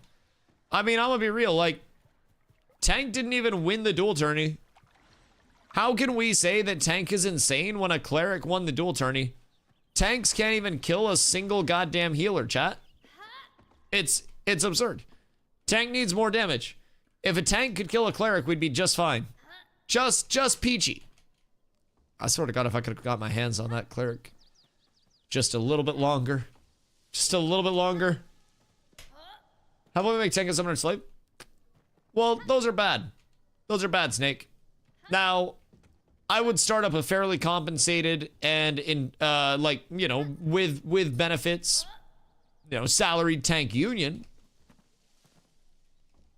But I feel as though that is not the wave in the modern day and age. I feel as though unionizing all tanks and demanding fair wages, demanding benefits, health insurance, retirements, it's good. You just need a better roller. I got forced off of my roller. I'm not gonna lie. I was riding with the same dice roller the entire fucking tourney. I believed, I trusted, and then I get over to my dice roller side and I hear, Dusty, can you go over to the other side? From my roller! They ain't believe me. They literally ain't believing me, man. It was so fucking sad. I just never have felt more humiliated as a man. I got egoed by the one person that got me that far in the tourney. He sealed your fate? Yes. Yes. He absolutely did. He absolutely did. And since they haven't announced anything from the content creator program, I don't have the +10 content creator dice yet that come as, you know, just one of your consumes that you get for being a content creator in the CC program. So it's like, man, I was down bad. I was down bad. I knew that I was getting the one as well. I was hyping up my roller the entire time. I was confident in my roller the entire time. I was genuinely, I was so ready to go. And then as soon as I had to switch sides, I knew, bro. I fucking knew. Oh, it haunts me to this day. Wait, when's the last day to submit clips? Isn't it like the 25th or some bullshit now? They extended it, right? Because I definitely got to get myself some clippingtons in. I have many good clips. Many good ones that I can submit. Because you can still get a mount skin if you just submit one of the 10 clips that they use. Now, you can only submit 2. But I'm wondering, what if I have other people submit my clips as well? What if there's like a vote on these clips? What if we stuff the ballot box and they're all votes for Dusty for the mount, chat? Is this doable? Is this possible? This is fun though. I mean, at least this fight, like, I had a chance to kill him. If I used the pieces of gear that I got from the other people that were standing around, then I might have had enough power to burst a little bit more, but like, given the fight goes longer than 3 minutes, I would have been just fine because I was pulling him out of his divine flares. He wasn't flaring on cooldown, so I was able to control the tempo on that. Like, long term, this would have gone the way of the dust. It just unfortunately didn't have the time to settle in at that point. I didn't give myself quite enough power to get through. I just didn't foresee the clerics also going full fucking just defensive, just full everything chonky, sword and board, everything. I opened a can of worms with the whole telling everybody and their dad about the block rating tech or the block mitigation tech. And like that might have fucked me up a little bit. Thinking Trepid should scrap ashes and make ashes 2. What if they skip ashes 2 and then make ashes 3 so people feel like they have more titles under their belt? So it's a more credible title. You're cooking? Yes, yes. Please post in NDA PTR chat if you're having an issue connecting. Okay, word. Miscreant. Are you in the Ashes Discord? Fubo wants you to post in the Ashes chat. Because, or in the NDA chat. Check Discord DMs. Is it your butt? What was in my Discord DMs? What a dooski. Look at that clip. What is it? Is it old? Oh. What is? Oh, this is from so fucking long ago. Are you reminiscing on when Mage could do damage? Is that what I'm looking at right now? Are you going through old clips just like dreaming of better days? Must say they don't fuel for things is so much better. Oh my god, no fuel for shit is a huge bonus. I have heard ramblings of processing costs still being on the higher end for certain processing things. I will need to listen to people more on that because I ain't doing shit like processing and crafting fees and stuff like that. Some things going into the multiple hundreds of gold for high-end crafts. But fuel being gone is a huge W. I also think the Destiny system is unironically like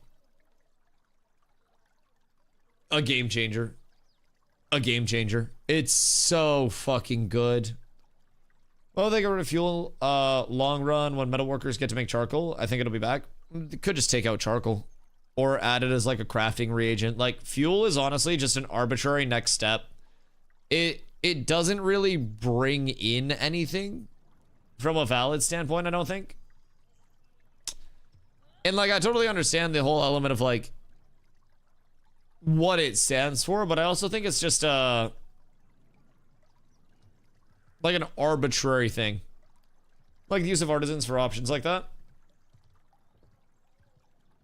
Rather get rid of crafting fees but bring back fuel. Get rid of crafting fees.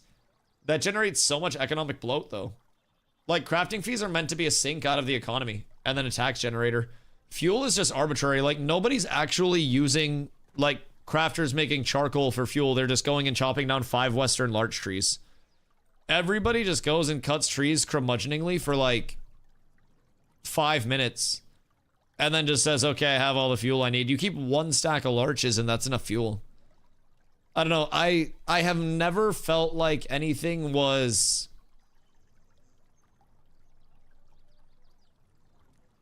added to my experience by having to bring fuel with me. Fuel was a storage space tax and it sucked. I used heroic larch for fuel.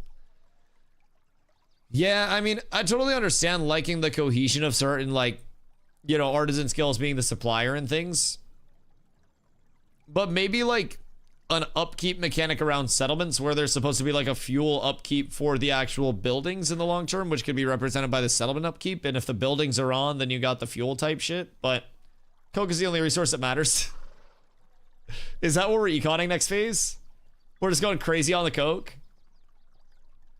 What do you mean by the Destiny system? The Destiny system is a new kind of like objective-based system that gives you rewards throughout early game progression right now, but presumably would be scaled into mid and late game progression as it continues to develop.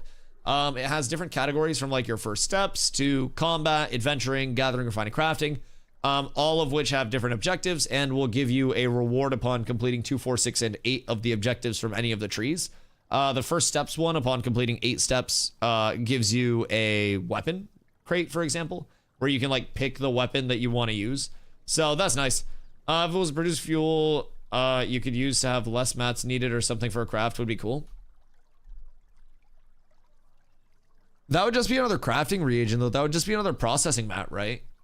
So, I mean, you would maybe just take out some of the wood cost or some bullshit like that and then make it cost a lot of wood.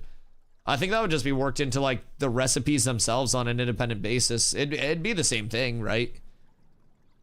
I don't know. I see it. I also just think it would have to be more involved from a, like, produced fuel standpoint than just I chop down Western Larch and have 25 fuel value, which is enough to, like, cover pretty much anything, you know? That's my take on it. It's nice, gives you breadcrumbs to follow, especially if you're new. It's a nice, like class epic storyline. Less like a class storyline, more of like a new player introduction. So I'll read off the objectives in like the first steps. So it's kind of like tutorials, so to say. You have use rations to rest and heal, summon a mount, complete 5 quests, talk to a storage clerk, kill 10 enemies, loot 5 items, sell glint to a vendor, and then reach level 5. And then upon doing those things, you will get, you know, your rewards for each of those objectives. And then you get glint from the first reward at 2 of them, an adventurer's health kit for 4, an adventurer's chest with some armor, and then an adventurer's melee weapon chest with a weapon in it upon completing 6 and 8. So they're kind of just like these introductory objectives, right?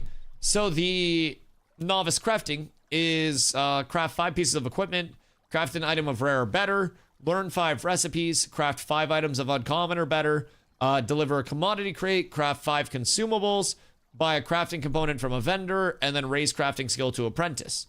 So when you do all of those, you get a crafter's recipe chest. So I'm not quite certain what the recipes coming from those bad boys are going to be. And then gathering along the way will lead up to you getting a gatherer's tool chest. So we should do the second sword and minotaur quest. I think it'd be a good add-on to the quest run. It's a kill quest though, no? I'm not like entirely opposed to it. It just changes how we have to path a little bit. Not really. Like 3 mobs. And how long is it an add-on of? We need more ashes emotes. I need more emote submissions. Kin, thank you for the hydrate. Much love.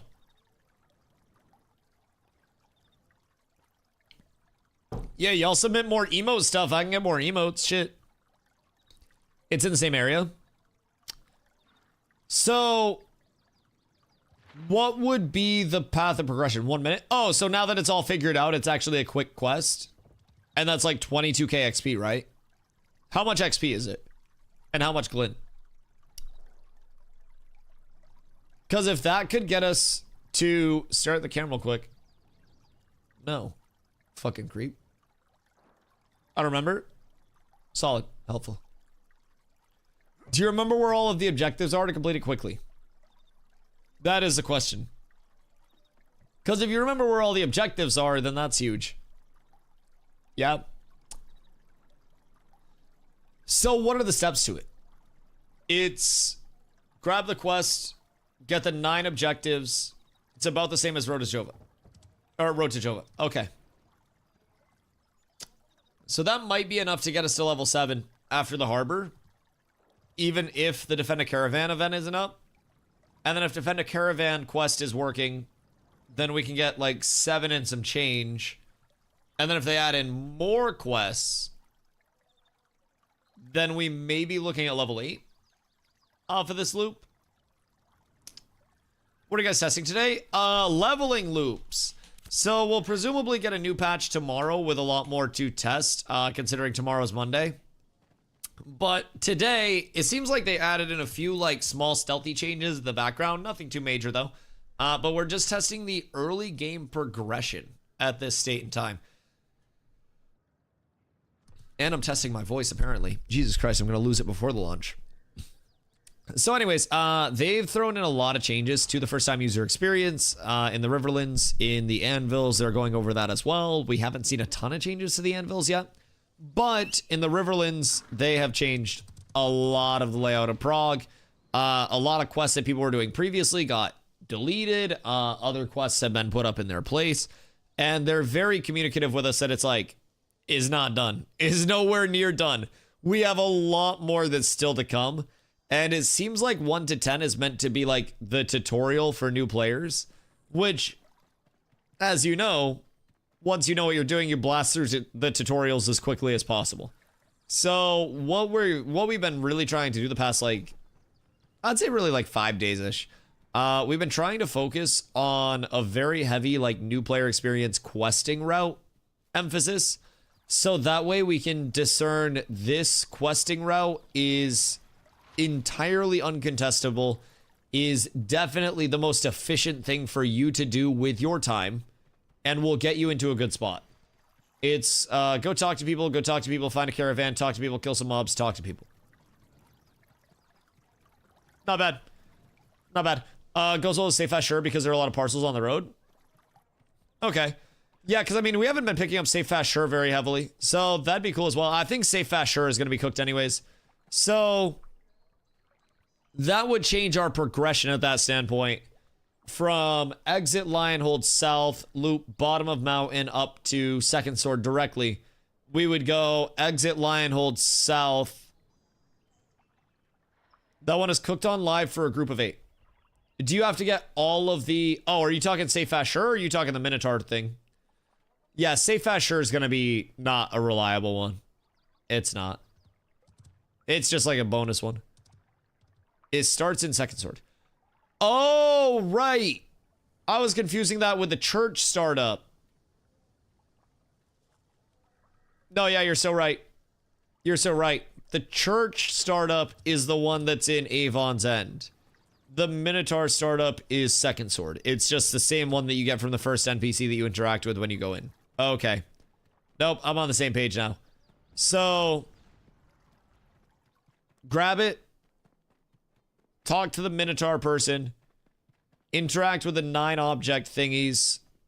And then once we do that, we go talk to people, talk to more people, find a caravan, kill some mobs, talk to people, 22k XP.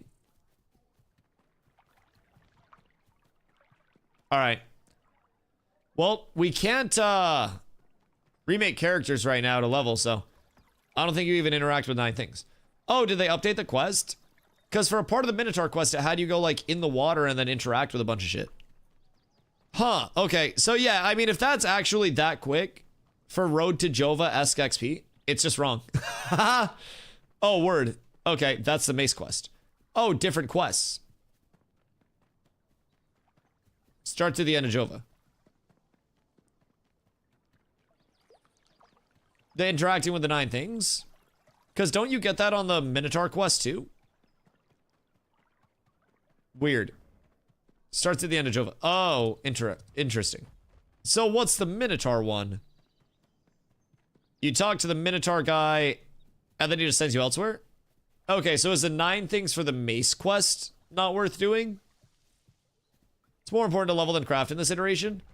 It's always more important to level, if I'm being honest. I think if you are trying to speedrun, you need to get ahead of the curve of players, because every second that you're spending crafting is a second that you are spending not establishing yourself in a grind area, while also having other people establish themselves. So crafting or not, it's 9 things in a jumping puzzle, then you get a hidden dagger from Hodge. Okay, that makes sense. Alright, yeah, fuck that shit then. But yeah, it's not necessarily worth the time to craft stuff just for a tier of gear that you're going to blow past. They have also taken some steps to up, like, drop rates early on for the initial grades of gear. They're adding in some gear reward crates between, like, the Destinies tab, which helps you get gear, and then the rewards themselves. So, quests are going to have more to them. There should be a good amount of reward scaling, even just in, like, our initial loop, without any grinding whatsoever. On top of it, we are getting double weapons, multiple pieces of armor, and this is without this latest set of quests in either. So, there is a good amount of accessibility. Now, I think the biggest advantage to the early questing route instead of gathering and crafting is you just get ahead. Like I mentioned, you don't fall behind in your time crafting. You don't have to spend time gathering, competing for that. You quest faster than everybody else quests. You get to a level that other people aren't at, and then you go to a spot that other people are not at yet. And if you're the fastest person to quest and the fastest group to quest, then you beat them there and you just post up. Early quests give a lot of XP. Yup. It is so worthwhile. And the thing about like crafting, even early craftables, like if you're rocking a level 10 heroic, or sorry, a level 0 heroic, you get a level 10 gray or green, that's going to be equal to or better than your heroic level 0 that you spent so much time and materials crafting that you could then sell those materials to another player for once crafting is actually making money. So I just think of the grand scheme of it all. Like, it really breaks down to what you want your experience to be, right? Do you want to pump levels as fast as you can? Do you want to craft yourself a set? Like, what do you want to do? That is the big question. For me, I'm going to be trying to level as fast as I humanly can, so that way I can get ahead of the curve, and that way I can stay ahead of the curve. I can level relatively uncontested as much as possible with the gang, and we can just mob grind our asses off. The second we get level 10 weapon drops, our group is accelerated by like fucking 40% clear speed, and we just start pumping like crazy. So the immediate goal on my end is like, how can I get us off to a good questing start? How can I get our good questing start rolled into a very good mob grind after that questing start? And how can we keep scaling off of that?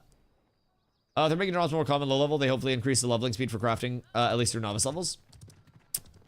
Yeah, it'll be interesting to see how they balance the prog of it.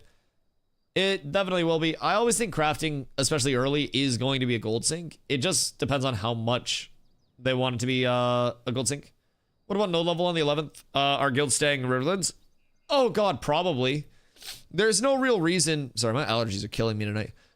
There's no real reason to leave the Riverlands at any point in time right now. You can go 1 to 25 in the Riverlands, and then you can farm up a very good gear set. Item level 23, 26, 29 in the Riverlands, no matter how you're looking at it. It's very doable to play entirely in the Riverlands. So, until we have reasons to actually, like, venture outside of the Riverlands, and we are at a point where, like, I can't progress in this area anymore, I've got to pack my bag and go elsewhere type shit. We're going to stay in the Riverlands. Everyone will be there. It's just the player hub. As much as we were optimistic that the Anvils would compete, the Anvils just doesn't have enough to compete right now. And I think the Riverlands is still going to be far too progressed comparatively to the Riverlands, at least for, you know, Steam launch. That's my take on it. With the crafting changes, making tools and items with other zone resources. Oh, that's going to be way easier. Yeah, it'll make it way more accessible. DOS, it's going rough for you, dog. It's going very rough for my Dossington right now, man. Pray for DOS. Pray for DOS. All right, I have to pee. And then hopefully once this login server issue is resolved, we can maybe do a couple of loops. Because I got to stay on my character right now. All right, I'll be... Wait, been getting adept weapon drops in Hodge, and they're huge. What level is Hodge? Just minimum. And Godchi, what are your thoughts on Hodge? Because, like, came in here at 8. What level are the mobs there? Because that could be a really good follow-up to the grind if it's dropping apprentice shit. How does there a road to Jova? Right. So if we could get through the prog very fast. Always a ton of people there, though, at the start. Right. That's the thing. POIs are such, like, baits, in my opinion. Because if you get there early, it's awesome. But the second you're late, you're so cooked. Just be there first. Yeah, but it doesn't matter if you're there first. The people that were first to the Travis Scott concert got fucking stepped on and died. Sometimes it's worse to be there first because you're caught in the thick of it and you can't get out of it. So, like, I'd rather go to an area that people aren't going to be at in the first place and avoid the crushinator that's set to come then be caught in the Crushinator trying to ego it. Never gonna be first here again. Get ready for the crush. You haven't been first in years, Ragnar. Don't lie to yourself. What up, dog? Hope you're having a good day. 11 to 13. Yeah. I mean, it's probably just better to fuck off elsewhere. Honestly. Boss at the bottom drops Flesh Ripper. Ah, that makes sense. That makes mucho sense. Now, there's a Flesh Ripper boss in Ursine too, right? No, that's Skin Stripper. God damn it. I'm so stupid. This is how I lost 45 gold in one day. When I didn't have 45 gold to lose. There's one somewhere else though. Word. It's Oakenbane when Oakenbane's up, but Oakenbane's not going to be unlocked. Usually go for it.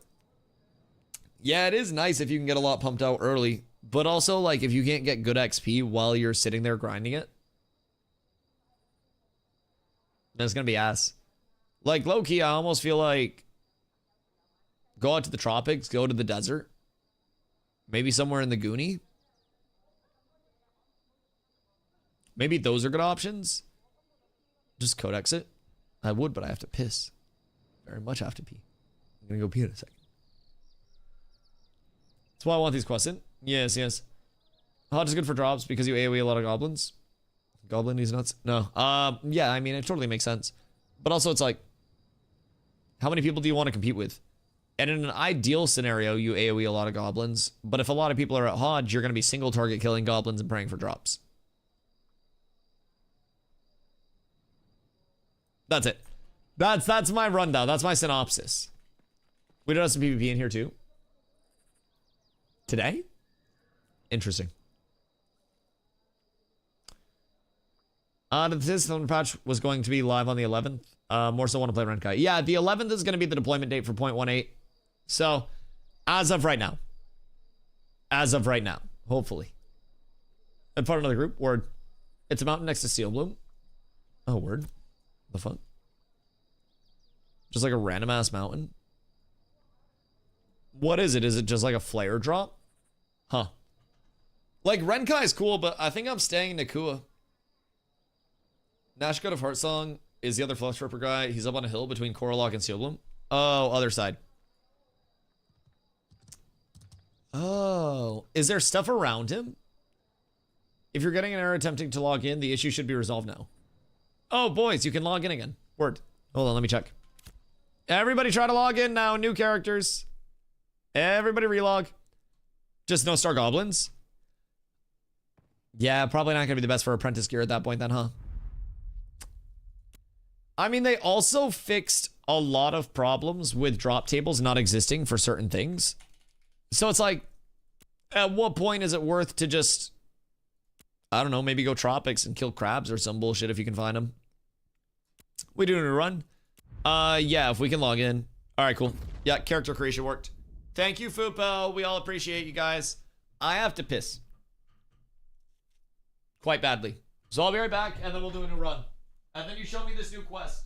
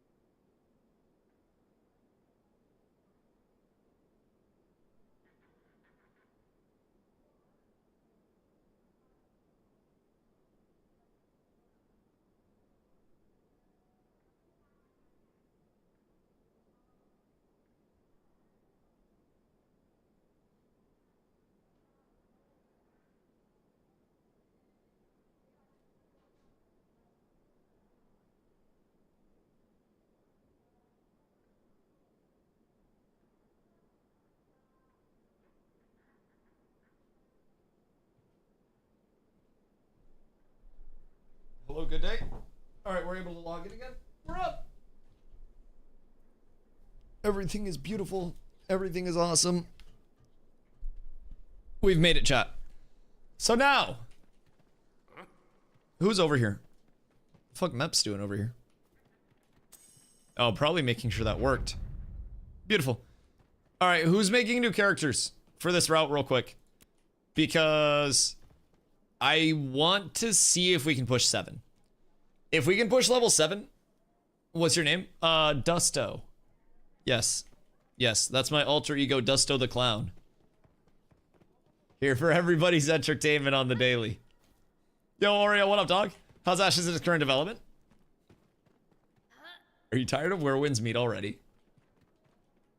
No, dude, it's fun. I think the private test realm has given loving where winds meet. Good. I'm glad. But no, I think it's very encouraging to see what's over on the private test realm right now with everything that's slated for like the December 11th update, right? So the December 11th update has everything from like time to kill revamps, movement revamps, first time user experience improvements, and like polish to that experience, which it's still gonna get more. Economic reworks, crafting improvements, and like recipe improvements and shit like that. It's got the summoner, which is a final primary archetype. It's got the second to last race. It's got the sport fishing trade skill being added, which is going to be the first of like the minigame trade skills that we're getting. Sorry, I'm trying to invite people to the group at the same time so we can run a new player loop.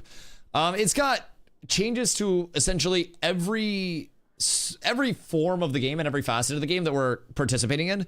And then on top of that, the namesake of the update is the Harbinger update. So after this like brawl ends, this is a VOD from a few days ago because PTR is visually NDA'd. The Harbingers are like these open world corrupted areas. So kind of like what New World wanted their corrupted portals and their invasion system to actually be. But basically with these Harbinger areas, it starts out as this big like comet meteor thing that has this small area of corruption around it that will spawn in an event. And if you can successfully complete that event, then you stop that corruption from spreading. Only thing is, it's a force flag lawless PvP zone. So you can have people playing on the corruption side or on the side of stopping the corruption.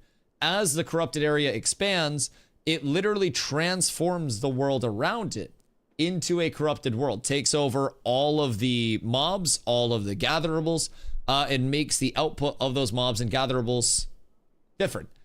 There are corrupted like refining recipes where you can take corrupted carcasses and then refine those into non-corrupted carcasses through something called the Chironic Purifier.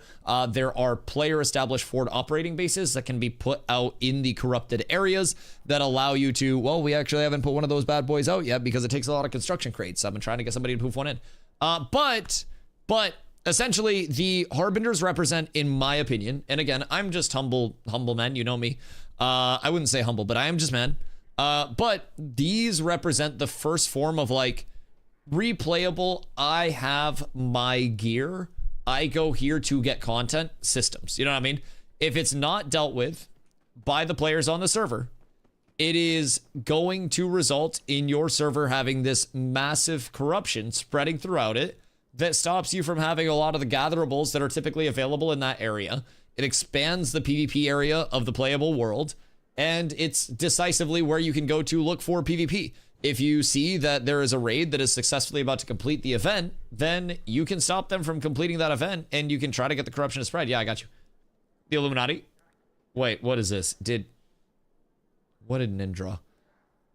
Constant push pull? Yes, exactly.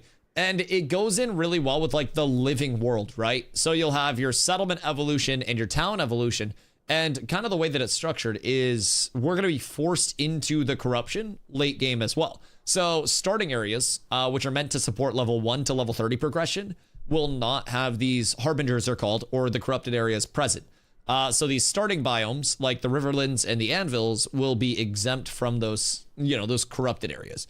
I can show you Mappington over here. So essentially, like, you have the Riverlands, you have the Anvils, and then you'll have 2 of these biomes over here where open to please on stream, bingo card, get it out. And then from there, you'll have 2 biomes over here that are also exempt from that corruption, right? Everywhere else, that corruption will be spreading. that will be your 31 to 50 prog. And right now we're level 25 cap. So it doesn't really make sense for people to incentivize going out here when this isn't really going to be a starting area that can support you 1 to 25. You'll start here, you'll finish here for the most part. Like the Riverlands is the capital of everything right now. The Anvils is getting a POI team assigned to it, also getting multiple passes that will, as a result, actually improve the Anvils, thankfully. They're also improving, you know, first-time user experience and everything there. So is level cap going up with the Steam release? Not yet. Level cap increase, I theorize. Level cap increase will be tied to secondary archetypes coming out. The first 2 secondary archetypes are going to be Tank and Cleric. And then from there, Steven, creative director of Intrepid, by the way, I'll be interviewing him first week of December, 07. That's going to be huge, by the way.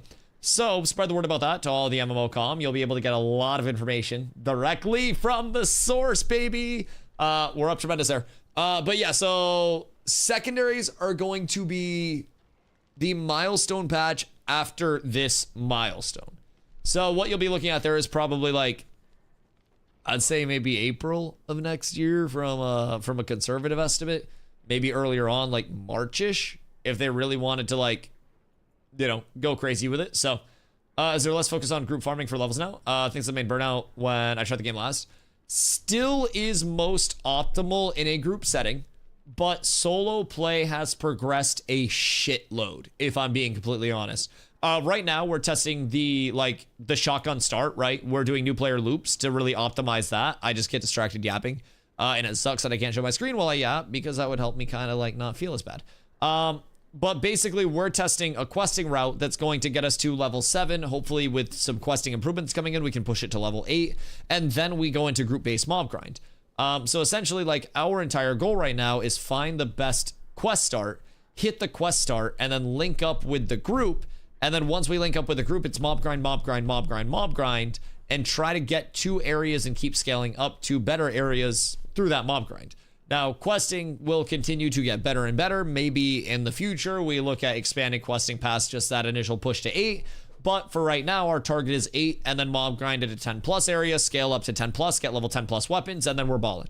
So in terms of solo improvements, a while back, they improved the amount of experience that you were gaining from gathering, refining, and crafting, player experience. So that was a large help to the, you know, to the solo experience. They have added in a destinies system, which is essentially these like objective driven goals that you can accomplish. So they have first steps, combat, crafting, gathering, processing, and adventuring tabs. Right now it's novice tabs and an adventuring tab for adventuring. An initiate tab for adventuring, which is a second tier, but presumably those would expand into the higher tiers as higher tiers continue to, you know, get ready to come out and come out. So basically, is there a way to see their milestones? I mean, they have older roadmaps out, but like they kind of communicate what's coming out on each milestone patch as we get a little closer to those dates. Usually in developer streams is the best time to figure out, you know, what's on the horizon. They typically do a dev stream towards the end of each month. So I don't know what their plans are for your gobble kills count for me. Yeah. If you group up, you just have to get 3 for everybody. But yeah, so in terms of the milestones, that's typically on like the dev stream end of the month type cadence, where we'll figure out like what is on the horizon. Right now, the focus is obviously on like deploying on the 11th, this 0.18 update from the Intrepid side and having that go smooth. So I don't think they're looking too far past that in the immediate side of things, especially with the Steam release coming in. That's going to be a big thing. Have they fixed the broken quests? I mean, they have fixed a lot of quests. Depending on like which quests you're saying were broken, like I have been questing a lot, and the worst experience that people have had with the new first time user experience in the Riverlands at this point in time is that one of the NPCs to turn in one of the parts of the quests has a predicate where they only come out at night. So a lot of the starters were broken on PTR. Oh, I mean, right now, a lot of the starters are working just fine for me. I have a full starting loop that goes up to... Actually, Defend a Caravan doesn't work right now, so that one's still borked. But in terms of, like... You guys auto-following me? Nice. But yeah, so in terms of, like, the early questing, we've been testing questing loops that are meant to take us to, like, level 7-ish is our goal, and then hopefully push it up to 8. So, a little concerned with the Steam release. I do think it's too early. I like the price change so much better. I don't think it's too early because it's not like Steam is bringing in accessibility that wasn't previously there. You know what I mean? You can legitimately just buy it on the Ashes store instead of buying it on Steam. And you've always been able to go that route with it. So I don't really worry. I think from a realistic standpoint of Ashes, you have this obvious mix already where everybody knows it's not a perfect, fully finished, fully polished game. Anybody on YouTube, Reddit, Discord, I mean, honestly, I'll tell you that, right? Some people will be a little more toxic in their thoughts, but where are you going? I'm starting the route. Yes, yes, yes. You talk to Jaren, and then you talk to the commission guy. Then you talk to Darlata, and then we go south. Picking up mom from the airport. Nid, I already picked up your mom months ago. You get that quest in Avon's? We don't go to Avon's. Yeah, no, we don't go to Avon's for anything. It's out of the way. We exit Lion hold south, and then we run completely around Avon's. It would be out of the way. Yeah. Is it a fresh wipe for Steam? It is, yes. My commission guy's bugged. Yeah, that one's borked right now. Grab commissions from the commission board anyways, so. Just get in the habit of running to it so you don't fuck up and forget it. So, not a fan of the Ashes launcher. Much prefer Steam. So I do see it as a good thing in the long run. Gotcha, bitch. Steam just brings you to the Ashes launcher. Yeah, you're fucked. You're not out of the woods yet, buddy. Yo, we still got you. We still got you. Yeah, as far as I know, it's just gonna link you through to the Ashes launcher and then launch through the Ashes launcher, and then they're working on entitlements from the Ashes side to the Steam side too. But Ashes launcher will get better. It'll get better. What don't you like about it? Is it the fact that the updates take long as dick? Because that's also a launcher setting. But yeah, so like my take on it, right? You know me, I'm realistic. It's New World, except it's the New World content cycle that all of us went through before the game launches. You went through it as a New World content creator. I went through New World as a content creator. We both know that when the game launched, the first time user experience sucked. Guess what? People come in and they go, oh, the first time user experience isn't good and I'm not even making it to the end game to try it. And then once I get to the end game, there's not much to do. Pre-Outpost Rush New World. Then you see the changes come online. Harbingers are going to be our Outpost Rush. We don't have anything going on. Let's get a group and go troll for PvP in the Harbingers and see what we can get. Outpost Rush. Endgame replayable PvP. Finally comes online. What are we looking at right now? First time user experience revamps. The discussion of these quests at the start of the game are not hitting for me and I have to mob grind too much. Oh, hey, look. Questing is getting better. Questing's getting more established. Dude, it's literally the New World content cycle, except before launch, and that's why I'm so encouraged about it. Because I have been through all of these points of community feedback before. I have heard all of this before. And guess what? New World ran out of time. Ashes has time on their side right now, albeit money is a very finite thing, and Intrepid is a very money-conscious developer because they are not Amazon. But at the end of the day, it's not like they're fighting a, this is our fully launched product. They're fighting an early access tag, which, that's a thing. Only thing I'm curious about is how they plan to market it. Agreed. I think the level of communication and expectation setting is very important to nail down, because if people come in expecting it to be, you know, that fully put together experience, then that's going to be rough. That's going to get some people off to a bad start. Now, I will say, if you have played many MMOs before, you could come into this first time user experience, and I'm saying this as somebody that has now run probably 20 characters through this first time user experience loop, this first like 20-minute loop. You could come in, and if you're a brand new player that doesn't have the full, like, you know, I want to get to 25 as fast as possible, I want to learn the game. The first time user experience is actually really solid right now, dude. It gives you a questing loop where it kind of like holds your hand through the initial part of the world. It brings you through to a secondary questing hub with Second Sword Outpost. It brings you through quests there that bring you through higher level areas so you can understand if I aggro mobs, I will die. It introduces you to Ember Springs, which are the respawns throughout the world along the way. It gives you a big chunk of XP. It incorporates a few gear drops through the Destiny system. like, and through increased drop rates, it's in a decent spot right now. Honestly. Does it take you there currently? You only know to go there? Does it not take you to second sword for anything? Oh no, I guess it takes you to Avon's with sweat. Yeah, no, they do need to bridge that. No, that's true. Ember Springs are the friends we make along the way. We get Ember Springs. You just got to be careful. No, that's true. Yeah, they do need a bridge, don't they? Because it would take you to Avon's, and then Avon's you just keep running through, but now Avon's isn't something that's necessary because we cut out sweat. So they need something to bridge between ruins of between Lionhold. When are they currently planning to hit beta? Never. No, basically it's still a track for next year. No, God no. Beta is meant to be a feature complete state of the game, or like near feature complete, where it's just bug fixes in Final Coat of Paint and Polish instead of like new implementative content. So in terms of beta, I wouldn't expect to see beta until like, I'm gonna be real, at least 2 years down the road from now, if they are staying true to that, like we want to get to a feature complete state. If they go to betas earlier than that, we could always see that change. But if they are attempting to stay in alpha until it's near feature complete, then I think it's probably going to be like early 2028, mid 2028, somewhere in there. Then betas come in, 2 shorter closed betas, bug fixes move along quite quickly, maybe month and some change for each beta. 3 months for the betas would be my guess, but that's also just a guess. And then mid to late 2028 launch if things go well. But it's still going to be some time, man. Now, again, that's also why where'd you go? I got distracted on yaps.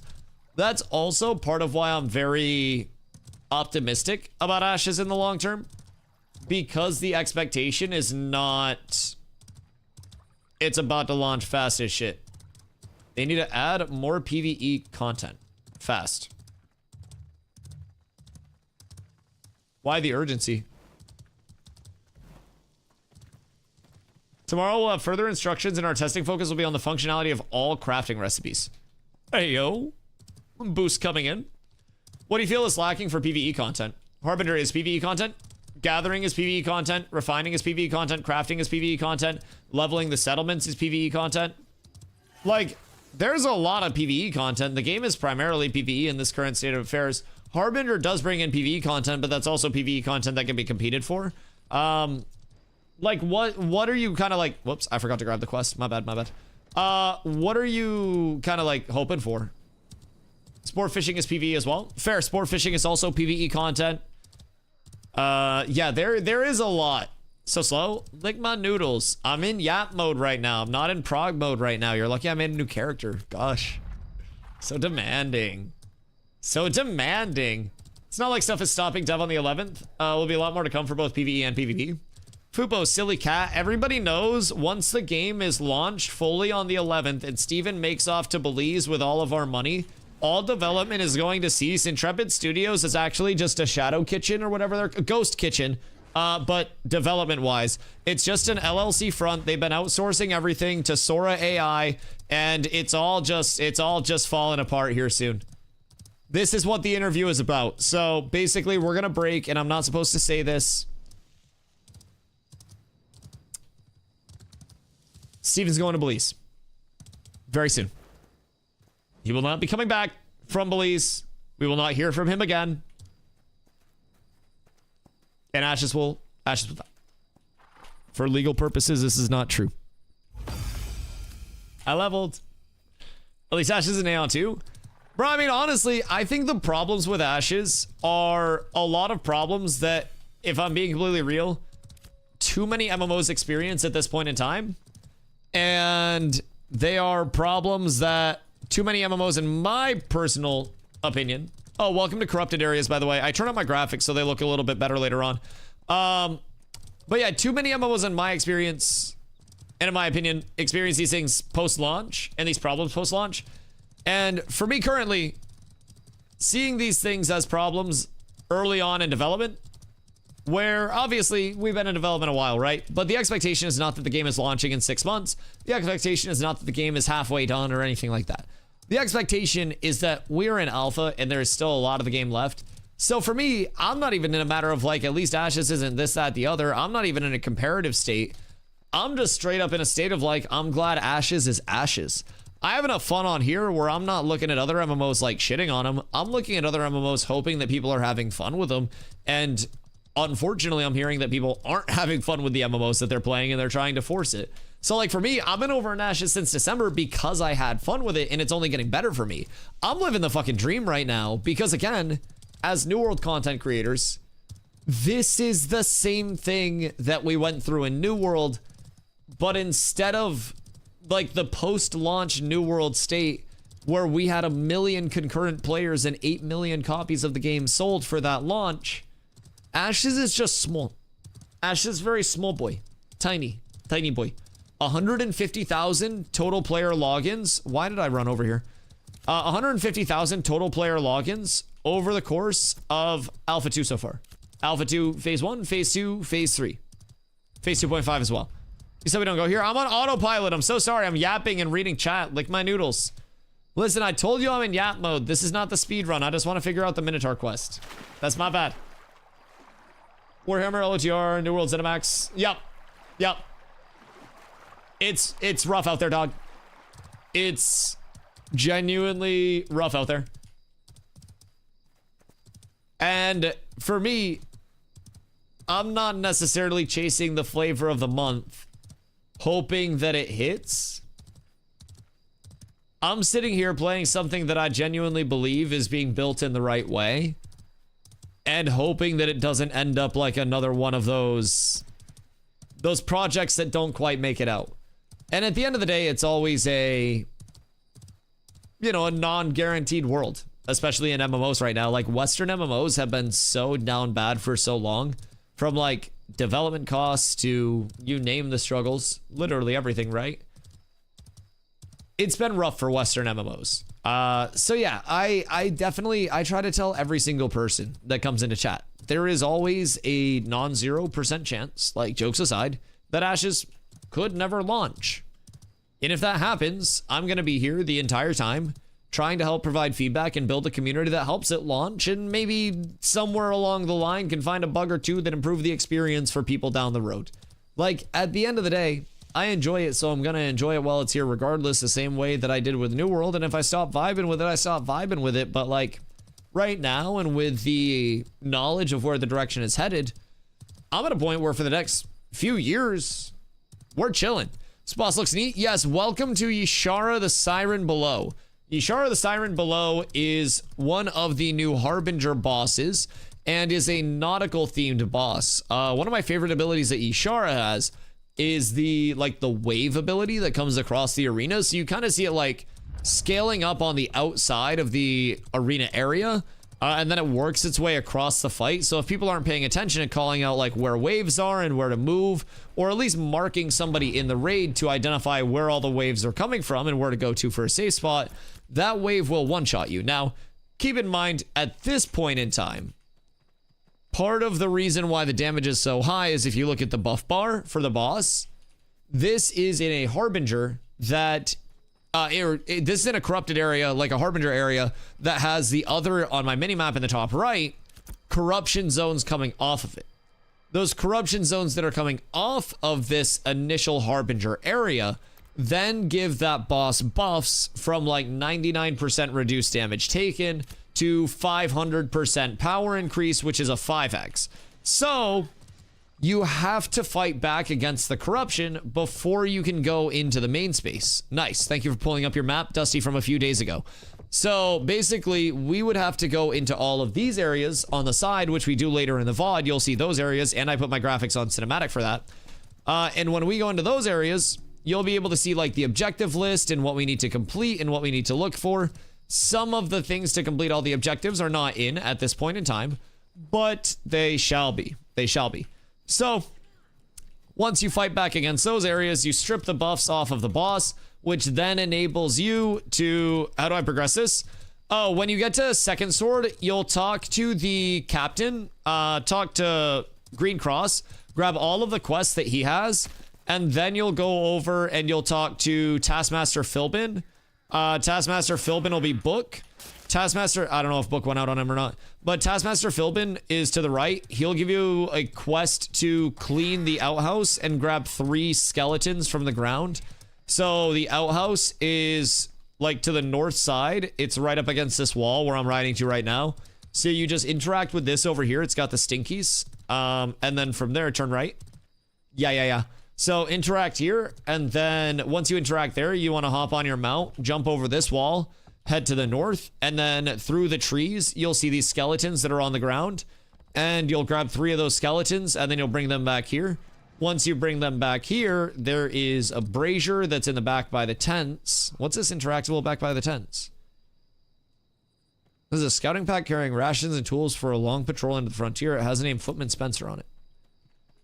Weird. Maybe side quest? Question mark? That's an interactable that I haven't paid attention to.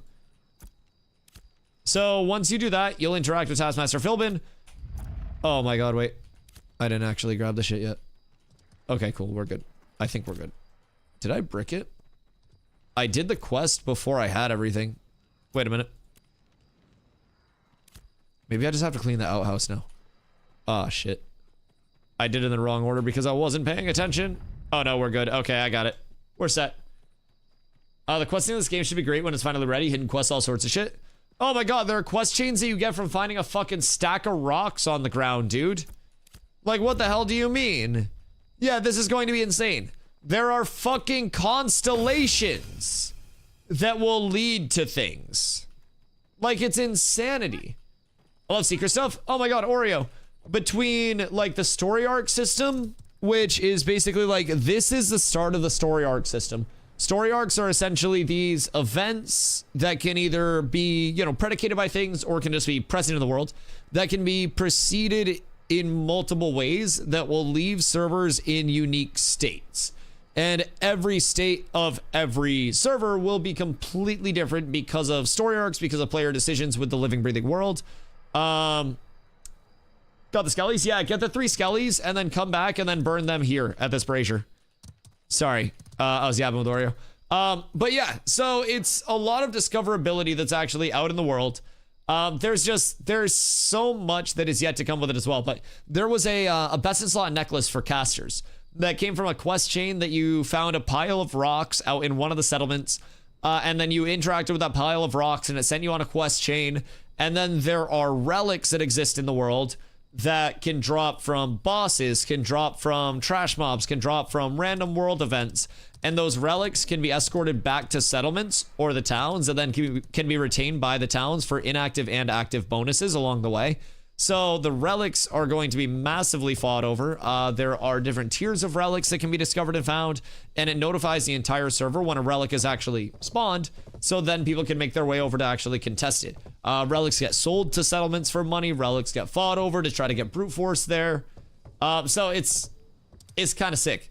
And like there are world events that will lead to other things as well. So in the desert, there's a world event called Eterna's Climb, where Eterna is a big ass statue that's out in the middle of the desert that looks at Carfin. Carfin is this like big grand dungeon area that also has this huge lore behind it where like it was a university where the humans learned magic from the elves, but during the big ass war that happened, there was a teleportation spell that had to be cast. It was cast using like blood magic, got fucked up, corruption runs rampant through there now, blah, blah, blah, blah, blah. Super tragic. Bunch of people died. So what? Anyways, as a result, there's now this statue of Eterna. Oh my fucking god, wait. Did I not grab Road to Jova? Am I stupid? I'm so cooked. I didn't grab Road to Jova. God fucking damn it. Hold on. I'm so bad at this game. Yapper. Bro, I swear to God. That's my bad. I was showing Miscreant the route as well. I fucked myself. That's my bad. These PvE players just want quests. I mean, quests are gonna come. I'm gonna be completely honest. Like, for anybody that does want more quests are gonna come. I like questing being a valid option. I think that's great. But it's not necessarily my preferred. Did your guys' screens just go dark by chance? It's not necessarily like my preferred form of progression. I like to quest when it's super efficient, but I also very much prefer mob grinding along the way. It's just, I don't know, it's kind of therapeutic to just sit there and smack shit for extended periods of time, you know? It's not gonna be for everybody, but I do happen to like it. So quests are fine as long as they're engaging and rewarding. Yeah, absolutely. And I think having different paths for progression is also quite nice for Ashes, where they do offer the ability to level your character 1 to 25 just off of gathering. You can literally hit trees, hit rocks, pick flowers, 25. Now, that's going to be a whole hell of a lot slower than an optimal questing start into a mob grind route with an 8-person group, but you bet your sweet bippy you can actually do it. And you can level solely through mob grinding. You cannot, at this point, level 1 to 25 through questing because not that many quests exist. But you could technically do commissions in the settlements, which are still quests. And you could complete a shitload of commissions for experience over and over and over again, which would also help the settlements progress and keep buffs up. So those are actually worth doing. It's like town boarding in New World. And then you have your buy orders that you can also contribute to from the requisition agent. That's gathering materials to help the town build stuff. So, like, you can technically also quest your way up. It's just there aren't, like, you know, story quests and shit like that to actually base off of on the way up to 25. Right now, it kind of teeters off. Now, that will, again, continue to get better. I look forward to that. And I'm not even a quester. But we're looking at questing right now as, like, this is a good way to have uncontestable XP at this point in time. Which, by uncontestable XP, I essentially mean I can accomplish the completion of these quests with very little to no mob grinding whatsoever. I just run around, I talk to people, I interact with people, and I avoid pretty much everything whatsoever in a very efficient way. 20 years of theme park questing, I'd be happy if I never had to do another shit fetch MMO quest. Yeah, no, I feel that, dude. I was a wee lad when I started playing WoW, and I fell in love with pally tanking. As soon as TBC hit and pally tanking was actually valid, I made the switch over from a hunter and fell in love. And, like, for me, man, I love dungeoning to level. Like, I would tank dungeons all day to level. I had no complaints about that ever in my life. So now I'm like, I can sit here and mob grind like crazy and never lose interest in it. As long as my XP bar is ticking and I got the chance of getting drops, my brother in Christ, I will pump forever. I will sit there forever. So, Fubo, just because you want to play fetch does not mean there needs to be more fetch quests. What if there were quests that were like super high reward quests that paid out, I don't know, maybe like 100 gold and maybe like 5 million experience for people who killed 1,000 mobs of one type? Fubo, where's the love for me? Where's the love for us? Speaking of shit, did you guys see any of my unadapted South Africa last night? 3 feet from a male lion, and they got adapt to put shit in his mouth and see how far he could spit it out. Wait, like put poop in his mouth?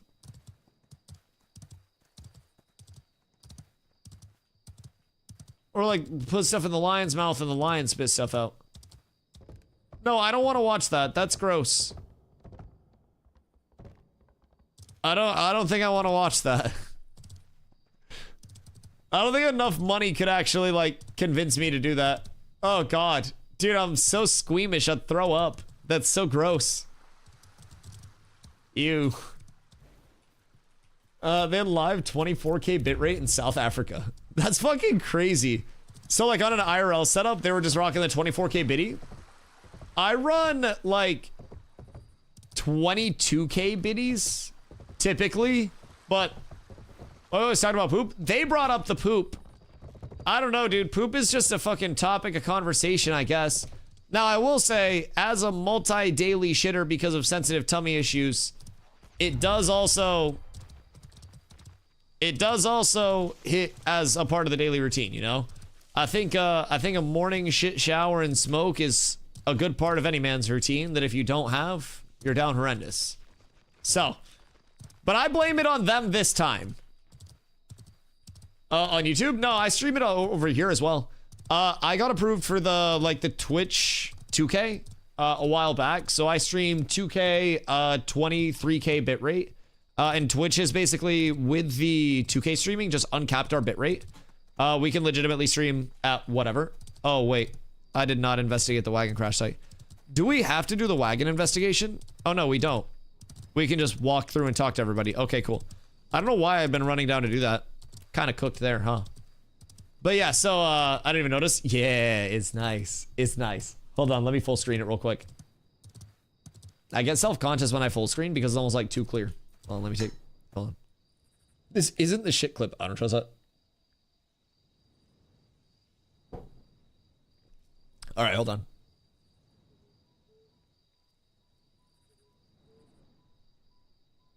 It's like too clear, dude. It's actually kind of fucking insane, isn't it? You can see my individual hair strands on live. It's fucked. So obviously this is not like the IRL setup. I can't believe this is Twitch. Dude, it's like lifelike. Yes. It's actually insane. YouTube is the exact same quality. 2K, 20, I'm sitting 21K bitrate right now. So I'm sure I could push it higher on the bitrate if I want to, but like, it's real life. Yeah, it's, I also have a cheat code of a camera. I have a Sony A7. So it's a Sony A7 with a 50mm lens. So it's kind of, cheat code for shit. Set the clip and see the bitrate they had with it? Okay, hold on. Lay peep.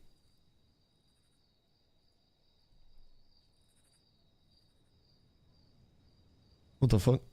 Wait.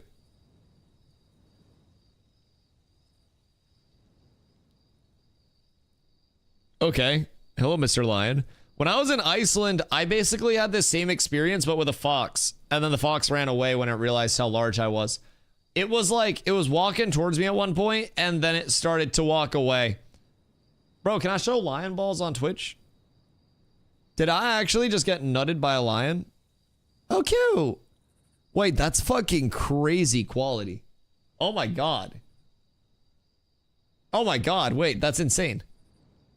You were filming that? This? No, this isn't me. No, that's not me. I did Iceland, though. It is in one of my Iceland VODs if they're still up. I don't know if they're still up or not, or if anybody clipped it. But no, this was from Maya and Adapt. So they're rich people. They have rich people setups.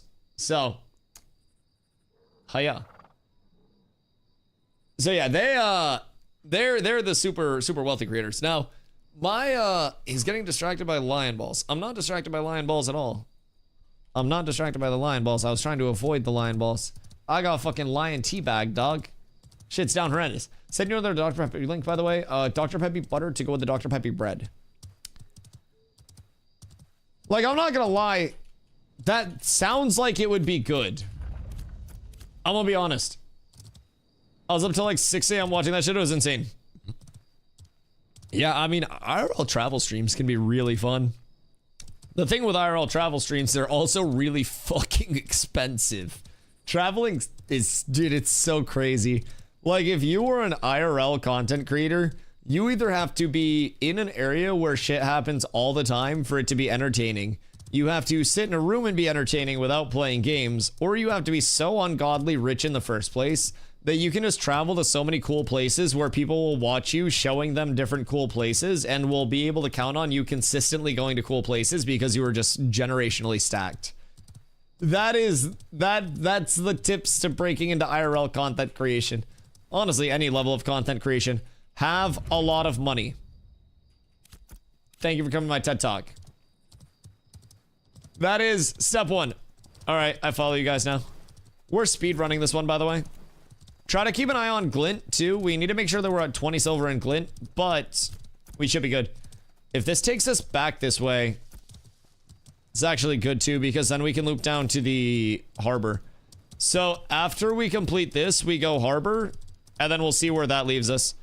Because I am like a peen length away from 5 right now. I actually don't know how I'm not 5. It's like I got, I don't know, my XP nerfed or something. Come pay me to get that close to the line without a cage in between me and them. Just don't be food. Just pet it. If you literally just pet the lion and be nice to the lion, then the lion won't eat you. I don't know why everybody's so scared of lions, just chin scritches. My fucking mount just died. And Miscreant just died. We got a wolf problem on our hands, boys. We got one very angry level 15 wolf that is about to cook the entire group. All right, blue bunny's down. All right, so this is a generational loss for our group at this current point in time. We just aggroed a wolf and it killed 3 out of the 4 people in the group. I am the lone survivor and my mount was killed. That is a good way to not have enough glint to complete the harbor questing. We're down horrendous. My experience with small cats says that's a lie. Have you considered us not being hateable? Like, why do cats hate you, bro? I feel like most animals are very chill. I had a wild pigeon eating out of my hand like 2 days ago. Like, animals are very chill. More chill than most humans. I feel like people have more of a chance of being mean than a goddamn animal, dog. I swear. I swear. It's fucked up. Alright, so...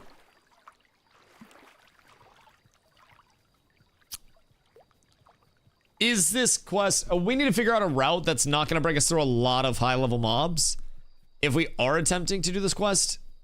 Because if we get debated into a bunch of high-level mobs and then just get our shit nuked, that's going to hamper progression a good amount, boys. That's going to be kind of rough. It's a sanctuary that was brought back over the last 30 years. Wait. Was this at Maya's sanctuary? Or were they, like, out and about somewhere else? Is this just like, was that Alveus or whatever it is? I don't stay too up to date on other content creators, I'm not gonna lie. I'm like the worst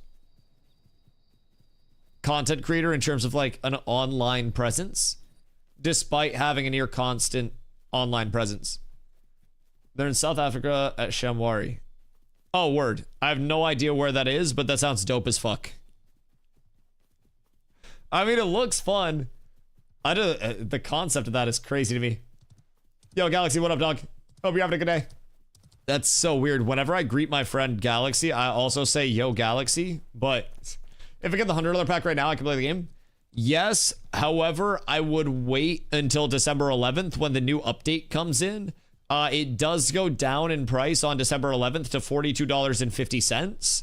So at that point in time, you're saving over half price for waiting like 18 days. Right now, the primary focus is on the private test realm as well. So it's not like the, the progression servers where it's the live servers. You're going to be looking at playing over on the private test realm and testing the new changes before they do come in on the 11th. So like my recommendation, if you don't have your pack already, would just be to wait the 18 days. Don't even get the benefit of the old refund policy if you buy it 100 right now. Yeah, nah. It's all Steam standard at this point, which is kind of unfortunate. So, personally, I would just save the money. Yeah. One with the yo for the same reason. That's fucking massive. Yeah. So yeah, in terms of the 11th, you're coming into brand new servers. They're wiping everything prior to that, so you're actually, honestly, like saving yourself time, so to say, by not playing on the 11th. You can't get the cape and titles either if you buy right now. There's a time or something you need. You log in before the launch of early access. So like if you had your pack and you logged in for the 26th to the 1st, then you would get the cape and the title. So if you do have the $50 laying around, I'm pulling up the article real quick where it breaks it down because that'll also help articulate it a little bit more. Let us see. I have pulled up here. Okay. But so what other rewards should I be aware of? All current Alpha 2 testers. Also, my screen is completely black right now. Like, my screen is completely black still. I'm cooked. I don't know what's hitting me with the lighting bug, but we're down horrendous. But yeah, so all current Alpha 2 testers will automatically receive the early access cloak. That is relog as known bug at the moment. Okay, word. I kind of like playing through it though. You gotta like figure out how to progress through the pain. It's like those, ooh, I see a safe fast sure crate. +1 safe fast sure interaction for me. We're up tremendous. But yeah, so if you're just a playtester over the course of early access, you're up tremendous. Then from there, if users play from December 11th to the end of early access, which is the launch of the game, and achieve level 25, they will get a mount cosmetic. For any tester who played prior to December 11th, you'll receive the following titles: Cultist of the Eternal Flame and Knight of the... Cultist of the Eternal Fire and Knight of the White Flame. So you can either be a White Knight or a Cultist, and that'll override your cloak die appearance depending on which one is equipped. So a couple of different options there, and that is what you get for currently having your pack. So you'll have that early access cloak. And then you'll also get your title. The title will have transmog benefit to it. So if you got the 50 laying around, then you do get those. You can also play on the private test realm before the patch goes live. So you have a little bit better of an understanding of like what to expect for the patch. So say you want to come in and like know what class you want to play and have an understanding of like how the classes are shaping up, how the progression is, where to go for questing. That's going to be, you know, kind of limited to right now before the December 11th launch actually kicks up. So if you're trying to come in and have, you know, that first time user experience, it's more a bunch of MMO players frolicking through the fields together, then that'll be on the 11th. But right now, I can't show my screen because I'm playing on the private test realm, which is visually NDA'd, and we're doing questing loops over and over and over again to try to figure out the fastest, most efficient questing progression for the start of the game. I'm going to relog real quick. And your screen's black. Yeah, so I mean, technically I could probably show my screen. Fupo, question. If my entire screen on the PTR is black and I'm willing to play like that, can I show my screen? Because technically I wouldn't be leaking anything.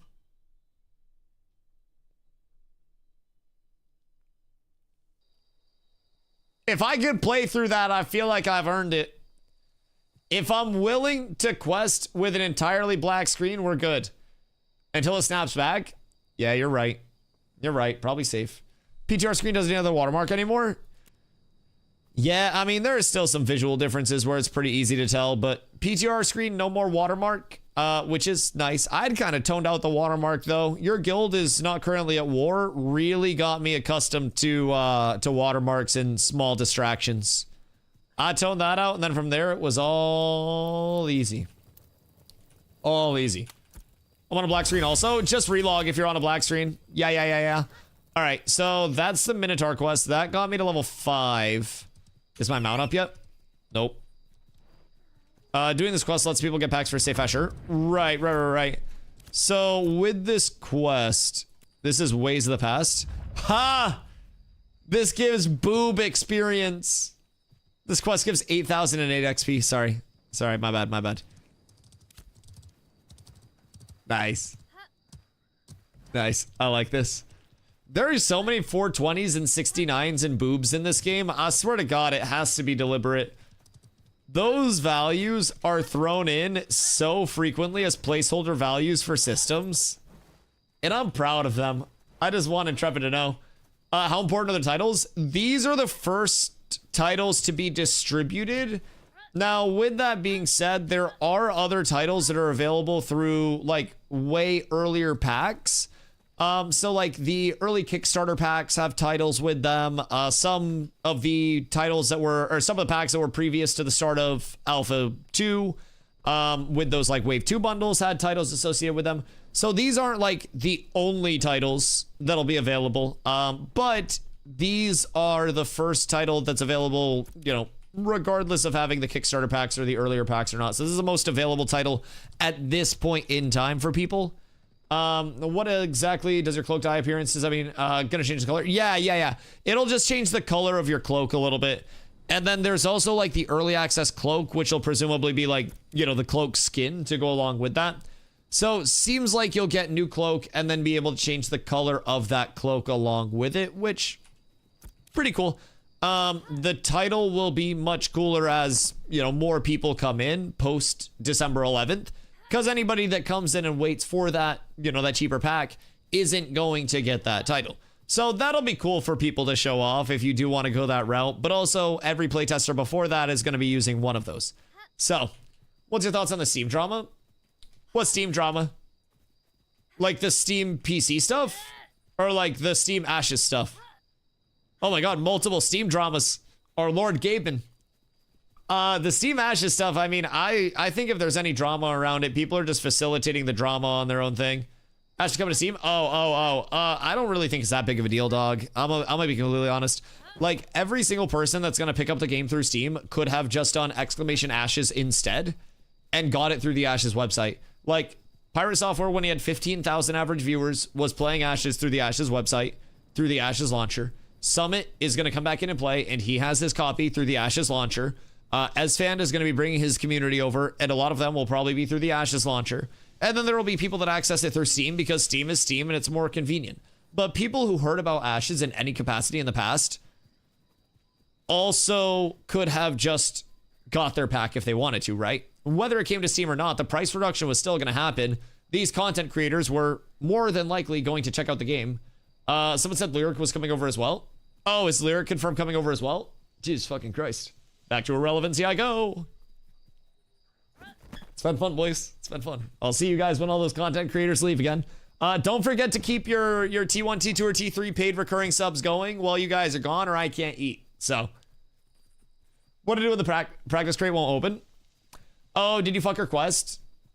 Because there's a little bit of a rough point. It's more so the branded Steam users that are going to take the reviews because they can read and don't understand the current state of the game. They're going to assume it's further in development and then go rant about it. Hayes, my counter to that, brother, is like, look around. Look at YouTube. Look at Discord. Look at Reddit. That's the sentiment about Ashes. It's not the brain dead Steam users, it's the brain dead MMO community. I hate to say it, but we're shooting ourselves in the foot as playtesters and then being like, man, why's my foot hurt? So many people just hop in expecting it to be fully developed, fully finished, fully polished, despite Intrepid saying time and time and time again, despite me saying time and time and time again, shit's janky, shit's wacky. Talk to Herb Vendor, Loric the 7, and Ag Supplier, now back north. Oh, wait, okay. My bad. Herb Vendor, Loric. Okay, we're up. And then Ag Supplier. Okay, cool. I want to try it for a while, but the $100 too much. I'm happy to try it out. Yeah, I think the price reduction is actually quite nice. I think that's going to allow a lot more people to get into it. Now, keep in mind, as I said, there are a lot of people that already exist in the community that have way out of touch expectations for what Ashes is actually going to be. I mean, for example, look at my fucking screen right now. Now, this has been fixed since this was like, you know, the actual build, but we had to jump off of this, and then there was water underneath the layer of the world, so we were able to land in water and then swim over to the mountain. We're about to do it here in a little bit. But, like, it's janky, dude. It's gonna be janky. It's in development. It's gonna be in development. It's gonna remain in development, and it's gonna be in development for a while. But, how far north are we going, by the way? Because I feel like it might be worth it for us to go down to the harbor after that point of turn-in. Because we're getting really far away from the harbor at this point. Like, this is adding in a lot of running. Even if we hit this efficient, this is going to add in a lot of running. And this is all for 8,000 XP.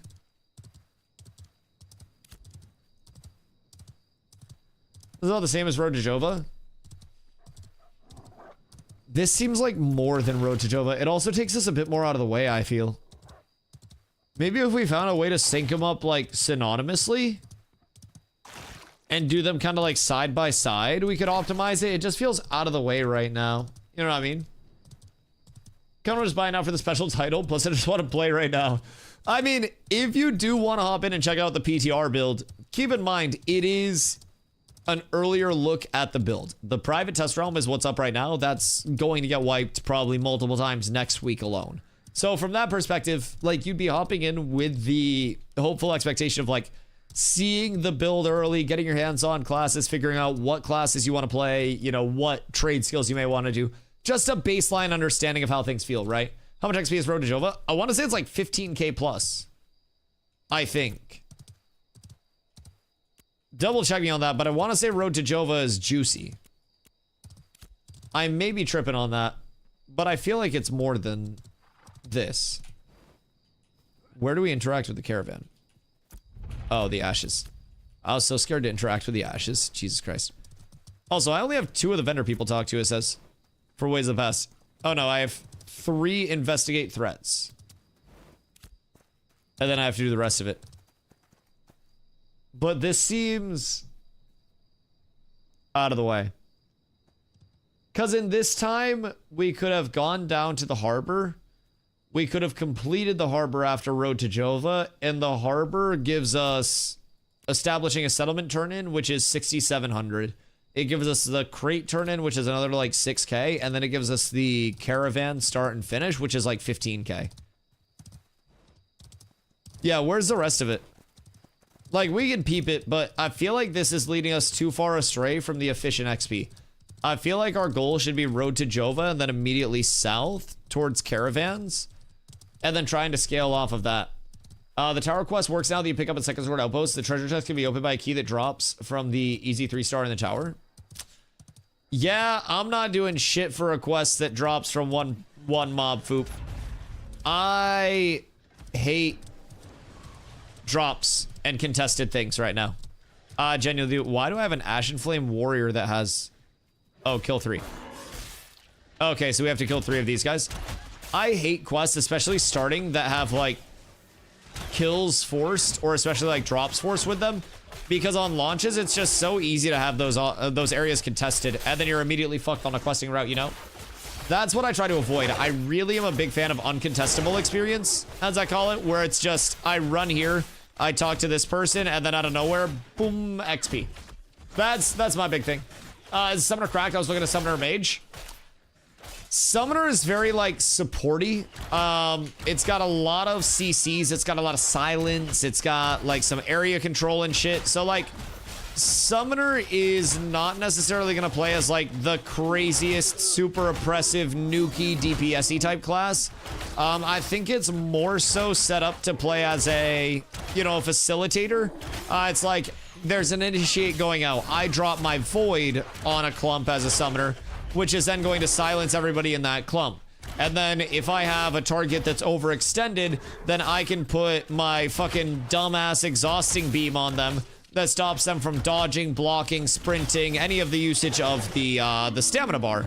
So there's a lot of this like disable-y aspect of it. You have multiple different summons that you can kind of like choose from. You've got your tank DPS and your supporty type summon. So Mage is more of like a pure DPS class.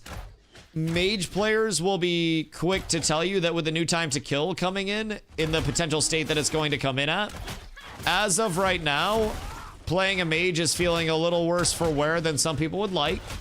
You can't really burst people 100 to 0, and that's, I think, a good thing. You also can't really burst people at all right now. That's the bad thing. There is no damage that's actually happening at this point in time. So they will absolutely fix that aspect of it. The time to kill will receive many more implementations over the course of development, but I'm missing one more threat investigation. And I don't have a clue from the Ashen Flame Raiders. I don't have that yet. Can I be a Jedi? Shit, if you put your mind to it, you can be anything, dog. I believe in you. I believe in you very much. Yo, Galaxy, thank you for the follow, dude. Much love. Love your honesty. Yeah, I mean, I came over from New World, man. I've had it worse. I'm gonna be honest. Like, the thing that I always say to people is I had the same problems that this community is going through right now, except with New World, it was post-launch, and 8 million copies of the game have sold at that point, and everybody immediately just lost faith and shit, you know? I miss New World. I want to cry again. So that's the thing, man. I went full-time on stream in New World. I got partnered on Twitch in New World. I was able to build my community because of New World, and I put over 7,000 hours in 3 years into New World, right? I left New World back in December because, unfortunately, the CEO was very communicative that the direction that they're going is the direction that they wanted to go. And, like, New World, for all of its, you know, all of its goods, bads, and differences along the way, was really fucking good in some regards. But it just needed more time to correct because it shifted its vision so late in development. It was supposed to be an open world survival. It was supposed to then be an MMO that was entirely socially driven, except all of these massive socially driven systems were on incredibly small player-based servers in MMO regards. So it didn't have the player base and the sustainability on those small servers to ebb and flow with the natural attrition of player bases after launch. And then you had server merges, you had fresh starts that opened up anytime the player base actually gained any momentum. And it was rough. If New World had set out in its original goal, in my opinion, with the intent when development first started to be a socially driven MMO, it would have been fine. Unfortunately, that decision was made too late in its development, and that's part of what encourages me about Ashes. Ashes is very clear in what it wants its vision to be, and it's very clear in retaining that integrity around the vision, right? Ashes is, it could happen, but it is not very likely to have the late development shifts that New World had. There's another chain quest, or we can go to Harbor. I think we go to Harbor. I mean, must travel to the location and then assist Wyakoni at the moot. I don't know where the moot is, but I feel like Harbor is just juiced XP. Like, Harbor is such a good stop. I feel like Harbor before coming north would be the play. Like, maybe Road to Jova to get our 20 silver worth of glint, and then Harbor, and then north.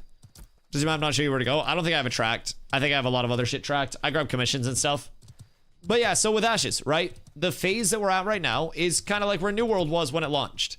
People are coming in with these grandiose expectations of like what the game could be, and not everybody is entirely informed of like what the game is in its current state. So people come in and they're like, oh, player retention's awful. Oh, like the new player experience sucks. Well, it's going to get better, and the new player experience is a huge emphasis of what the current update cadence is focused around, in addition to replayable late game, you know, forms of gameplay. So the Harbinger system helps with late game. The new player experience with the Destiny system, with the new quests coming in for the first time user experiences, with the revamps to the Anvils, which is our second starting area.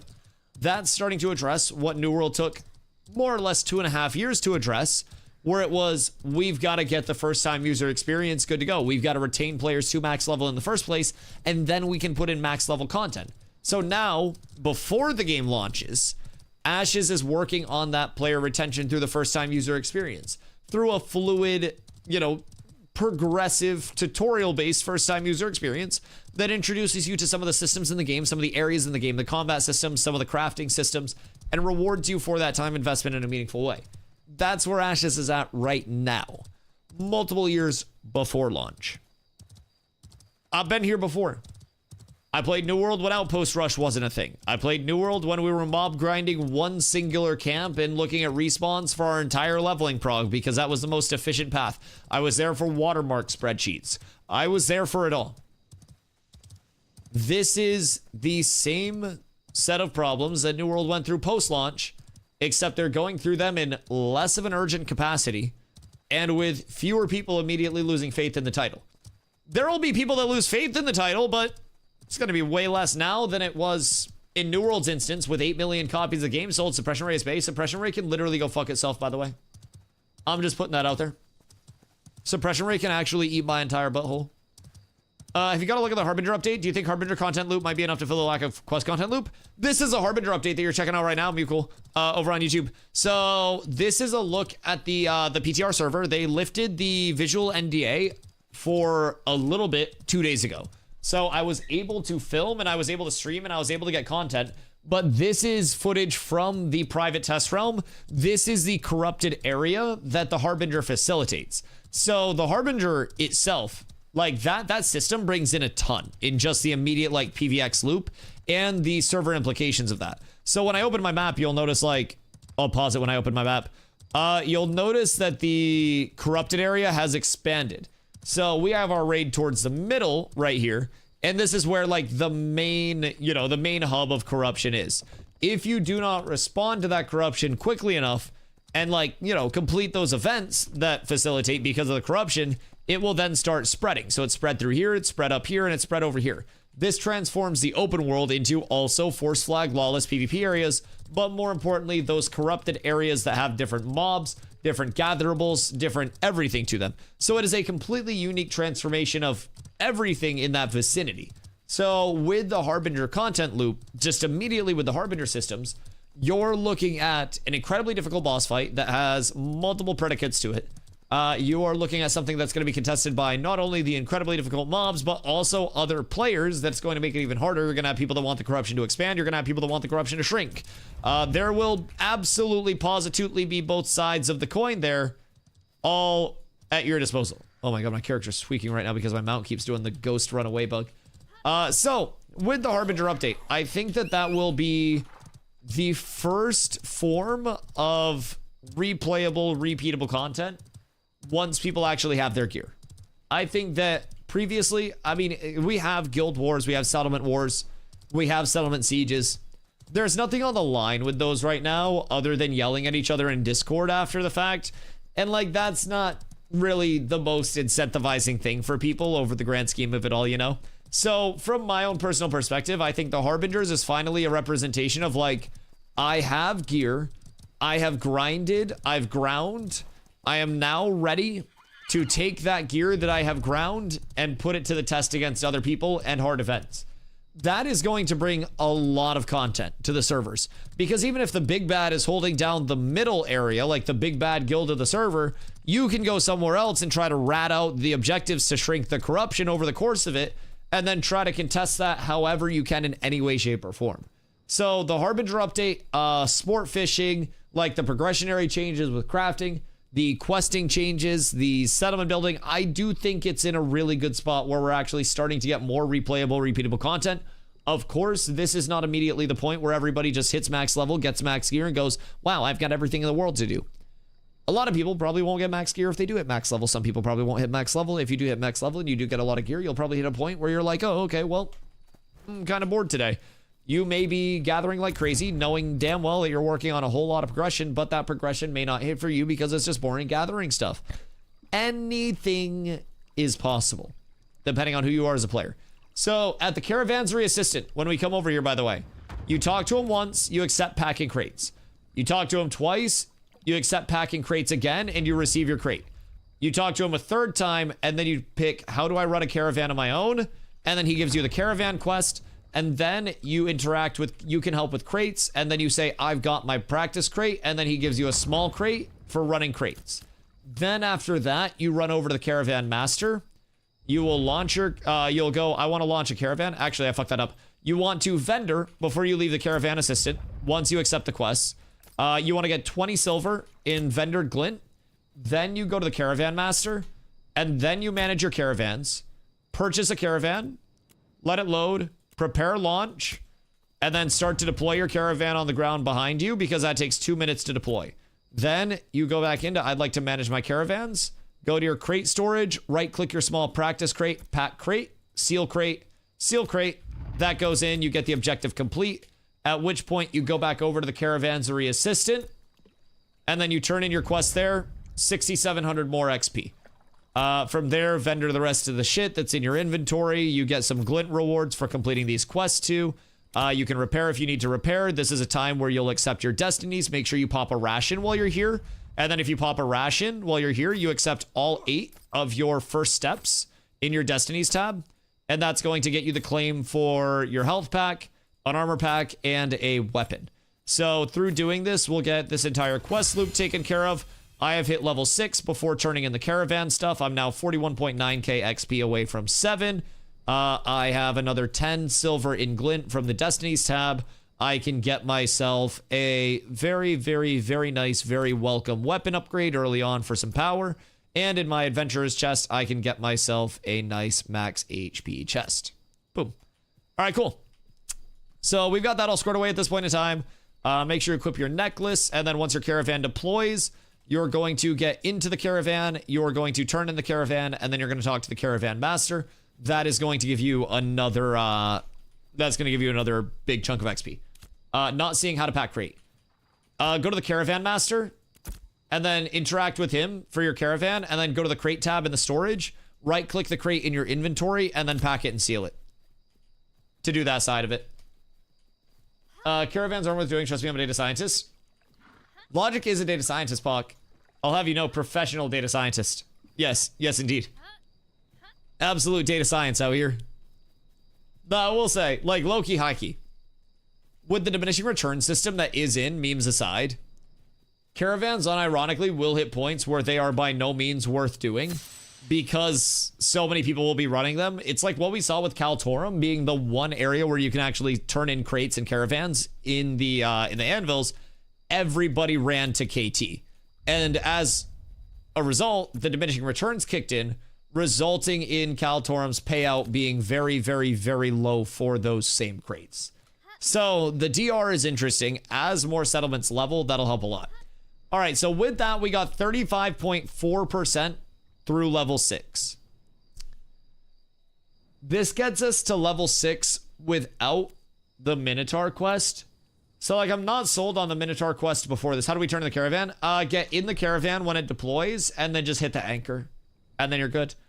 There's 5k XP on the board from Safe Fast Sure turn in. That gets us up to about 20k. So that's about 50% through level 6 if Safe Fast Sure is done. Then we have some commissions. The last moot, I can track that and see where it brings us. Where the fuck is that? I must travel to the location of the moot. Okay, so we have to go up to the north after that? Yeah, so if that's bringing us further to the north, can't do Safe Fast Sure without the minnows. Right, so what I'm thinking is, since that brings us to the north, we do Road to Jova, loop back to the harbor because we have to have 20 silver. We have to have 20 silver for the harbor. Just straightforward. If we don't, then we can't do the caravan quest. You do the first minnow quest, the Road to Jova. Do first minnow quest with the Road to Jova, and then go harbor after Road to Jova, and then sweep back up for the rest of the minnow quests.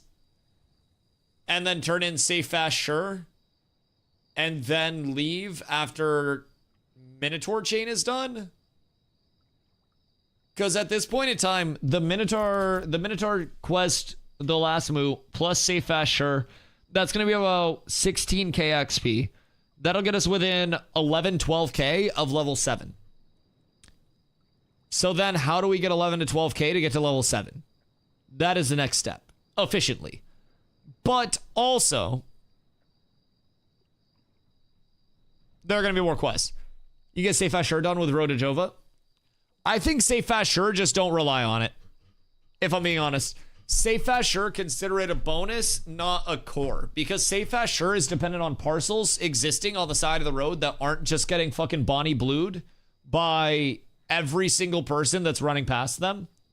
So, like, even with the accommodations with respawn rates increasing and shit like that, might be rough. How do I get the Defending a Caravan quest done? You don't, because it's bugged. Yep. So that's another thing about the harbor loop.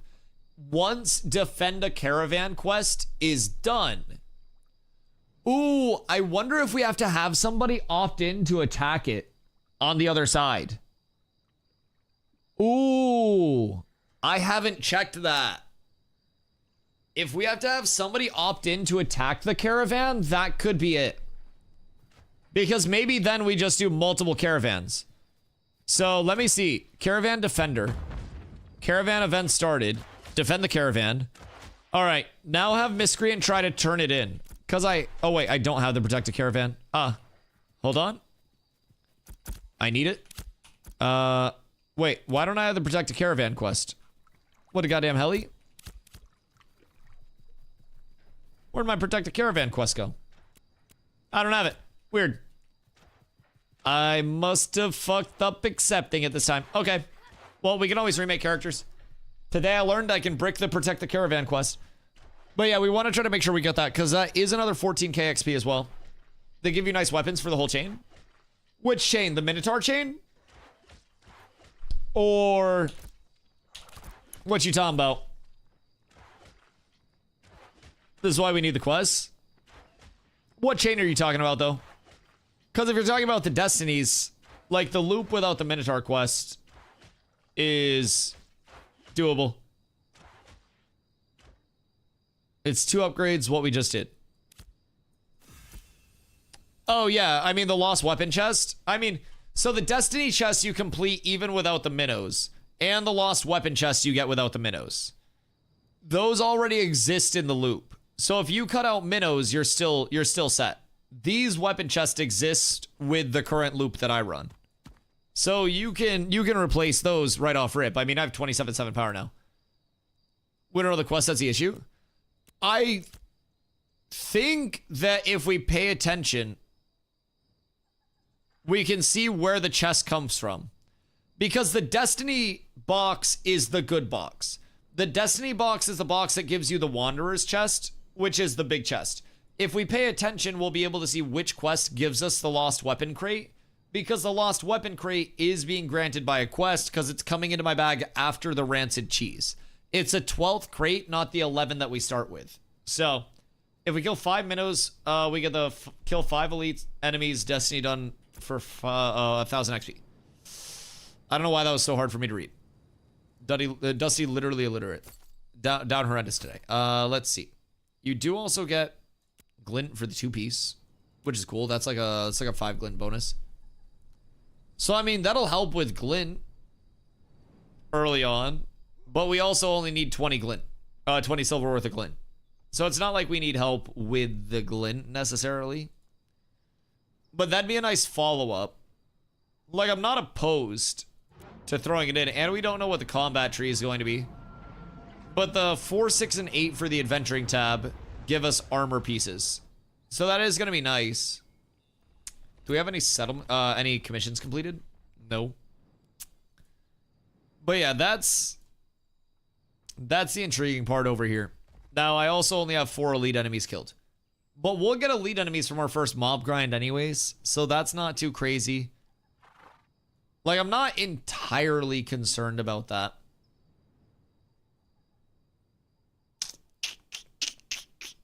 Yeah, we'll have to feel it out. I just feel like we're being... What the fuck? My light's haunted. The hell? Aliens? Bro, my light just like turned the fuck up on me. Jesus Christ. That was something. That scared the shit out of me. Oh my god, I was just sitting here minding my own fucking business. And then like my light just got lit, I guess. What was Hodge level? I think it's like 10 pluses. If I remember correctly. Can you attack the caravan that's being summoned? No. Nope, you can't attack it until it's actually out.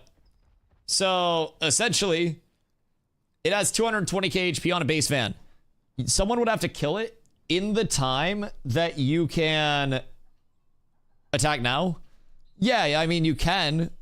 But basically, you would have to get somebody attacked, kill them, and then nuke their caravan in the time that they were there. I have no idea what that means, my boys. No habla.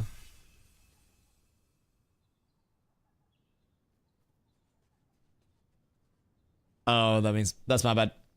That's my bad. Chat, I need a translator ASAP. I very much need a translator. No information. Listen. I don't know that I can provide any information at this point in time.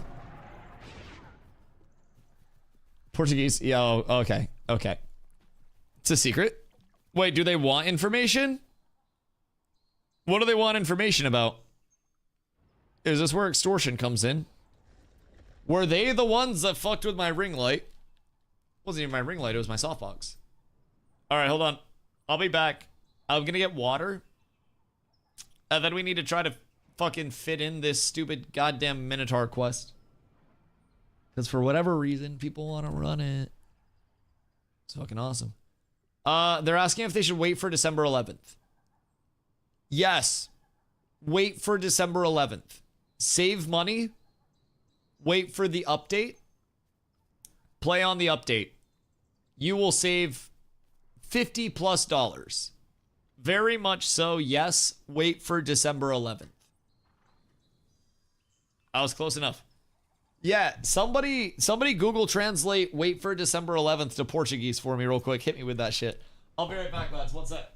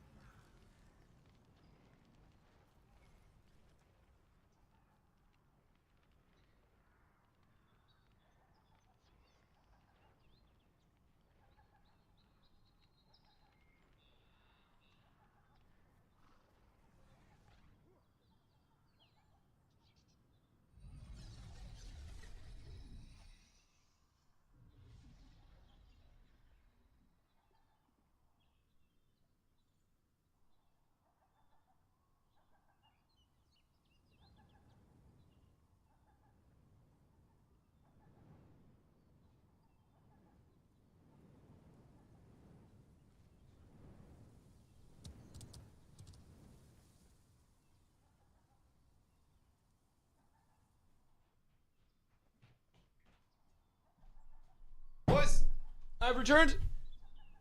Set up my balls. Everything's fine. Everything is beautiful. We're truly up tremendous. Seeing for people was the most fun in Arcade. Wait, Logic, you were an Arcade player? Like, you enjoyed Arcade? Interesting. You learn things about people every day. Where the F are the archetype changes? She lied. It's been a week now. Who, Maggie? You know what? Not only did Maggie say in the dev stream that we'd see archetype changes, Maggie also lost me the duel tournament. I'm just saying, if somebody's on my shit list right now, if it's gonna be anybody, I'm choosing her. Bill Trost is off the hook. What Bill do? I don't know. Bill's got more swag than me, so he's kind of like, he's the alpha in this scenario, and I have a problem with that. So I have a hard time admitting when people are cooler. Bill's dope as fuck. So, I mean, I'm just saying, I try to not hold grudges, but listen here. I'ma either need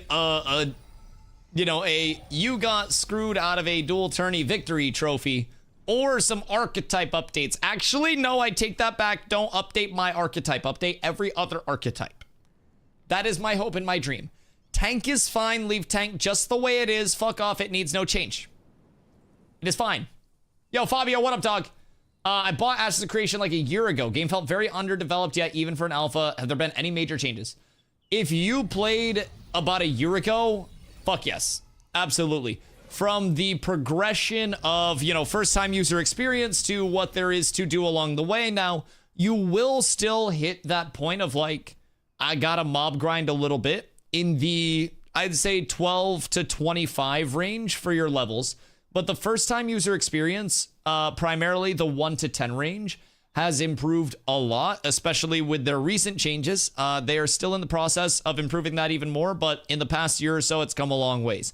We are currently testing questing routes, which obviously on the screen you're seeing not a questing route. You're looking at the new corrupted area. But this is a look at the new Harbinger system. We're on the private test realm, which I can't show you, testing the new questing routes for the first time user experience, which again, saying questing to somebody who checked it out a year ago is like, oh my fucking God, that's crazy. So questing's come a long way. You can now progress your character through gathering, refining, crafting. You can mob grind your way up. They have done a plethora of changeovers to how the pacing and progression of mob grinding is, how the level distribution of mobs are. So a lot has changed, but a lot is still the same core Ashes, if that makes sense. Like, if you played a year ago and you familiarized yourself with a lot of, like, what Ashes is supposed to be, then you'll still log into the same world of Vera. It'll feel better, hopefully, if they get the stuttering fixed. It'll look much better, it'll play better, and you'll have a bit more to do with more players. Endgame is where the Harbinger system really starts to shine. Oh, also, you have Summoner and Rogue now, too, if you're excited for either of those. And then also the Nakua and the Renkai will be in for the 11th, and Sport Fishing, and all of those other things. So, yo, Parch, thanks for the follow, dude. Much love. I appreciate you. So, yeah, like, new classes. Yes, Rogue and Summoner are in. So, all of the primaries are in right now. Well, will be on the 11th. So, the little, like, Essence-y dudes that you're seeing floating around, those are the baseline summons. New boats? Oh, yeah, we got fucking boats up in this bitch now. So yeah, Fish most important. So we have a Caravel. We have a... What's the other one? What's the smaller one?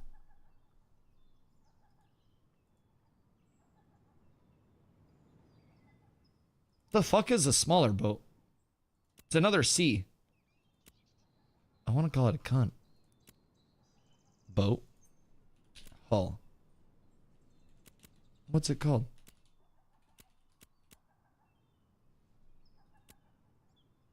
Wait a minute. Why am I blanking on this right now? What the fuck is the name for the other boat hull? There's a rowboat, but... Did he just copy Arcade? No, not a Clipper. No. Not a goddamn Clipper. Corsair! Corsair! Caravel and Corsair. Yup. Fuck me. God dang it. Stupid boat names. Jeez, that's my bad. That's my bad, guys. I dropped the ball there. I accept all of the booze. Throw tomatoes at me. Dusty's got to know that shit. That's my bad. I blame the bong rib. Anyways, Corsair. Yep. It's not a word used daily. Well, hear me out. It should be easy for me to remember considering I'm a Corsair shareholder. Boo. Anyways, so they got the Corsair. The Corsair is a smaller boat, and then they have a rowboat. A rowboat is an even smaller boat. They have the sport fishing in, which is like a minigame based fishing. Follow Lazy Peon for recap. Yeah, I mean, I'm sure when he stops by for the next 6-month drop in, it'll be a great recap. But there's just so much that happens in between those videos. Like, even what Peon covered in his last video, well, it's great. It is so hard to stay up to date on YouTube. It's so fucking hard. It's hard to stay up to date, and I am a daily content creator. Like, just yesterday, on a Saturday drop, by the way, we had this set of patch notes that came out with massive changes. Over 500 recipes were looked at. Some change with like consistency and adjustments to basically make them better. Processing stations no longer requiring fuel was a huge change to the quality of life. They adjusted the prices for crafting and processing reagents. They changed how tool production works in terms of actually being able to gather stuff. A lot of bug fixes. This is all visual bullshit. They're adjusting the Destiny system, which is a huge system for early game players. Crates, which are a core element, apparently had an issue where you could back glint into them, and that was probably leading to something bad. Sport fishing is getting some improvements and some attention there. Settlements, you get a reputation fix where if you lose your settlement, or you lose your citizenship of a settlement, Jesus Christ, and you don't become a citizen of another settlement, then you're still good to retain that reputation. So a nice quality of life change there. Some quest fixes and communications at Sweaty Your Brow was going to be retired. General world fixes, reduction of XP requirements to reach player level 10. They added rations, which are like food items, to starting mobs, so players can get squared away there. Each starting settlement's quest line now rewards a different amount. They're also adding a bunch of quest rewards in terms of gearing quest rewards to the actual starting stuff. From there, NPCs cease to see me as hope have had a releveling past 1 to 6, and players in raids can no longer gain any adventuring or weapon XP. So, like, very large patches to just randomly drop on a Saturday when we've already had multiple updates, like, on the PTR environment recently. Now, those are primarily just going to be, you know, tweaks and changes and bug fixes and stuff like that here and there, but I assume you can kill people and steal fish from their boat. So, kill people if they are in a force flag lawless PvP area. So, with the map, pause the VOD so we get more out of the VOD, excuse me. Hiya. So basically, if you are out here and you're just like fishing offshore, right? This is all lawless open ocean. If you are in a riverway with one of the smaller boats, or a rowboat or whatever, then you're not automatically flagged up just for fishing, especially for the sport fishing. Now, Steven has said the best shit in terms of sport fishing will come from, you know, out in this force flag lawless area. You'll get the largest fish, you'll get the best fish, you'll get the most valuable fish, and you'll get the highest quantity of fish to actually sell. So on the boats, there are buildable fish tanks. I believe, let me check, it's Arcane NG fish tank. So a basic fish holding tank can hold up to 3 fish, and it has 2 slots on a boat for the fish tanks. So as you're building your boat, you add the components and kind of like kit out your boat the way you want it. You can have a radar on it, and there will be like more choices to the boats instead of just like, hey, you have a slot for everything, where you'll have to actively pick and choose between certain functionalities for your boat. So it's exactly how it worked in Arcade. Those open world fights over stuff like fish are so much fun. Yeah, dude, I was not an Arcade player, as I've communicated many a times, right? So all of these systems are very fresh for me, but knowing that just in the back of my head, right, Steven was an Arcade player and loves Arcade. Very dearly to his heart, loves Arcade. It takes a lot of inspiration from Arcade.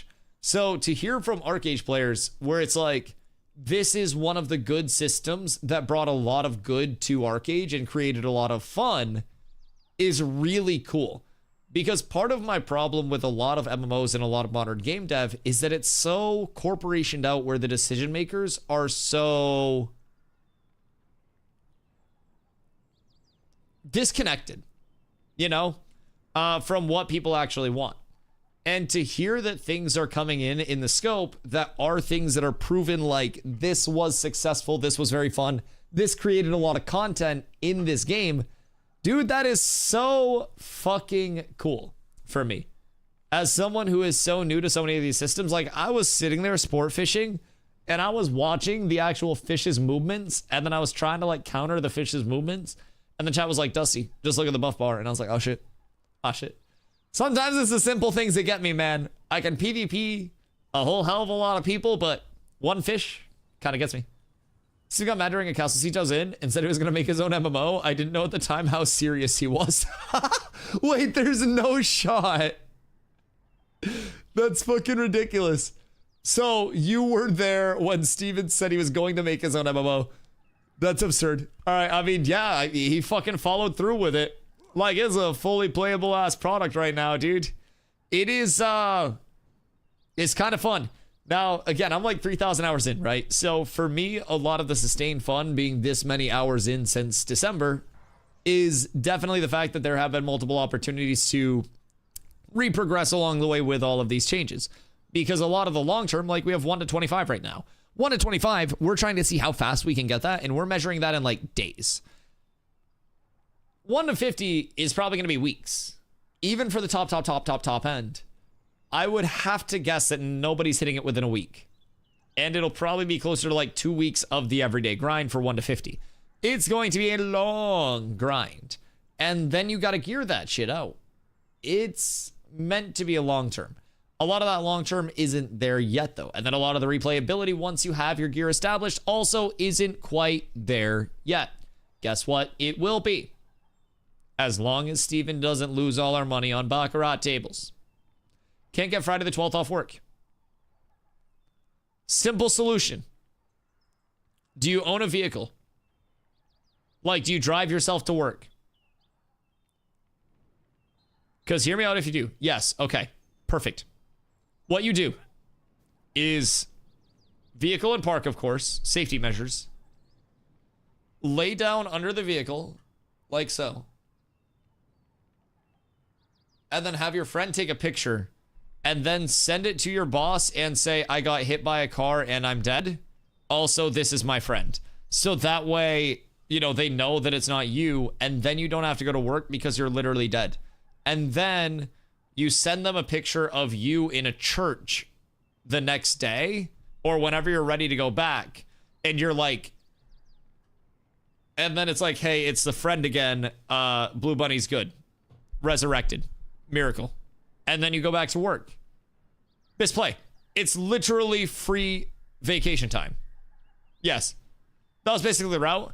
That was a very sloppy version of the route. That was a very sloppy version of the route, if I'm going to be completely honest. But that was more or less the starting route, yeah. The Minotaurs is something that we just checked out as like an addition onto it.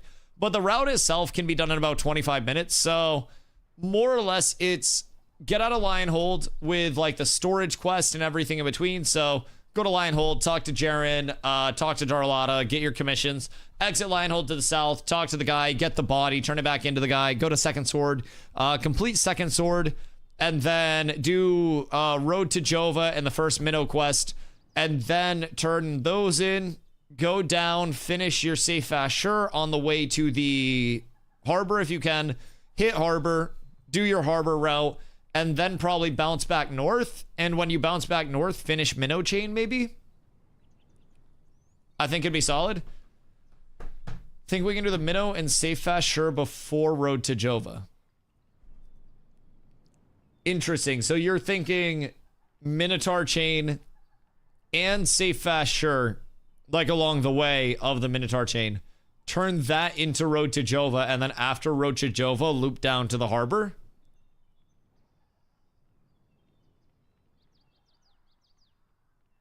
That could be nice. That could be really nice. Best guess, how many hours? 1 to 25? And how about 1 to 50? Fully optimized or like normal player?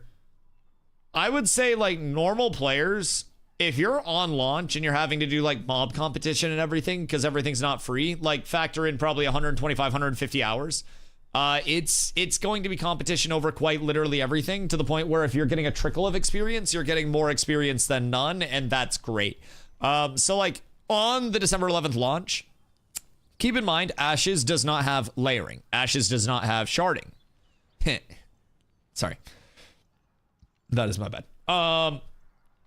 You will have thousands of players that will be starting out of these starting areas. Most of them will primarily be in the Riverlands.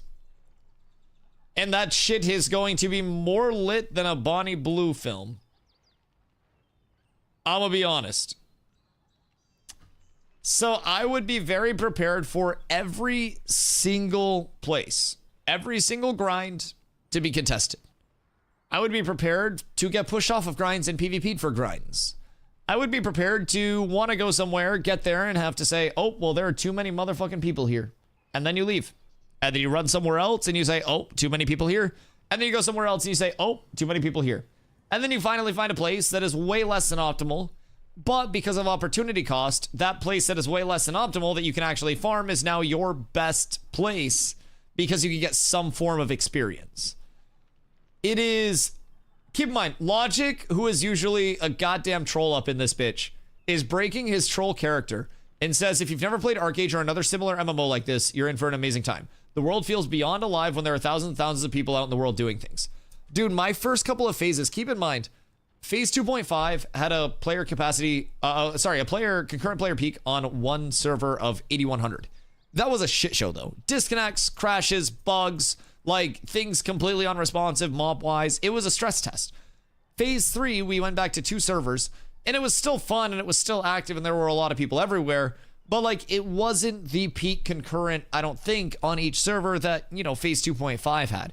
And phase 2 was my like first time. And in phase 2, skins for mounts weren't in or anything like that. I had a cool mount. I was running around the world in phase 2 at the start of phase 2, and I had to stop every 30 seconds to a minute to show people my mount while I was on the way to my grinds. And as a first time player, I was also taking time to explore.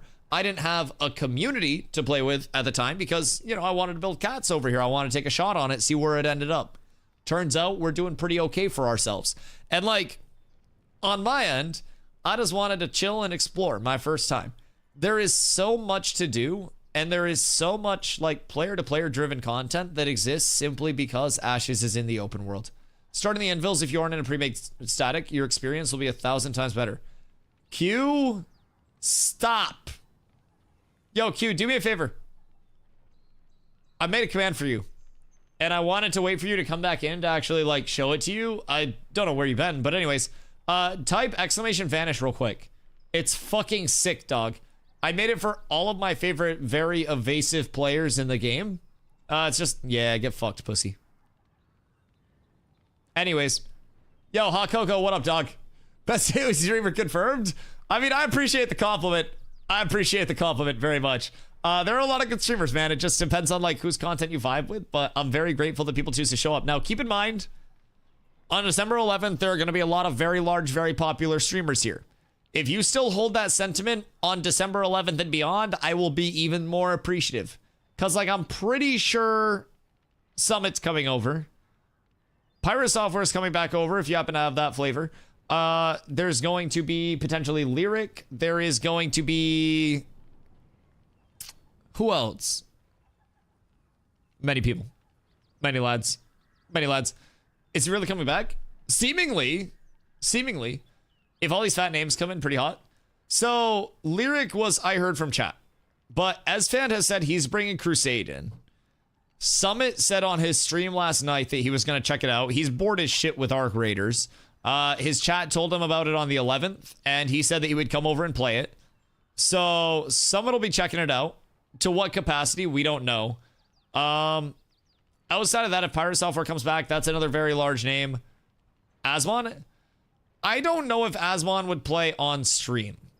That's the thing. I have heard rumors that Asmongold plays off stream, but I don't know with Asmongold's community if he would ever be able to play like once his ID came out, like once people knew who he was and where he was, his community functions very differently than some other communities, where it's like someone like Summit, I think, is more likely to have people show up and help him with things than show up and, you know, grief him. And it's a bit of a tough set of circumstances once you are a certain level of content creator, especially if you have a certain following, right? So as someone like Asmongold, it's like there are a lot of people that would want to grief Asmongold, and Asmongold would be fine with that because he would make so much money farming people and just yelling at them. Excuse me, I'm a bitch. That, you know, it'd be this symbiotic relationship. I literally, keep in mind, we have an Asmongold buff in the game right now. The Asmongold buff is a PvP protection that is level 1 to 5, but just got buffed from level 1 to 5 to level 1 to 10. If Asmon took it seriously, it would be an Empire. I would love to see Asmon assemble the fucking Spurgs. Frank and Bob, thank you for that. I would fucking love that.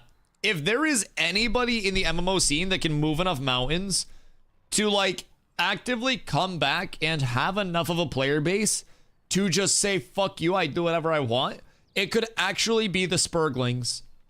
Now, they would have to organize the Spurglings, and that would be fucking impossible. That is the thing that Pirates showed when they were over here. Like, say what you want personally about, like, Pirates or whatever. He said months ago he would join Pirates Guild. Ooh, that could be huge. But yeah, say what you want about, like, Pirates or whatever. Like, as your content creator opinion, whatever, right? His guild was very large, but what Fed did was targeted very specific parts of that organization and then essentially, like, hit those important parts of it. And then from there, we're able to, like, isolate, like, the key components and then snowball off of that. So with Ashes, there are systems where it's like, if I drop a guild deck on you and all of your guilds aren't in place to actually respond to that, then you're going to get cooked because you only have that small response. Fed won wars? Right. And if wars don't have, like, an organized response from all of your massive guilds, that is going to lead to you losing the wars. Exactly. So basically what Fed was able to do was not take on all of the pirate Zerglings at once. They were able to section off a lot of different parts of it over the course of it. And then when they came over and they were no longer able to, like, section off parts of it for PvP, and there was a lot of organized response to it, there was a different response. Pirates and Fed are role players. I didn't say it. I said there was a different response to it. I said there was a different response to it. FaZe God! Yo, my boy. Thank you for the 17 months, dude. Much love, much love. I hope you've been well, dude. December 11th. Will you be coming back to join us? Big launch, big update. You two could be out here in the Force Flag, lawless, corrupted areas. You will? My goat. Get all set up in Discord. We need everybody out in full force. All of the artisans have even more emphasis now than they did before. It is huge that everybody is there. Yo, Fritz, what up, dog? Hope you're having a beautiful fucking day. Wait until things start happening like guild infiltration. You got ults in other guilds so you can rob them or steal their world boss kill. Logic, what if I already told you there was a huge, like, reveal, basically? So Polar and Aura were fighting back and forth. They were like big rivals. Polar sent one of their people over into Aura, infiltrated Aura, and had that person become Aura's primary shot caller. And like an integral part of Aura's operations, only for Polar to reveal that the person was the person that they were, and that they basically got all of the information, all of the insider scoops, all of that. So, might load up to get some playtime in before. Do they have any servers running? Private test realm. Yep. So when you go to launch, go into your launcher, you'll see an environments tab before you log in. So don't log in, look at the environments tab, drop it down to the PTR. It's visually NDA'd. Funny enough, this is PTR footage, but they lifted the visual NDA for a 1v1 tourney, and they kept it lifted for the remainder of that day. So they allowed us to get footage. So this is a new Harbinger system. These are open world corrupted areas that will spawn up events. As you can see, there are a bunch of objectives up in the top right of the screen near my minimap. Basically, if those objectives aren't completed in time, or like the initial corrupted circle, that first Harbinger spot, that event isn't responded to in time, it then expands into these corrupted zones. So if these aren't responded to, and we don't complete all of these objectives fast enough, these zones will then continue to expand. And it just keeps going and going and going. And as it continues to expand and get larger, it takes over more of the world. And it makes it more force flag lawless PvP area. And it also changes out the normal mobs for these corrupted mobs. It changes out the normal gatherables for the corrupted gatherables. It's a complete switch to the world. And it can keep expanding indefinitely through all of the non-starter areas. And your entire server theoretically could be starting area is safe, and then everywhere else is overrun with corruption, and it's fucking rampant. You have corruption bosses that you got to deal with. You have so many events stacked up that it will literally take you months to peel back all the layers of the corruption. Or your server works together to stay on top of the corruption and doesn't let it expand in the first place. Do you know if you fail the last stage, what happens? If you continue to fail, it just keeps expanding. If it's fully expanded, I'm not quite certain. But like in terms of the stages of the corruption, if you fail the last stage and like you don't kill the boss, it just basically loops back to the channeling and expands. So it's essentially like it's an event cycle where you have the opportunity to kill the boss. If you don't kill the boss, then the boss goes and it basically just, you know, starts the cycle over with another expansion on it. And then the caveat to it and why you can't just like zerg down boss, right? I've been thinking of this more and more for my WoW players as open world Alterac Valley. So there are different objectives that you can complete, but on the way to Drek, you have to stop and you have to kill the other, like the generals on the way, right? So essentially with, you know, Drek or Keck, if you just zerg Drek without killing anything else along the way, Drek's gonna have all of those additional buffs, right? Now, if we go to hit the corruption boss, which is what we were doing, let's see. Back here, this is Ishara. This is the corruption boss. Hold on.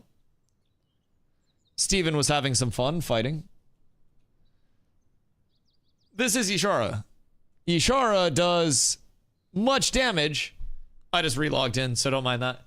Ishara does very much damage and has many AoE wave-based abilities like Tide of the Siren, that one, that send a wave of corruption across the field and does an absurd amount of damage. If you get hit by it, it does a lot of damage. Now you'll notice Ishara has multiple buffs over here. These are buffs that basically give 99% damage reduction in terms of damage taken. I'm hitting for 1, and give 500% damage increase in terms of damage output. So Ishara hits like a fucking truck with all of these other objectives in place. So basically, once these other places are, you know, in existence, you have to run around place to place, and you've got to clear back and peel back all of those layers of corruption. You've got to condense it back to the original corrupted area, and then you've got to go in and you've got to defeat the bosses, and then you've got to hold the event down and stop it from expanding again. So the more you let it expand, the more you get into that like technical debt with it. And then you have to like, not technical debt, but you get into that like debt with it. And you have to like farm off that debt basically, and it's more of an accumulated debt. It's more to initially farm it off. It's like you clean your house daily and you clean a little bit daily, or you clean all at once a month. You're going to have more cleaning in that once a month if you were to just comparatively pick away at it, right? So that's the big difference in it all. But it's going to be intriguing because of the PVX, right? You're flagged up for PvP the entire time that you're in here. So anywhere along the line, you could have a small group that comes in. You could have a raid that comes in. Can you get those boss buffs off of Maddening Dance? We were not able to get them purged off. It seems like they are persistent buffs. Unfortunately, I would have fucking loved to. But no, nothing that we had were able to purge it off. It seemed like they were activated because they're like, within the other corrupted areas, there are footholds that can pop up. Those footholds were like what I was running up on towards where I pulled the VOD back. But the corrupted footholds can have like bosses in them that you have to kill, and then you can like, you know, stop the foothold. They have these like portals in them that you can go in. Are these zones? Oh my god, I can't talk. Are these zones just gonna turn into Zergfest? Like, to a certain extent, everything in Ashes can turn into a Zergfest, to be completely a Buckington with you. But Ashes is also a game where you have to have strength in numbers, but you also have to have strength within your numbers, or your numbers are just going to get run through like it is nothing. And that's been shown many times, right? So, like, in my opinion, everything in Ashes in its own element is a Zergfest until we get like arenas in. There are limiting factors like, you know, guilds can have a max of 200 people in them. But also we can have 17 guilds if we have that many people, and we can all have we can have all 17 guilds just pump it on you at the same time. So everything in its own regard is definitely going to turn into that Zergfest to a certain extent. It's just there are limiters to the Zergs, so to say, where, keep in mind, with these zones, right, you have the entire map to play off of. Now, right now, the Riverlands and the Anvils will be exempt, and then over here you'll have 2 biomes that are exempt for starting areas. But other than that, the desert, the Jundark, the tropics, you're gonna have 3 of these like corruption areas all growing concurrently. Like, these will all exist concurrently and have to be dealt with by the server. So if you have one Zerg that's over here ensuring that the tropics becomes more corrupted, they're not going to be simultaneously in the desert to make sure that the desert is getting corrupted, while also being simultaneously in the Jundark, making sure that the Jundark is being corrupted. You know what I mean? There will be a lot that is like a Zerg limiter within Ashes, the same way that there is right now, where there's no fast travel. And that's intended, on top of everything else, to make you value your time, blah, blah, blah, blah, blah, to be a Zerg limiter where, like, guild deck happens across the map, I can't have my entire guild instantly where I need them to be. So, it's a kind of cool concept. It's going to absolutely come down to how your server is dealing with those. And on server 1, you may have a Zerg that contests the desert. On server 2, you may have an entire server that's symbiotically working together to keep the corruption down. Server 3 may be an absolute fucking war zone where everything except the Jundark is corrupted. Server 4 may have 2 areas where corruption is getting a little out of control, but is kind of balanced. Everything comes down to player action and player behavior within every server, which is the really, really, really cool aspect of it. At least for me, that's what I look forward to. There's one mechanic that solves Zerging, but no one likes it. Friendly fire on. Gross. Gross. I don't think that's necessary, honestly. Because, like, Zergs will naturally piss off other entities.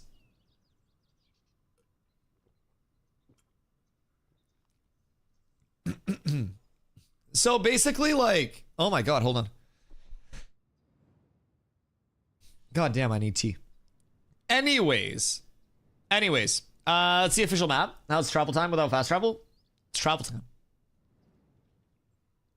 It is actual, like, you have to be aware of your route's travel time. So what we have been doing recently is legitimately over and over and over and over and over again on repeat. Make a new character on the private test realm. Progress new character to like level 6, level 7, if we can get up to that point. And then remake that character and do it all again. And every time we're trying to optimize our travel route, because early on, especially with questing being available where it's minimal killing quests, you can truly save so much time just from having a good travel route. I'm gonna lose my fucking voice. That's not good. So anyways, you can save a lot of time just from having an optimal travel route. In the long term, if you're trying to coordinate an entire guild when this full map comes out, because keep in mind right now we have the Riverlands, the desert, the Jundark, the tropics, and the Anvils. So we have basically this chunkaroo of this continent right now. This is a lot of travel time. Kaltorum was a settlement that we had that's like up this way for cats. Winstead is right here. So basically, the run from Kaltorum to Winstead, oh, we're talking a good hour on a mount. And that's a fast mount.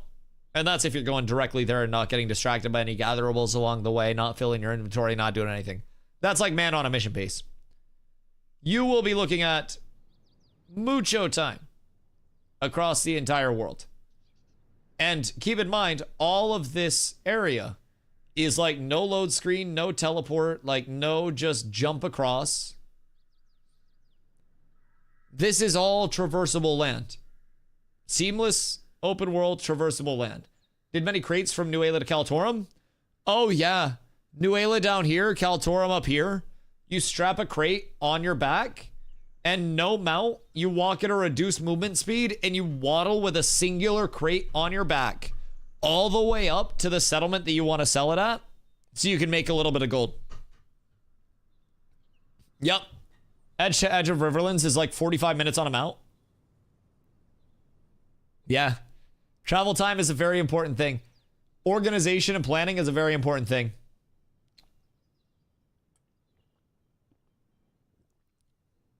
Like, it is truly so imperative that on, like, the December 11th launch as well, especially, right?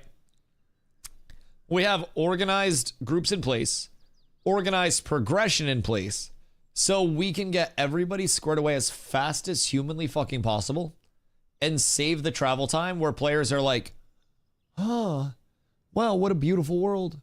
What a big world. Oh my God. Oh my wow. We want to take the people who want to level fast and say, this is your route. Go level fast. And if people do that, then we're so blessed. Wish they could have done the launch on a Friday or Saturday. Did you hear the car tech? You just lay down in front of your car and then have a friend take a picture and you're like, and then you send it to your boss and you're like, hey, I got hit by a car. I can't come in. And then you're fine. You're perfectly okay. Thursday off. No one's going to make you come in if you got hit by a car. If you work remote, drive your car through your home office. No office, can't work. Slightly more drastic approach. I would just lay under the car personally. But no boss would make you come into work when you got hit by a car. I should have expected that kind of reply. I'm a problem solver. I consider myself a critical thinker and a creative problem solver. Did they fix the cheating yet? I mean, define fix and define cheating, because a lot of the exploits that were being taken advantage of, dupes, have been absolutely fixed. There are probably more dupes that'll be discovered over the course of development. There will be dupes that are developed or that are found after development ends and we launch. Like, along the way, bro, I'm gonna be real. There ain't a goddamn game that doesn't have people trying to cheat in it. I hate to splash that cold water on your face, but there will never be a world where cheating is entirely fixed in multiplayer online video games. All they can do is try to combat it. And they have been trying to combat it. And they have been, in my opinion, pretty responsive to it. I think some things have been allowed to exist for longer than they should have, in my personal opinion. But, you know, that's also part of trying to figure out how to deal with these things. And maybe there's more behind the scenes that I didn't see where they were gathering data and figuring out how to actually deal with these bad boys. And once they figure it out, it'll be a quicker response time in the future. So that's kind of like where I'm trying to settle in. Boys, if anybody's not subbed to the channel, you can roll Mr. Phase God right now with an exclamation roll. If you beat Phase God, he'll give you a subby wubby so you don't get ads. Yes, yes. So Jumbo top left is where Tumok came from. I'm hyped for when they add it fully in. Oh, really? Wait. Sujoma is the Tumok place?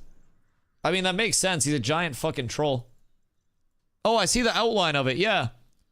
No, that makes sense. Do you think we can, like, run over there? He was cast out. Wait. Why is the Tumok lore sad? What the fuck? Bro gets cast out of his, like, group of giants. And then he just gets killed once a day on repeat. Maybe Tumok was a dick. Yeah, but like, what if he has learned the error of his ways after getting killed fucking daily for so long now? That's kind of sad. He might be misunderstood. He was too radical for them. They were very set in their ways. Bro, so what if... Man, that's sad. That's sad. What if he was like a Peja Stojakovic?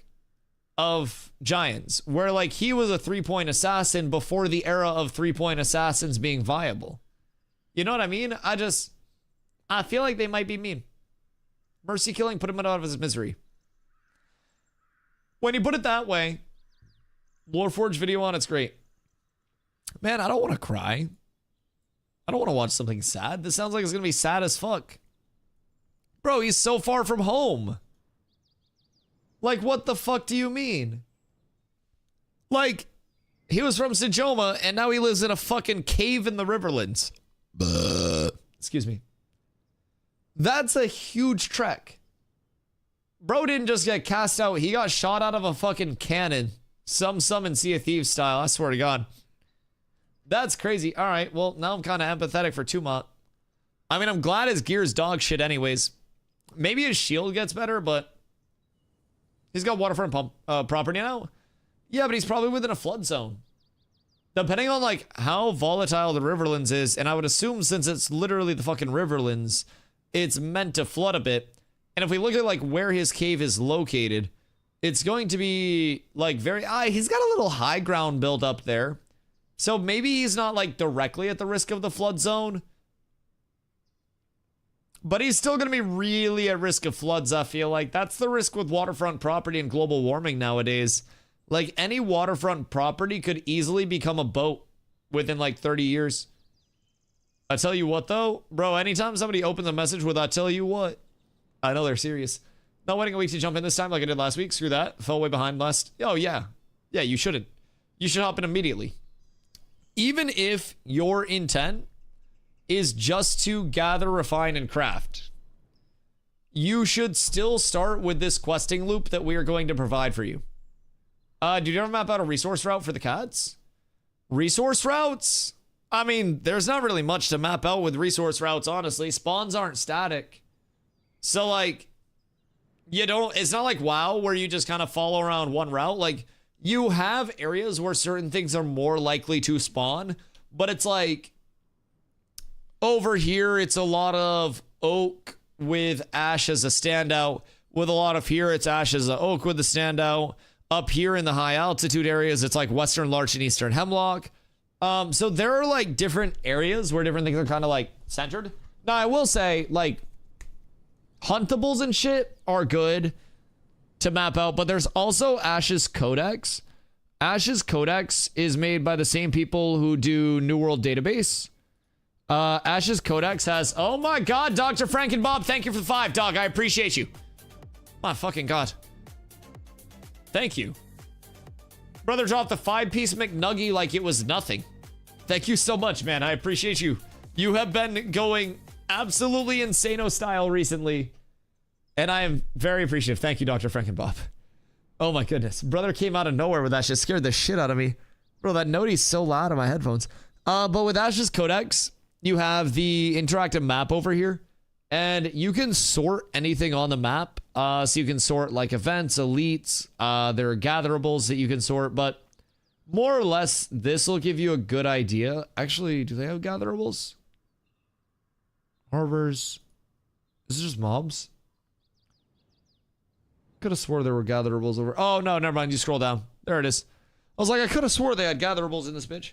But yeah, you go down here, and then this has all the gatherable spawns. So is it up to PTR? No. So one thing about Ashes and Intrepid is they do not like data mining. They do not want motherfuckers mining data. So Ashes Codex was previously going like the route of here's what's on live, here's what's on PTR, and then updating it once PTR went away. Ashes didn't like that. Now Ashes Codex doesn't update on the PTR. Now I will say the gatherables are relatively the same. Like it's not like a ton changed in terms of the generals of it. Now with Braidwood and with Willow and stuff like that, those are so frequently on respawn that like I don't necessarily know that people have Braid or Willow routes that are deterministically off of like node spawns. I also don't know how reliable those are now, because with Ash's like ideal gathering system in and working, spawns are dynamic. So it's essentially like I chop down this ash and get epic ash. When this epic ash or whatever this is goes to respawn, it's going to be a dice roll to spawn in a general area around it, not necessarily in that same place. Then a dice roll to spawn that type of gatherable and see what type spawns. Then a dice roll upon gather to determine the rarity of what that spawn is. So there should be a few things that keep gathering completely unique, because at the end of the day, rarity is the largest factor. If you are gathering at 50% speed, but you're finding only legendaries, then you're going to make so much more money than somebody that's gathering twice as much as you, but also getting substantially lower rarity. So need to actually think and not just be brain dead and follow her out. Wait until I tell you about pylons. So pylons are a feature that were added into the, well, they've been a feature for a while, but not really doing much. Pylons on the PTR, there are different types of survey pylons, they're called. So they essentially reveal information about the surrounding area. And the UI that we saw from the PTR, I haven't used one yet, but I saw a screenshot of one. It essentially surveys an area around you, and then we'll tell you all of the spawn types, and then we'll tell you what's active and what's inactive for that spawn type and for every rarity. So if you have a spot that you like as a hotspot, you can make these pylons. You can bring a pylon with you, you can pop a pylon, and then you can get information about what's around you through that pylon being popped in terms of active and inactive spawns. So if it's inactive, that I believe means that it's waiting on a respawn somewhere. So heard some needed subs. I learned a lot from your stream. So busted. Yo, I appreciate that, Dr. Frank and Bob. Thank you so much, man. Genuinely means the world. I'm happy to be here relaying content, man. I like giving people an honest take on Ashes. I think that while it's still got so long to go and like so many systems to still come online, there's a lot of things to actually be excited about. You know what I mean? So I'm grateful that people show up. I'm grateful for the lurkers, the primes, the T1s, T2s, T3s, the gifties, like everything, man. I could not stream full time if it wasn't for people just going out of their way to show up and to be overwhelmingly generous. And so that is always something where like, I'm actually so grateful, man, because I couldn't do what I do without people that were just for whatever reason going out of their way to support the stream. It's mind blowing to me. So next phase is going to be lit. So many good changes. Yes, Yuki, what up? I hope you're having a beautiful day. Like so many good changes. I start streaming on the 11th. Massive. How many viewers can I expect you to bring? What are we talking about here, Dr. Frank and Bob? Is it like I'm gonna bring a couple of people, or is it like I'm gonna bring in like millions of people? Is this an undercover stream? This is the question. Because I'm gonna be real. I'm a small streamer. Gang. Okay, cool. We need more small streamers. There are gonna be a lot of large streamers, but good thing about a small streamer and a smaller directory, easier to get noticed. I went full time in New World. When I started streaming New World, I averaged like 3 viewers. It was rough out in those streets, man. So I will say, as like, you know, someone that didn't start out big, I didn't have like a YouTube following or anything like that. I streamed for 6 years to less than 10 average viewers for most of those years. Bro, just find something you enjoy streaming and stream that shit, right? It can sometimes be the most taxing thing in the world to try to like be entertaining when nobody's there to entertain, or it feels like nobody's there. But my biggest advice to anybody that's streaming, hide your viewers and make content the same way that you would regardless of if there are 1 person there, 10 people there, 100 people there, 1,000 people there, man. I have been at pretty much every step along that way. And let me tell you, my content never changes. There are people that come in and they can lurk for 8, 12, 24 hours because of the yaps and because of the vibes. There are people that will legitimately go over in chat sometimes and they're just like, Dusty, will you shut the fuck up for a second, please, so I can get a little bit of peace and quiet. Peanut Style, he still hides viewers. Yeah, as you should. I think no matter how much somebody says, I don't care about viewers, I don't care about viewers, I don't care about viewers. I mean that as wholeheartedly as I can mean that, because I make enough money to pay my bills, and other than that, I don't need to make much. I don't have lavish expectations of Lamborghini Uruses and mansions. I pay my bills. I'm happy, dude. I grew up so extremely poor, like, I'm not expecting much, right? So for me, I genuinely don't care about the viewer number. Even when I happen to catch a glimpse, right? If for whatever reason, like I'm going to say hi to Carla and she has a viewer number pulled up, it becomes this like psychological thing, like in the back of my mind, where it's like, If viewers go down, does that mean I'm not entertaining? Does that mean my content's not good enough? And like, if you're a small streamer, keep in mind, like 5 viewers to 3 viewers is like half your viewership that's gone. If I'm sitting at 100 viewers and I go down to 90, that's fine. I still got 90 fucking people in here. If I go down to averaging 70, I still got 70 people in here, bro. That's crazy to me, right? You get a little bit more of a cushion to play with as you grow a little bit. Then you get to like, you know, 10K and it's like, oh, 1,000 people left. Well, I still got 9K. That's fine. It hurts a little bit less, but psychologically, there's still always that element of like, why you motherfuckers leaving? Like, more or less. To put it very simply, it's like, are they leaving because of me or are they leaving because of them? Are they leaving because fucking Burnt Peanut just threw up a goddamn stream? Like, what's going on here? Is Arc Raiders dying out yet? Can I have my community back? Why is a Peanut just outperforming all of the rest of the VTubers? They're leaving because you're too handsome. Their wives yell at them. Yes, no, I understand. I understand. Supposed to be your long run. Big streamer will not be long run. Creepy said very well. He's a PTuber. You can call it whatever the fuck you want. But that man's got a fucking V in front of his name. To be fair, Peanut's hilarious. Oh, yeah. Yeah, no, I will literally sit there and watch Peanut. Yeah, I enjoy Peanut streams, and I'm not even like a Tarky enjoyer. I actually looked at his Twitch tracker very recently to see where the fuck he came from. Because I was like, who is Peanut? And you want to know what's intriguing? Peanut was actually a really small streamer for a very long time. And like, I don't want to say a very long time, right? But for a substantial amount of time, he was a very small streamer. And then just like consistently got traction. And then with Arc Raiders, happened to hit that point of like zeitgeist of content with the game where it's a, you know, it's a very fun level of content where you also have the element of being able to sweat to achieve that fun. Like, he's killing it over there. Also, Myth has seen a big resurgence with Arc Raiders 2. Myth has been going crazy. Myth at one point was down to about 30 to 50 average viewers in his YouTube streams. And Myth has been going fucking sicko mode again, which I am so happy to see one of the Fortnite OGs going well in another game. So that's cool, man. Arc Raiders has been awesome for content creators. And there will always be games that do take those content creators and like you put the right person in the right place at the right time, good things can happen.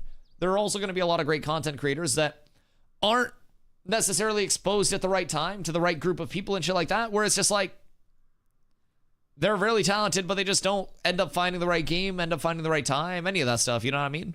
So like, I'm glad whenever content creators are able to grow in new directories popping off and new games coming about, and it's gonna happen here, man. I can already tell you guys, like, if you're a smaller content creator thinking about Ash's content, it's gonna happen over here. This directory is gonna continue to grow. I have seen the directory at fucking 15,000 viewers because Pirate Software had 15,000 viewers. I've seen the directory at 2,000 viewers with 40 people streaming.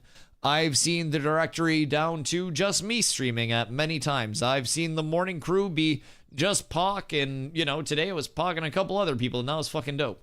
I've seen so many eras of this, like, Ash's, you know, play test already in the time that I've been here. And it's just going to continue to get better, dog. I can promise y'all that. If you guys like Ash's, if you guys make Ash's content, you will at a point where your content starts to see more and more people, and it'll happen. So, Bob is super well off, thank God. That makes me feel better about taking your super irresponsibly spent money, Bob. Yeah, nope, that makes me happy. Listen, I always say, if you guys are not in a spot where you can support monetarily, please never feel obligated to support monetarily. But I'm trying to have a really good last couple months to boost my credibility to get a better pre-approval for a home loan. So that way I can get out of an apartment and start putting my money towards something that makes me money in the long term and not just burning it, right? So if anybody does want to blow some fucking clams, I will happily take those bad boys. Like a seafood boil, brother. Just pour them on my table, I'll keep eating. I got you. If you guys are looking for an irresponsible end of your money, irresponsible spend, like, hear me out. Carla, when we were in Vegas, spent like $150 on this giant labubi. that $150 could have been 30 gifties, right around there. I'd say a little bit less with the current pricing, but like 25-ish gifties, right in that ballpark. This represents 25 gifted subs. Now the resale on this is about $500. $500 represents like 90 to 100 gifted subs. That is a lot of support in one small package, and any amount of support is immensely appreciated. But if you don't have the money to spend on the support, don't spend the money on the support. But if you got too much money and you about to buy dumb shit like a giant Labubi and not resell it, then shit, give some subs instead, dog. I won't stop you. I have faith in Ashes in streaming content area for sure. I'm gonna be real. Ashes, Gotchi actually said this earlier when we were talking about Asmongold. But do you have P.O. Box? I might start one up soon. A lot of people have asked. Hoofsy tells me to not start up a P.O. Box because it's very dangerous. Not for me, but for him. So Hoofsy's anti-Dusty P.O. Box. But I already bought a giant Labubi. Are you a collector of fine art toys as well? Wait, do you have an even larger Labubi?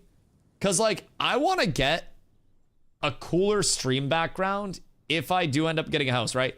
I want to have, like, a backdrop that goes a little bit longer and, like, deeper back. Because, like, this room's not very big. So I'd love to have, like, a bunch of collectibles and shit. Like, I have a bunch of Funko Pops and stuff on the shelf behind me, but you can't see it. It's kind of a dingy shelf. So it's like, I want to get a cooler backdrop. I have Plank back there. He's chilling. Plank is dual wielding and has duck slippers on. So that's fire. He's all kitted out. But I feel like it could be better. Do you have an artist? Do I have an artist? No. No, nor am I artistic at all. I've actually been trying to brainstorm ideas for like more graphics for stream and like more redesigns and stuff like that. So, you do. Artists? Ooh. Sugarloaf for a backdrop? Yeah, just find a place in like the outdoors to stream. Just walk down to like some random woods. Just gotta fucking fend off birds and like deer and shit. Get one of those foldable green screens. Oi! Wait, clam chowder. The fuck? Are you from Maine as well? It's a fucking Maine ass name if I've ever seen one. What the hell is that? What up, dude? Oh, we're having a good day. Now, like, I don't fuck with the green screen because, like, I like to have an actual, like, backdrop. Like, I would get, like, giant Labubis and, like, this is my Mega Space Molly. It's a Tetris one, but it's a tiny one because I'm poor. They have, like, giant, like, multi-foot tall ones that are, like, hundreds of dollars. I got a small one because I didn't want to spend hundreds of dollars. But, like, having a bunch of cool shit like that in a stream backdrop would be lit. I like little, I don't know, art installations because I'm not artistic at fucking all. So whenever I see something that looks cool, I go, ooh. And then I say this is a financially irresponsible decision. So a P.O. box could help solve that.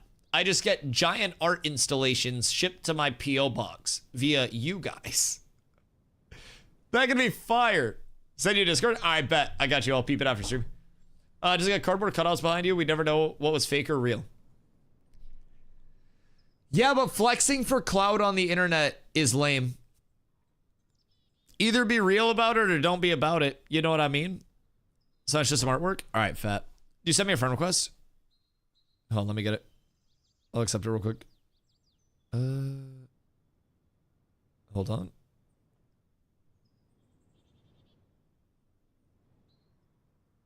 Okay, yeah. Send me a friend request. And then I'm sure I'll find it. Also, shoot me a message. Yeah, shoot me a message. It'll probably go on my request, but then I'll at least be able to find it. That'll be great. That'll be wonderful. Okay. You read that wrong? Cody really wants you to fucking leave, dog. Cody gets very jealous. It's okay. But yeah, no, I don't know. I just want a cool backdrop. Like, I've always wanted to have a cool backdrop, and then like, I've had those lights behind me now for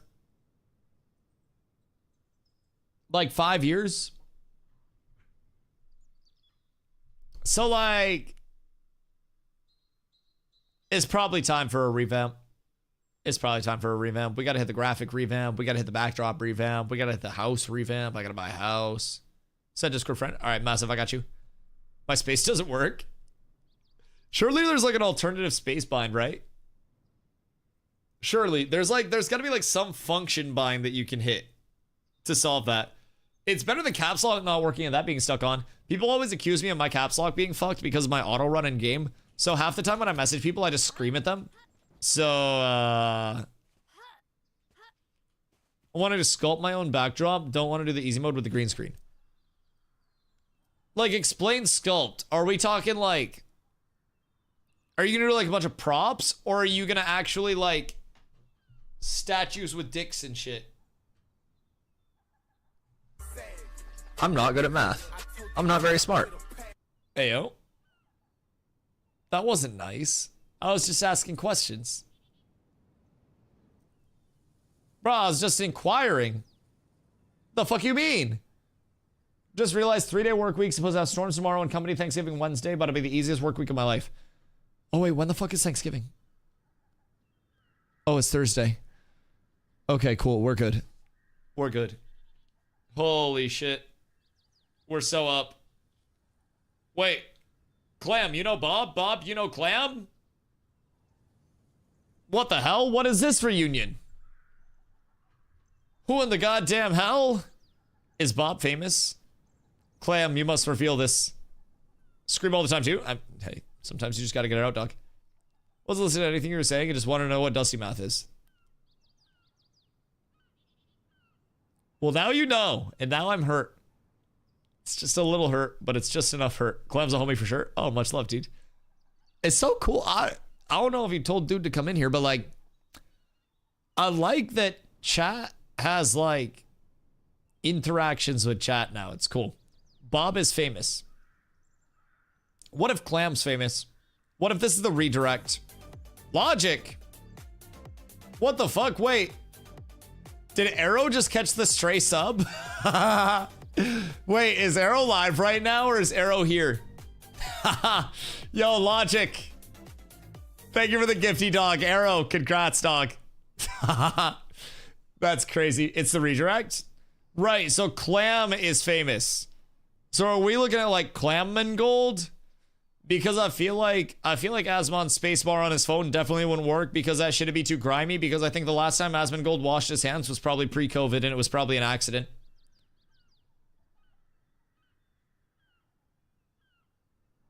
Just personal theories on this. I'll just throw that out there. Bro, I want to get back into these Harbinger areas. It was so fucking fun to just go around and clear this.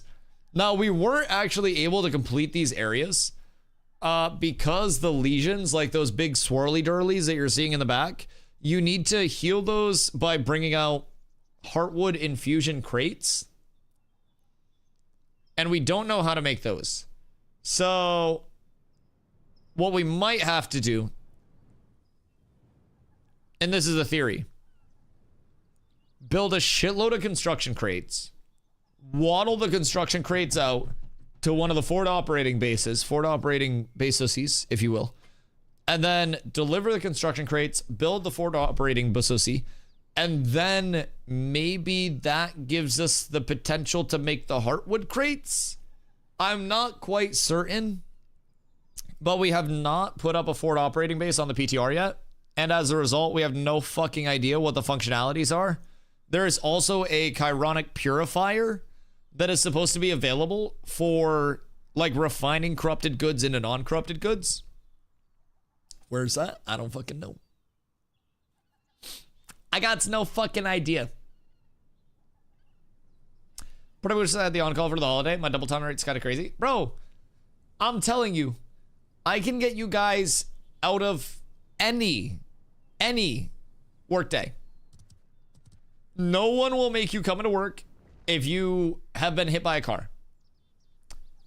Also, you don't actually have to get hit by a car. You can just lay under one that's parked and then take a picture and then just say it was an action shot. It was like right before the car actually got you.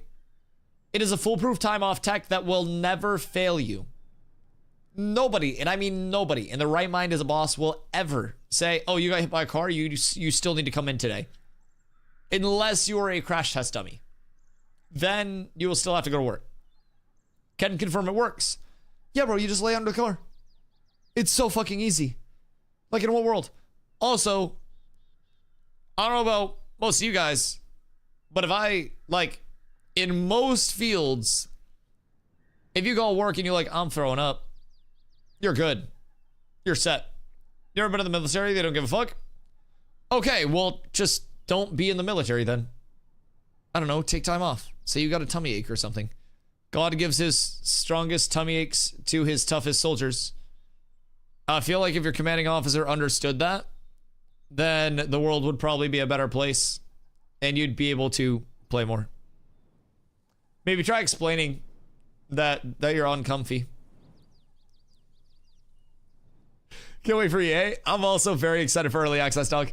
I'm excited to see all the new communities that pop up, all the returning communities. I'm excited for this fucking patch to come in. It has been too goddamn long where the Ashes community has not been able to figure out what the hell they want to do with their gear and what they want to do with the progression that they have made on their characters. And I'm so fucking glad that we finally have some system that is actually resemblant of endgame repeatable content. Yo, Loiger, thank you for the follow. I appreciate you. Much love. Yeah, I'm just, dude, I'm so pumped. And Ashes is a world where a lot of the systems are predicated by more players existing in the capacity of, you know, every role. Whether you have more people gathering to make sure that, you know, the gatherable nodes are rotating through their respawns and putting those gatherables into the economy and powering the crafters. Whether you have a shitload of people that are just out contesting mob grinds. So all of those points of interest feel engaging and alive. Like, I am so happy that there will be more people, just very simply put, coming into Ashes to give it a shot. Whether they stay in the long term or not, I'm not the one to make that decision. The validity of them potentially staying for the long term, however, I think is better than it was had this happened back in December. The state of the game now is far better than the state of the game back in December. And a new player entry point, providing this first-time user experience is improved even just a little bit more than it is right now. It's going to be really good. It's far better than it was. It'll continue to improve, where players would be better off entering later down the road if they are really, really, really set on, like, I want the best first-time user experience.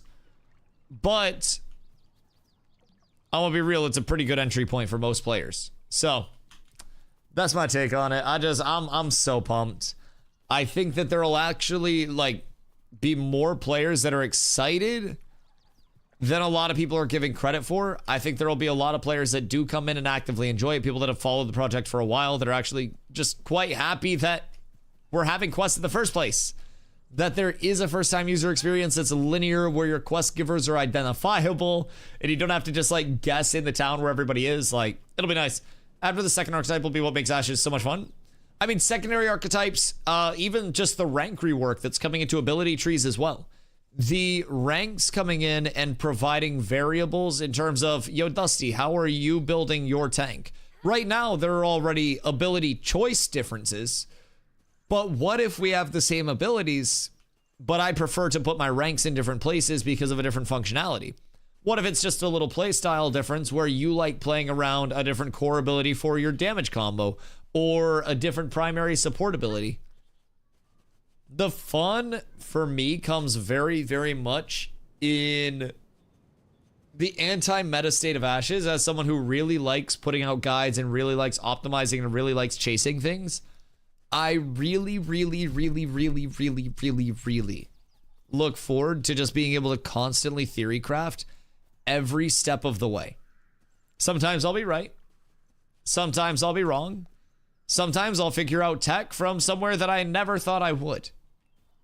And that has already led me on, like, so many different journeys of gearing and figuring out, like, the capabilities and capacities of tank in this game that has led to me understanding what I'm playing a lot more thoroughly. Micrometas is the way to go. It's going to be so cool for discussion.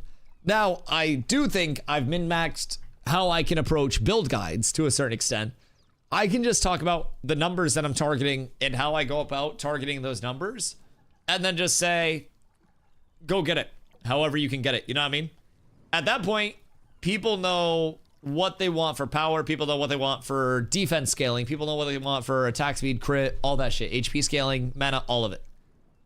But where you get that will vary based on what state your server's in. So, my off-meta healer gonna go hard.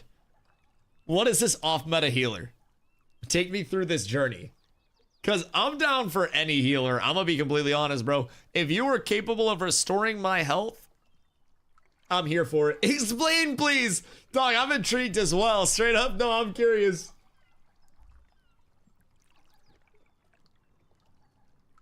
Is this gonna be the Clank? The Cleric Tank? Just up in the thick of it?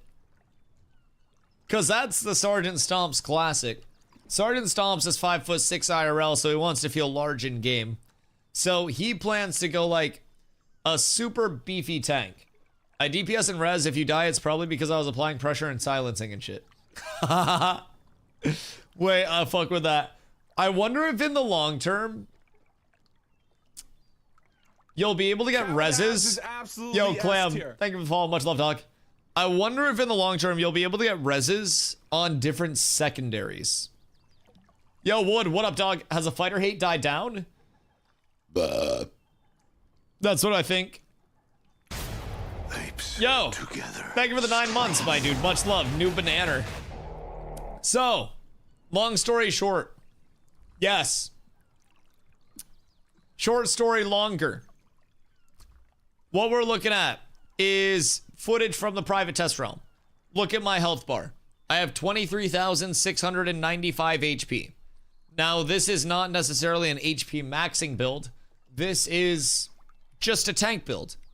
With that, percent sustain, fighter sustain, tank sustain, stuff like that, like, is up tremendous. There have been some large changes to time to kill, large changes to gearing, and fighter is able to sustain its life a lot better now.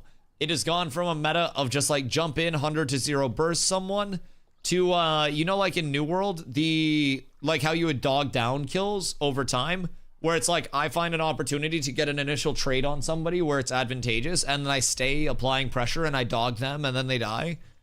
That's kind of where we're headed right now. So it takes a lot more sustained pressure, especially because mitigation is overtuned as fuck right now. But it takes a lot more sustained pressure to actually secure kills in the current state of things. This is the patch that we're going to be getting on the 11th as well.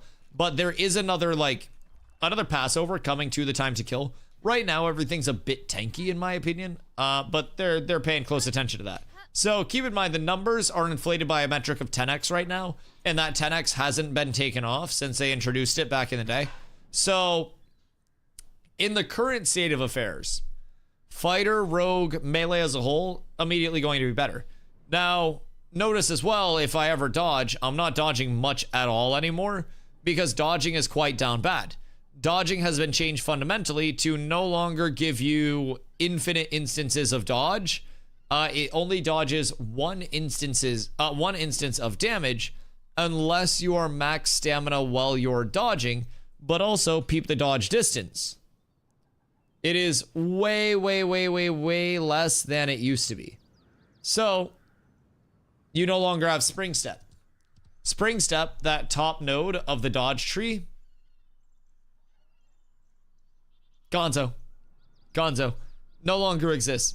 So now more damage is coming through in a more meaningful way. And as a melee, we're able to actually stand in and take damage and trade damage and deal damage because people can't just immediately get away from us. So fighter effectively got multiple sets of buffs. Nope. I'm not good at math. I'm not very smart. Not today, Satan. Fighter effectively got multiple indirect buffs that all make them feel better. I think melee as a whole feels better. I think ranged feels worse this patch. That's my quick synopsis on it. But there are also more pending time to kill reworks that'll come in and help adjust things even further so that'll be nice. But yeah, as of right now, I'd say like fighter's looking viable again, Mr. Wood. It's looking quite viable. Now I don't want to just jump in and immediately say like everybody play fighter, but Fighter and Rogue creating backline pressure and being able to sustain in the backline and stop the healers from healing is actually going to lead to things dying in a meaningful way. So with fighters and tanks and rogues being able to sustain, one thing that I have been thinking about, changes sound like L's, but fighter being decent is sick. I'm gonna be real, I like the changes a lot if I'm being honest. Now, everybody being OD tanky is a little over the top right now, but what it results in like group-based combat, because we've tested a few sieges on this TTK over on the PTR, granted a little bit less organized sieges and stuff like that. It tends to actually make a lot of the spacing, a lot of the movement, a lot of the abilities a lot more meaningful. Melee dodge change time was bad. The dodge change is polarizing, but it's a lot better in the long term, because when you think about what the dodge was providing before, right? The dodge before was half a second of 100% evasion rating, and it took you to fucking Narnia. So if I pulled you in and then I walled you, you could dodge once and be entirely clear of my wall, dodge once, be back in your back line, 2 dodges, 1 full second of 100% evasion, and then from there, it's hard to do anything to you in that time. So now, if you're full stam when you get pulled, your first dodge is still going to give you multiple instances of evasion. Your second dodge is only 1 instance of evasion, and then you take the damage from it. So if you are trying to double dodge out of something, you're still going to have damage coming through. So even though there's more HP, more damage is connecting, if that makes sense. It's like, it's more of a heavyweight fight, less of a welterweight fight. Makes dodge mobility more powerful and makes void better. Yeah, like, there is also the element of, you know, sprinting being a little bit buffed now. Blocking is hugely buffed. But it essentially allows melees to actually play melee weapon out. Like, even I as a tank now can play melee weapon out, and I can get damage out and combo off. So, maybe up the stem recovery by a tick or two. There are potions for that, Swift Stride potions. So actually, I'm on my bars, my Shift G. They're literally 2 stam a second, and then they give increased move speed as well. So I think what a lot of people are going to do is keep Swift Strides on their bar as a defensive, and when you get pulled, because keep in mind, blocking is insanely impactful now. But anyways, when you get pulled, pop a Swift Stride potion, 25% more move speed, sprint, 30% move speed, 55% move speed. You are quite literally faster than a horse. A horse is 135%. So from there, you pop a Swift Stride, you dodge once if you have your dodge fully kitted out, and then you also roll out of that. People also have to realize we're only level 25. Oh yeah, Spring Step has been vaulted for now, but they also redid the stam tree where you can no longer have every like selection in your stam tree at the same time. You have to specialize in either block, dodge, or sprint. So that's a huge change as well. Dr. Frankenbob, thank you for the combo, dude. So yeah, a lot of changes, but the thing with dodging is you can still use it to create space. You can still use it to close space. It's just not enough space to make melee weapons completely invalid at this point in time. I actually think it feels way better in terms of a melee being able to hold space, take space, melees being able to actually play as melees instead of glorified range with melee abilities. That was always a big point where dodge was just, I think, a little too much. So, still need to do something about longbows. Low-key, I think we're already seeing a little bit more variance. I think people are more willing to cook up a little bit more now with more HP, because previously the time to kill was so fast that the problem with stepping into range with anything else is that the second you step into longbow range and you're not in longbow range, you get targeted. You could legitimately die to sustained just attacks going out on you. If you were out by yourself, you could get turned on and just have a bunch of left clicks go out and kill you, or a bunch of basic attacks. Like, that was the state of affairs that we were in. So the trade damage just made longbows so safe. And then also on top of that, you have wound. Wound is disgustingly good. So wound will always be a big thing, but exclamation socials, Frank, come on. Crazy watching the narrative for Ashes slowly shift back to positive after the test. Isn't it wild how everybody just kind of fucking overreacted to things? And I said that once people got used to the changes, it would be a lot less polarizing and a lot more normal. Isn't that fucking insane how that sometimes works out? Herm. Yes, wild. If only some fucking handsome oracle sage man of wisdom that deserves all of your primers said, it's not going to be as bad as everybody's thinking. To be fair, they didn't give us a lot of faith after this last phase. I'm going to be real. I think the primary things that boned this last phase were the amount of core broken dupes and exploits that probably caught them relatively off guard. Like, a lot of them were known from before, but I think the weight of some of these things was underestimated on their side, potentially. So, some of the signups for EA and the mage count seems down bad. Mages are not happy. Mages aren't happy. Yo, Diggity, what up, dog? Thank you for the 3 months. Much love, dude. I hope you're having a beautiful one. Good evening to you. What you getting up to today? But yeah, like, I don't know. I never lost faith, man. And again, this may be because I came from New World, right? But I always say, comparatively to my last experience,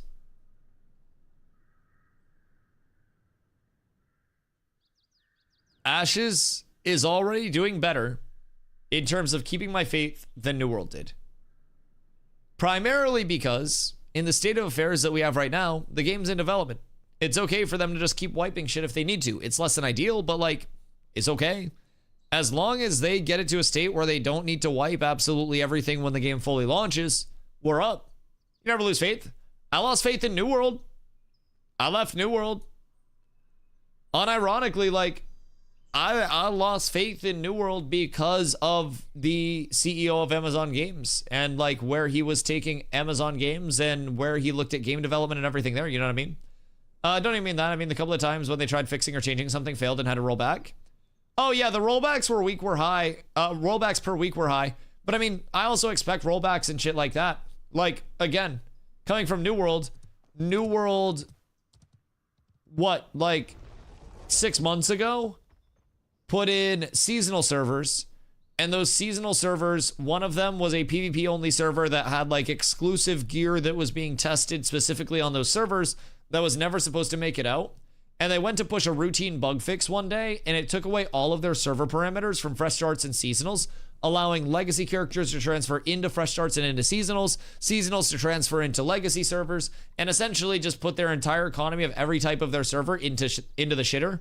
And they had to go through and hand pick out every single good from those servers. And that was like 3 years post-launch when that happened. The fact that rollbacks are happening now and that things are being contained in the capacity that they are now, I think is good. The things that were the concern this phase, I think, was the response to the crate dupes.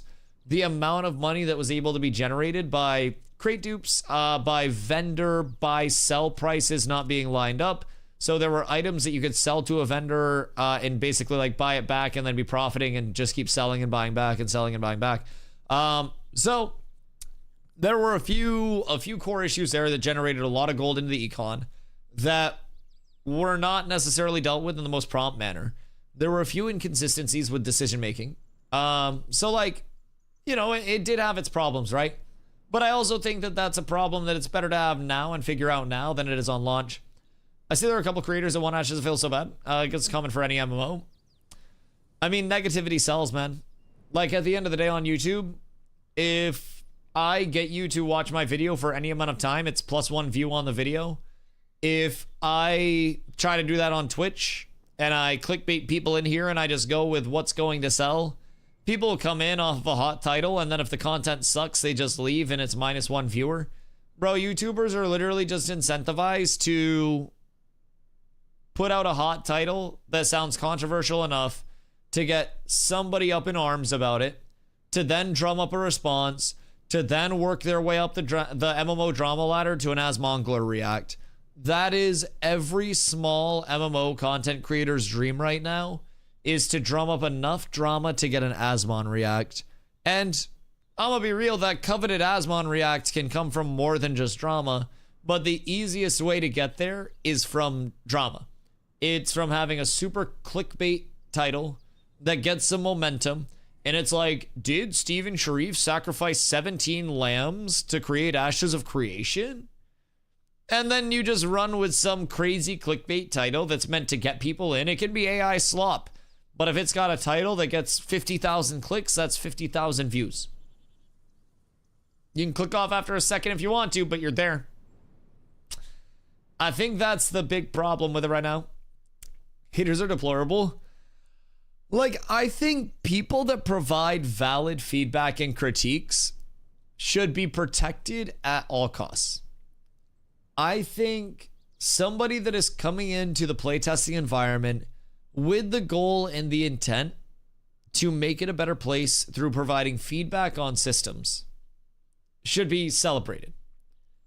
I think people that are just hating ass bitches in any aspect of life should reevaluate that they only have a certain amount of breaths left before they physically fucking die, and they're spending their remaining life just hating on shit that they don't enjoy. And like, I'm gonna be real, someday all of us, everybody that we know and love, will be dead. Some of us will be able to say we spent our lives in very fun ways, living out our dreams and doing what we wanted to do. Some of us will say, I sat in DustyWhy's Twitch chat trying to get rage bait out of him because I don't like Ashes of Creation. Some of us will be very happy because we were playtesters that potentially contribute to an MMO that could make a lot of people very happy and give a lot of people a third place away from shit. And if you're right here, right now, enjoying your time the same way that I am, good for you. Good for you. If you're here right now and you're hate watching, brother, I'm sorry your life is that sad. But like, there's a lot of other shit you could be doing right now. And if you're hate watching, you should be gifting twice as many subs as anybody that's supporting the stream. Because if I have to get a job, then you have to find somebody else to hate even more than you hate me. And I have a really punchable, beautiful face. So you're really going to want to keep hating this. I'm really, really, really easy to hate. So, how are you playing right now? Is Prod back online? I have the streamer client. Yeah, I basically tell all of the normies to go fuck themselves, and then I log on to the streamer client, and then I just do what I want when I want because I am that bitch. You're watching a visual from a couple of days ago. So the PTR's up, the private test realm, but a couple of days ago they did a 1v1 event over on the PTR. Where like it was a 1v1 duel for fun. They lifted the visual NDA that typically surrounds the PTR for the duration of that event, and then after the event ended, Steven was like, "Hey, what if we just keep the NDA down for the rest of the day?" Me being like one of 4 people that streams Ashes at this point was like, so I immediately said, "All right, we're going to the new content, boys." And this is footage of the private test realm server, which is visually NDA'd, but this was a period of the private test realm that was not visually NDA'd that I smuggled out through my ass. So this is basically straight out of my ass for you guys here to witness. Yeah, dude, I made the digi dash. Cause like the 1v1 tourney, I'll fill you in. I beat a summoner round 1, and then after round 1, I dueled rogues and clerics, and it was a 3-minute time limit. And every 3-minute time limit just came to stalemates where neither person died, and then it was a death roll to determine who moved on. I got knocked out in the semifinals. Huge controversy behind it. Maggie sabotaged me. I stand on that to this day. She did a slash roll 1 specifically to knock me out because I had too much momentum, and the community would have been up in arms if I ended up winning that tournament. I'm too well loved and hated at the same time. So I'm pretty sure Maggie sabotaged me. That's a different conversation though. So yeah, as soon as that ended, I was just like, all right, bet. Let's come through to the corrupted areas. I talked about it, and then I went to relog my character, and I was teleported down here by Steven himself. So I was like, all right, bet. I guess we're gonna show this shit off. So I got a raid together down here, and we just ran around for a few hours exploring it. We couldn't do like the big bosses because since these areas have expanded, since we failed to respond to like the commanders the first time, it like, you know, added these additional red areas that you're seeing off of like the initial circle in the top left on my minimap is where the corruption started. And then since we didn't respond to the event and complete the event successfully, it expanded into the areas that you see off of that initial red circle. So now we have to peel back those red areas and then peel it back to just that circle where we can then target the boss to try to control the corruption and stop it from getting out of hand. But while we do that, this is all force flag lawless PvP, so anybody could come around and just smack the shit out of us whenever. And this is going to be here for the 11th, on top of all of the other changes. This is finally a form of like, I have gear, I have been grinding, I've been working my ass off to get squared away. Let me put what I have against, you know, other people to the test for something that actually has an implication on the server. This is the intent behind the PvP now that will give people that motivation. How do you find the PvP in this game? How fun do you find the PvP in this game compared to the other MMOs? Combat-wise, I like it a lot. I'm also kind of familiar with, you know, tab target bases. I like the action combat elements of it. I enjoy tank a lot too. Finding the class that you like to play is a huge help.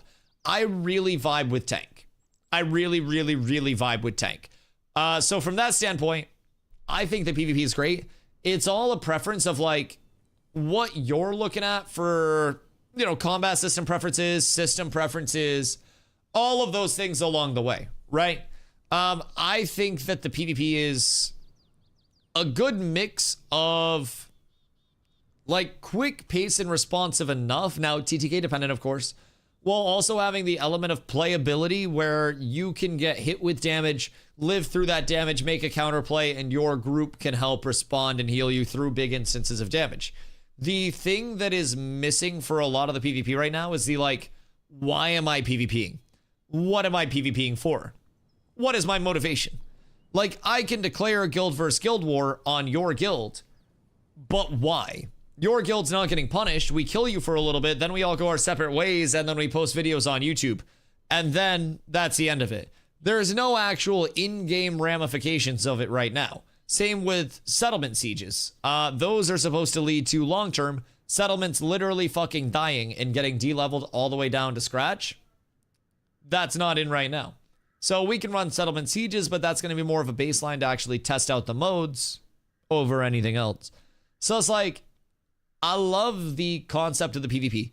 If we had arenas right now, which is what Wood asked about, if we had arenas right now, I would have so much content every single day just from sitting around and queuing into arenas and playing the PvP. I love the PvP. For a lot of people, they still want more of the why am I PvPing, what's on the line, what's my incentivization. So, would you like arenas to be played with the same gear so it's fair? Nope. Fuck that. Personally, I would rather shit in my hands and clap than that. Castle sieges are more repeatable content. Nah, castle sieges are only going to be once a month and there are only 5 guild castles around the world. Like, there will be castle sieges, but like, it's not going to be that replayable daily content, you know what I mean? But yeah, personally, I would be very opposed to anything in Ashes that takes away the reward for the input of players' time. If somebody has gone as far as grinding out the best gear, they should be rewarded for that. It's a very simple take, and I stand on that take. Some people disagree with it, and I respect that. We can see it differently. But I think in a game like Ashes, where the intent is no pay to win, no pay to progress, you know, the primary thing is your time investment, and using that time wisely, you should be rewarded for that. Also, equalization of gear devalues like half of the Ashes loops, where it's like risk reward and how you spend your time is always something that you have to be cognizant of. So with arenas, especially like instance arenas, those should be a net loss to you because you are playing with the gear that you have that you cannot improve while you're in arenas, where you could then be spending that budget of time instead of on arenas on getting your gear better. That's what I would fucking love. Maybe make rank gear dependent, but have a casual mode gear balance. I don't think they're planning to split brackets like that. They're planning to have like season-long leaderboards, but would you be okay with brackets similar to weight class based on average rarity of gear equipped? No, get skill-based matchmaking out of games. I'm going to be completely honest. I think fuck skill-based matchmaking. I think fuck gear equalization. In games that are a bunch of players put into one world where you have direct involvement with every type of player, your time investment, your standing in the game, your power scaling should be rewarded in a game like Ashes of Creation. You are directly incentivized and rewarded to invest your time in the most efficient way to get the most scaling out of it and to take advantage of that. I would personally, from my state of affairs, love to, if I am behind, know that I'm queuing into something where I may run into something or somebody that's a little bit more geared. If I'm ahead, I know that I'm taking time where I could be getting more ahead, and I'm then using that scaling that I've established. So, were there actually quests level 1 to 10? Oh, Merlot. We have been testing exclusively questing loops for the start. It is unequivocally the fastest start. Yeah. They're adding in more before the 11th. Like, they're in the process of revamping the first-time user experiences. But, like, I have a 1 to 6.5 route that I can do in about 25 minutes right now. Give or take. I'm trying to take more. But yes. Yes. Questing is good. I think if gear isn't capped, we need good rewards from arenas to help get endgame gear / enchant / gold. Why, though? Arenas aren't supposed to be a progression thing. Arenas are meant to be a test of what you have. Arenas are, by design, intended to be I have this set and this comp, and I'm going to put it against other people who have their sets and their comps. And that would... Keep in mind, if gearing was normalized, what happens if I have a build that's set up that is a little bit more dependent on power scaling than somebody else's? What if my preference because of playstyle is to drop 10% mitigation and then scale that into crit or disable power instead? Gearing in Ashes and gearing decisions and build decisions are a primary amount of the, like, agency that players have, you know what I mean? Not saying comparable to open world stuff, but just something that's always nice for a W. Then you have win trading. I personally, like, their structure right now that they've talked about is no short-term rewards that are meaningful from it, rather the long-term incentivization, where it's like the 6-month PvP seasons will lead to people based on their standing on the leaderboards getting everything from, like, gold, consumables, item enchanting stuff like you mentioned, but could also scale up to titles, which titles in the game can have cosmetic or power scaling rewards. Some can even grant, like, abilities in the long term. They can have power scaling shit. And then from there, you can also get things that are, like, a bit more out there, like more granular player health bars as a potential, like, you know, PvP reward for those 6-month seasons. So from that standpoint, I think of those seasons and that long-term grind much more in the realm of Ashes, where it's like I don't get that necessarily, like, immediate gratification and that immediate reward. Rather, I'm getting some trickle along the way, but the large incentivization is always going to be getting in and competing for that longer goal. We need those castles. Guild castles are going to be sick, but also guild castle sieges are only once a month. Now, I will say once a week, guild castles are going to have to escort caravans from the settlements in its purview to get the tax money actually out to the castles. So that's going to be something. So, by abilities, you mean combat skills? Yes. So titles are meant to give a variety of different options. They're also meant to be like mayoral abilities and like mayoral superpowers. Like there are, well, mayoral superpowers are more meant to, or those are like settlement superpowers. But like mayoral abilities are going to give abilities. Guild halls also, yes. There are meant to be so many forms of scaling in Ashes that it is immense. Now, keep in mind, I'm going to pull something up real quick that's probably going to blow your fucking mind. Hold on.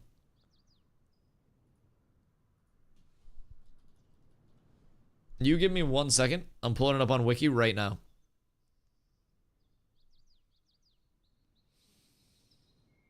All right.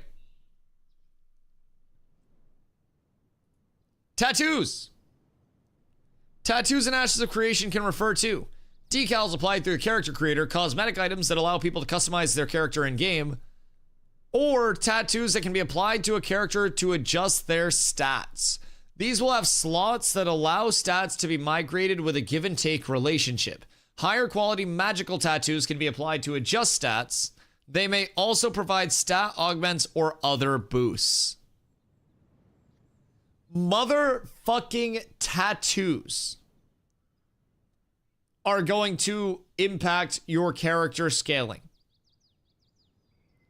There will be so many different fucking choices along the way. What if you get mats from the arena the community needs? BDO does that well with elixirs and reagents from arena. Then I think it devalues the crafting loop, like the gatherers, crafters, refiners. If you're giving out player-made stuff, then it devalues what players are making. If you're giving out reagents and gatherables, then it devalues what players are gathering. I think, and this is coming from somebody, keep in mind, who is like looking to be an arena main, basically. Arenas should be a net loss because of the convenience that they provide. The gain from arena is not realized in getting a reward because the reward is the PvP. That's what I need people to understand with arenas and ashes. You're not able to queue into battlegrounds. You're not able to get this instant on-demand PvP unless you arena. That's the reward. Anything else along the way would be too much. It would be extra. I want PvP. I get PvP. What about cosmetics? I think tie those to season rewards. Like tie those into the PvP seasons. Because under the PvP seasons, hold on, I'll pull that one up real quick. PvP seasons. Hiya. PvP seasons, performance in various PvP systems such as caravans, arenas, guild wars are measured over the course of approximately 6-month PvP seasons. At the end of each season, a player's cumulative score may unlock various rewards. Gear enhancement, achievement ranks, purchasing power, potentially more granular player health bars. There will be an arena ladder. So Steven says there will be rewards based off of performance as well. So people who participate in the arena system will have some access, I think, to goodies. They might even be reputation driven, where you can accumulate reputation based off of how we align the arena system with certain types of settlements or different factions like your religion or the other different social organizations. A lot of the times I feel like arenas just get segregated off to the side like, okay, cool. You want to go do this, cool, do that. But if we build some more incorporative elements to the broader systems design, then I think that will capture a healthier audience when it comes to fleshing out those queues and getting people to participate. And it doesn't have to be, those metrics don't have to be driven by 100% participation throughout the month. It could be during specific prime times where your participation does count towards certain metrics that we may want to track, and you may want to perform against such as like a nightly prime time or on the weekends or something that players can queue up for. So titles may be received from arena play, arena points that can be used to buy gear, not currently in the design. Other rewards will be revealed at a later time. And then you'll have a guild ladder. So an inter-guild ladder will rank guilds based on their performance within competitive activities, guild wars, castle sieges, and world bosses. So there will be many things to shoot for, you know what I mean? And you will get the reward scaling for that. So if you want some type of reward, honestly, cosmetics would be fine. Yeah. I think like cosmetics and titles and like what they have here, right? Like purchasing power and currency. The player health bars is huge, by the way. Because keep in mind, more granular player health bars means that you would be able to see, instead of quarters on somebody's health bar, 6th or 8th divisions. So you would be updating their health bar at a more reasonable percentage. So you would get more information about when somebody's a good kill target versus when they are still at 37% HP, which is kind of like the middle bar between 1 and 2 bars right now. So that is a huge thing to try to earn as well, which I look forward to all of that. Those are going to be huge variables. Also, the question was asked, if tanks are bad for arena, would I reroll? No, because I am an absolute fucking demon. And even if something is thought of to be bad, I will make it good. And I will make people see that anything can be good in the right hands. If tank is considered the worst thing for arenas, I will play tank. When I first came into Ashes, a lot of people slept on tank and hated tank because it had a damage modifier on it, on one of its abilities. I saw the vision. Tank fucks. Tank will continue to fuck. Also, I think tank in small scale and Ashes is actually the best, like the best or one of the best classes in the game. Tank can take 50% of the damage from another class that anybody else is taking and just transfer it to the tank. If you don't want to focus the tank at small scale, you have to. Because otherwise, You're focusing on DPS or a support that is 50% stronger, 50% tankier. Half of their damage that they take is redirected to me. So what are you going to do there? Burst through them and ignore half of my health pool being added to theirs? No. You have to deal with the tank. I can essentially taunt without ever having to taunt a player, because the second they go on one of my DPS, I intercept, I banner 25% of my max HP to them as shields. I protect, I Aegis, 50% of the damage that they take redirected to me. So then they're effectively taking half the damage. Their effective health pool doubled. Tanks in 3v3 will fuck everyone. Yes, tanks are incredibly, I would like to reiterate, incredibly well set up for every form of PvP in Ashes. The tank design is very well done. Tank, Cleric, Bard, Nightmare combo, I think it needs more kill potential. I think tank, Bard, X. X probably being like Rogue or Fighter, right? But I don't think you need the healing from a Cleric.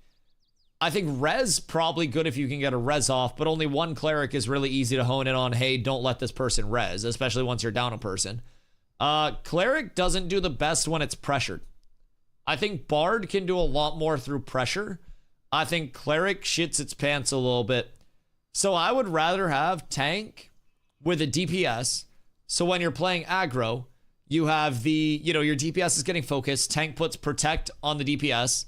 When they switch over to Bard, intercept to the Bard, protect the Bard. You're trying to figure out the 3v3 dream team. I think it's probably like, if I'm being honest, like tank, Rogue, Bard. Because a double in cap there is insane too. Like if I'm getting ready to go on a target, Rogue Diddy darts one target, and then the Bard marionettes the other target.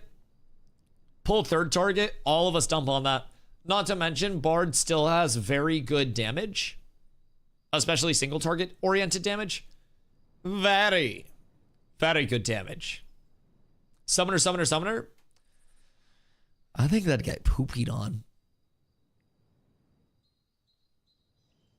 I don't know. Tank, Rogue, Rogue, Rogue, Bard, Cleric for double classes might be good. Oh, tank / rogue. Oh, wait. Oh, okay. Yeah. I mean, I don't know. I'm just not sold in Cleric in threes. You know what I mean? Video out there shows tank versus Ranger and Cleric, the tank won.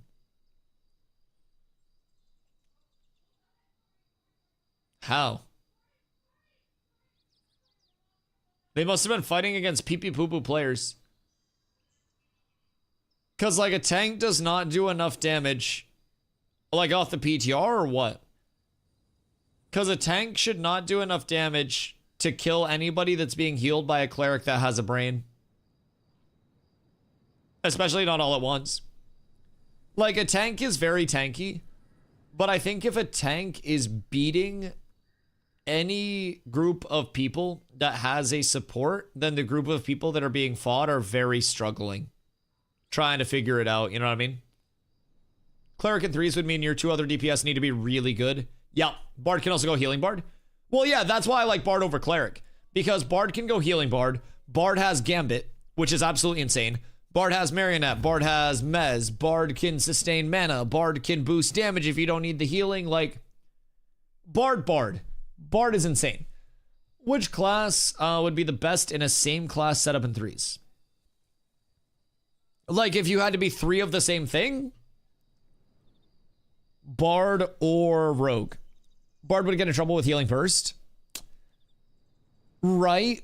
But I also feel like that's where Gambit comes in. You burst and then a Bard Gambits, and then whoever gets hit by Gambit gets 50% more healing received as a buff. Like whoever gets the lower end of the trade. So one person gets healed, the other person gets huge healing received buff, and then the Bard just tops that off, and then self-heals also come in. Because consumables are going to be in as well to help sustain that. Like, Bard healing is fucking slept on. I'll be real. Like, I know Cleric healing is great, but Bard healing is disgusting. Now, Bard healing is also the best anti-burst heal in the game because it's dependent on your HP. If I Gambit somebody and I'm a Bard, I switch my health total with theirs. So if I have 18k, I can heal for 18k. What class was Zeratus? Zeratus was a Cleric But everything in the dual tourney, keep in mind, came down to death rolls. Nothing was actually based on people dying or anything like that. They had a 3-minute time limit on the rounds. So literally everything just came down to death rolls, unfortunately. Bard doesn't have consistent healing, though, like a cleric. Right, no, I totally get that. I totally get that. Like, you do have healing song and stuff, but I also think in threes, it's not necessarily about the long, drawn-out, consistent healing. I think it's about having something that can spike heal, but also help spike damage. Bard also brings to the table in threes an in cap to help prevent heals. It brings in shields for them and their allies to help prevent damage going out. It's got AoE Mez, which is an in cap that can also go into a stun with stagger. It's got red song. It's got nimble. It's got damage. It's got Mez dumps. Like, I think the Bard kit just has more, you know? It definitely heals less than a full cleric does, but I just think Bard's really good. Bards are very good right now. They won't always be this good. I don't know, dude. I think Bards are always going to be that good. Bards just scale up. Bards are a lot of percentage scales. Like, Bards percent scale and Bards just rip off debuffs. Ripping off debuffs are always good. Like, it's just an always positive thing. They'll rework classes. Like, yes, but also classes will continue to change and evolve. I don't know what I would expect for reworks. I wouldn't necessarily expect the core design of any of the archetypes to change, but there will be many things that impact the total class design, if that makes sense. Bards are a complete class for level 25 along with rogues. See, that's always been my concern too. Are Bard and Rogue too complete? Is there an ETA for these changes? Ongoing. Everything's ongoing, dog. Like, you're hopping into a development state that's going to be ongoing for years. And then even post-launch, there are going to be balance updates and things will get tweaked and reworked and moved around. So you know what I mean? I think that's the biggest thing. There's no ETA while also being a constant ETA on classes getting changed around. Every single patch, you could have like bug fixes, you could have tweaks, you could have abilities that get completely changed and nerfed that changes the core functionality of the class. So that's a big thing. Reworks are always ongoing. Reworks are always present, always evolving, in my opinion. You already tried sport fishing? I did. Yeah, sport fishing's pretty fun. I'm not a huge like sit there and fish person, of course. But sport fishing's cool. You go out to the areas, find the areas, have to pull up, chum the areas. Then you start fishing, and it's a little mini game where you gotta like tire out the fish and do damage to the fish. So, am I wrong in thinking they should feel complete before they allow you to pick up a secondary? Like, to a certain extent, yes. But I also feel like by complete, I don't necessarily think I'm saying, or I'm not intending to say it in a sense of like, this feels really well put together for what this archetype is supposed to be. It's almost like this archetype kit is reaching into so many other things that it feels like it can do everything. It's an all-arounder. It doesn't have weaknesses. That's what I mean by complete. When I think of things like fighter, things like ranger, things like mage, there are typically more things that are left to be desired in the kits, right? That people could easily name off. I mean, shit, even as a tank, I would love some form of an AoE trip that I could combo off of my AoE stagger. And then from there, I would be able to, you know, full send into a clump and actually trip a clump instead of tripping a little pie slice of a clump. And that would make me really happy. But certain archetypes are feeling almost as though as level cap expands, they wouldn't necessarily be able to get new shit, you know? It almost feels like they do everything a little bit too well in the current state of affairs. So, do we know how much it's going to cost to play on December 11th for a new player? Teleporter, what up, dog? $42.50 from the 11th to the 25th. And that is here. So it'll be $42.50 from the 11th to the 25th. And then it'll be $50 after that for like the ongoing cost. So anybody that's like thinking about hopping in between now and then, tell them to probably just save their $50 it's like $50 and change. They can buy you a meal and then still save like 25 bucks depending on where they're buying you a meal from. So much, much, much cheaper. But $50 is the like intended price. Then they're doing a 15% off sale for like the pre-holiday season, where it's gonna be $42.50. Yo, Hunter, thank you for the hydrate, dude. Much love.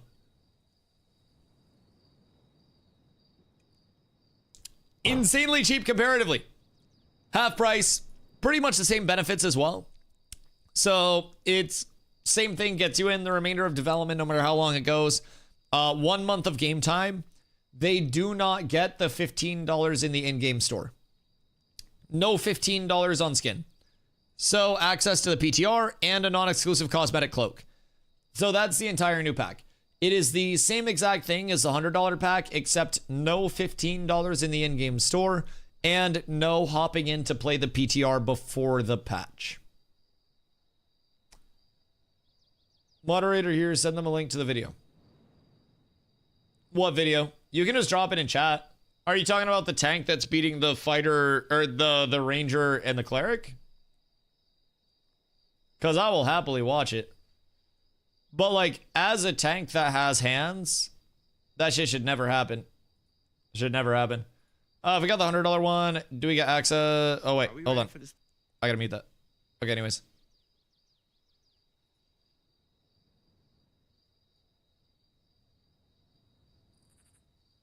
Oh, yeah, this is not good players fighting against good players, unfortunately. And this is also not current clips. This is legitimately the old time to kill.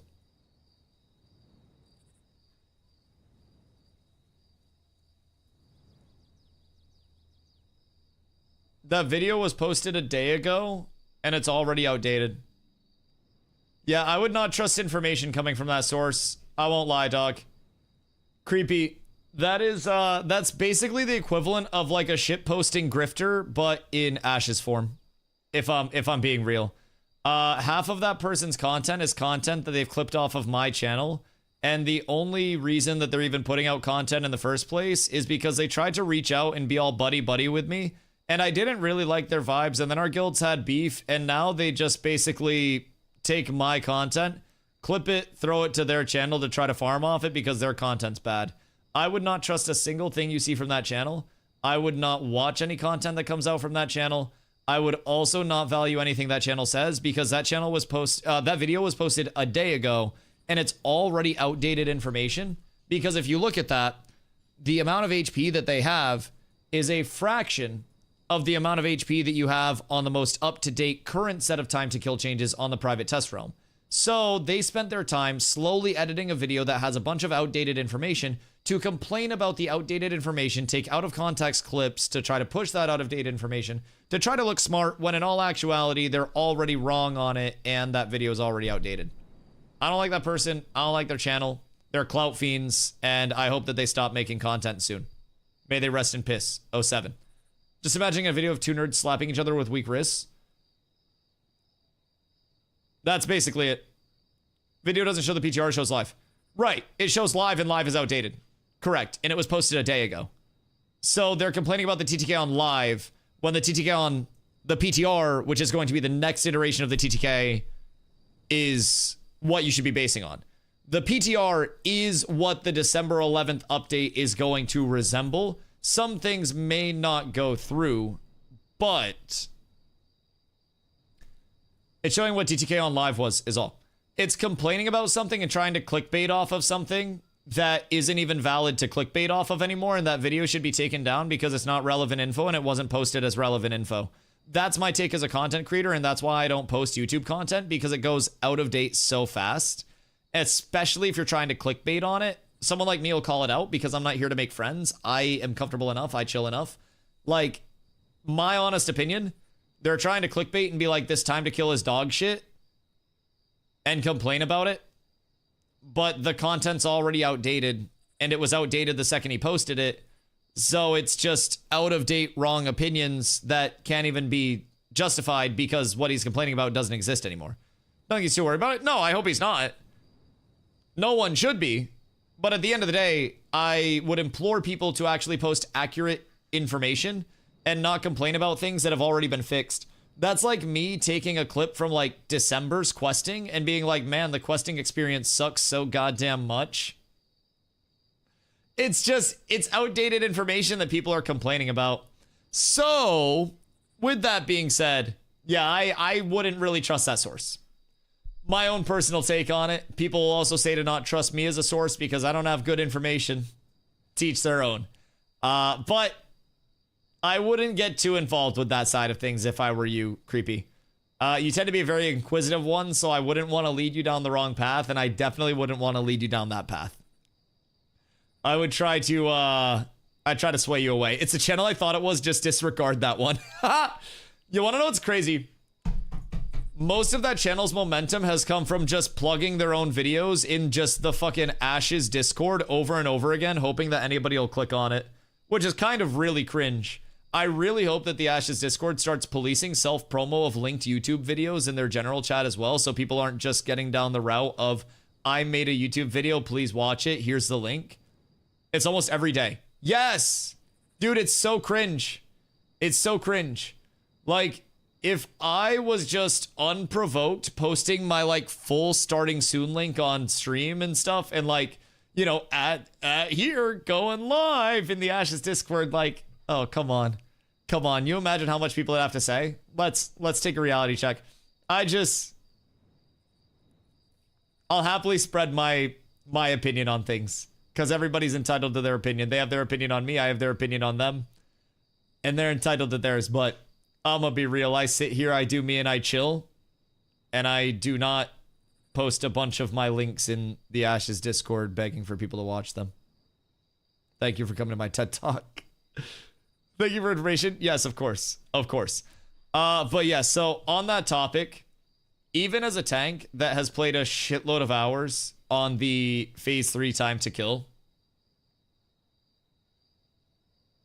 if you're playing against people with hands and it's a 1v2, 1v3, like, I truly hate to break it to people, but, like, you're not going to 100 to 0 burst anybody that has any form of support in Ashes, even on the old P2 TTK.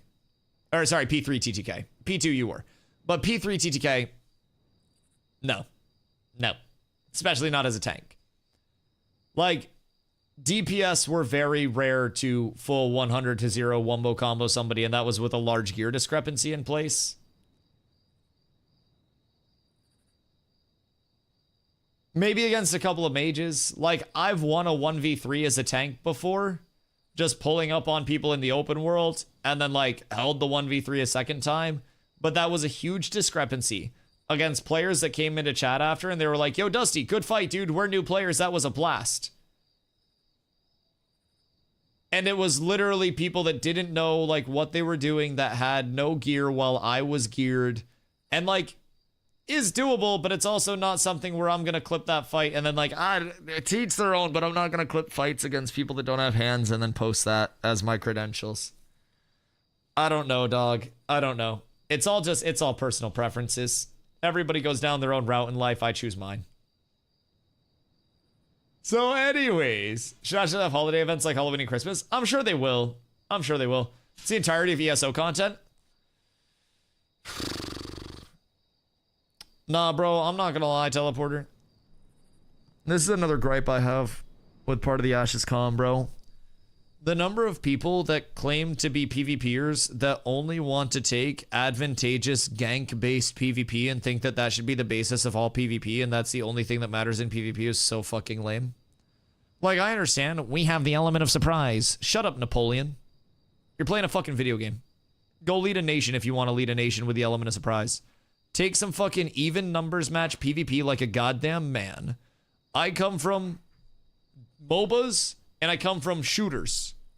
In MOBAs, I pick my team, you pick your team. We take our teams, even numbers match, tried to achieve same goal against each other. Shooters, I shoot at you, you shoot at me. I played a lot of Fortnite. There were players that I fought that I was mechanically better than and I shit on. There were players that I fought that I was mechanically worse than that I shit on. You want to know what the consistency was? We both have guns. I shoot their head before they shoot my head. I fucking win the game, right?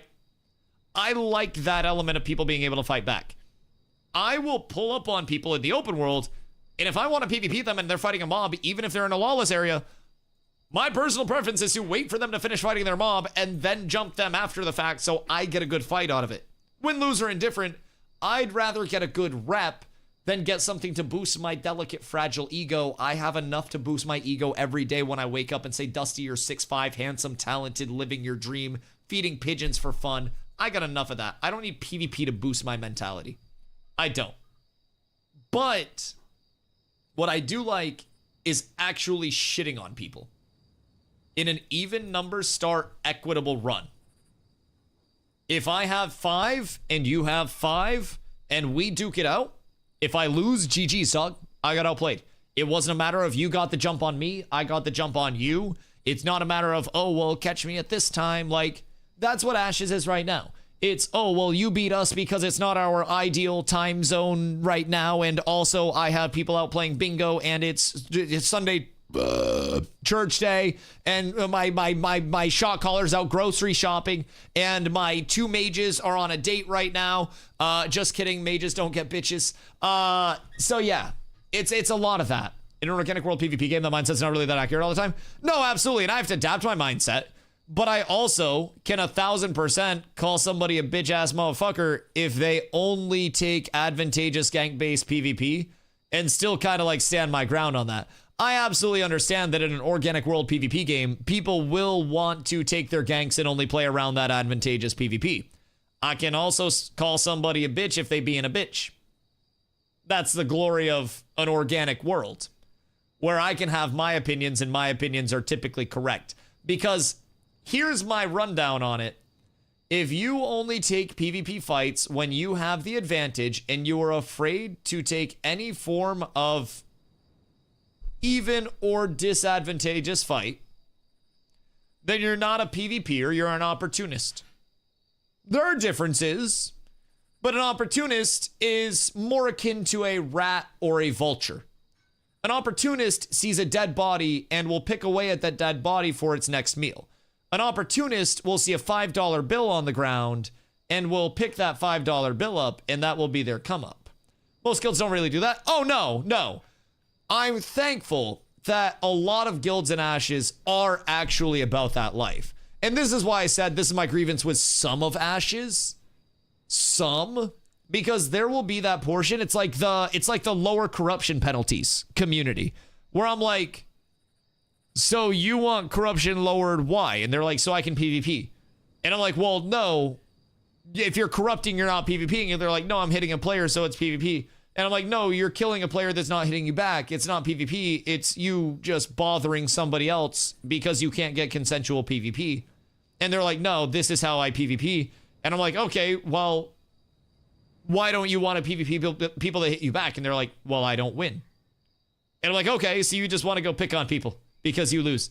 Sick. Awesome. Glad we got to the bottom of that. It's ganking. Yeah. And I understand some people want to just fucking gank and only take those opportunistic picks. I play melee and I play tank and I play frontline shit because that's not my vibe. I want to have my side here, your side here.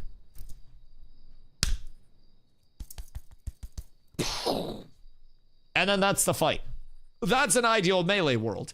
Everybody's brain will operate differently, and some people will be absolutely averse to arenas. And they're like, oh my god, somebody that knows the attack's coming, fuck that. This takes away so much of my skill of waiting for somebody to hit a mob before I jump them. Man, that takes away all of my element of surprise as a player. That takes away all of what I've worked for so hard. Man, what am I going to do if I can't wait for somebody to be 50% HP with 7 mobs on them? How am I going to win this fight? Oh god. I get that. I get that. I don't respect it, but I get it. I understand it the same way that I understand that rats scavenge for food and will eat decaying food out of dumpsters. Do I think that it's something every player should be doing? Every person should be doing? No. No. Number 1 rat. Listen, I understand it, but I don't respect it. At the end of the day, this PvP just game. I still don't think ganking people is PvP. Like,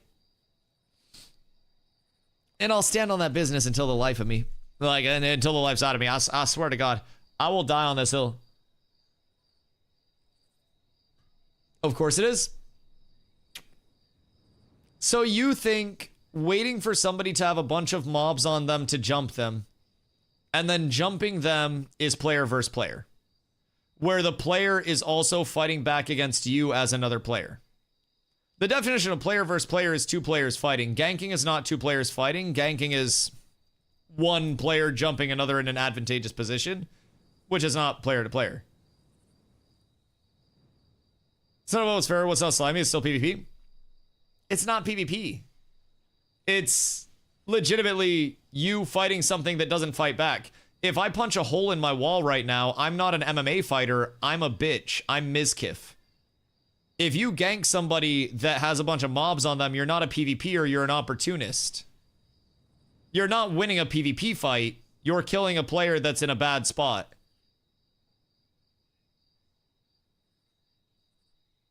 I stand on that, and everyone's entitled to their own opinions, but... Well, sure, but... I mean, of course, under the grand aspect of, does this technically qualify as some form of a PvP system? Sure. But anybody that wants to say, I'm a high-end PvPer, and then their entire footage is them just running ganks? Oh, Jesus fucking Christ.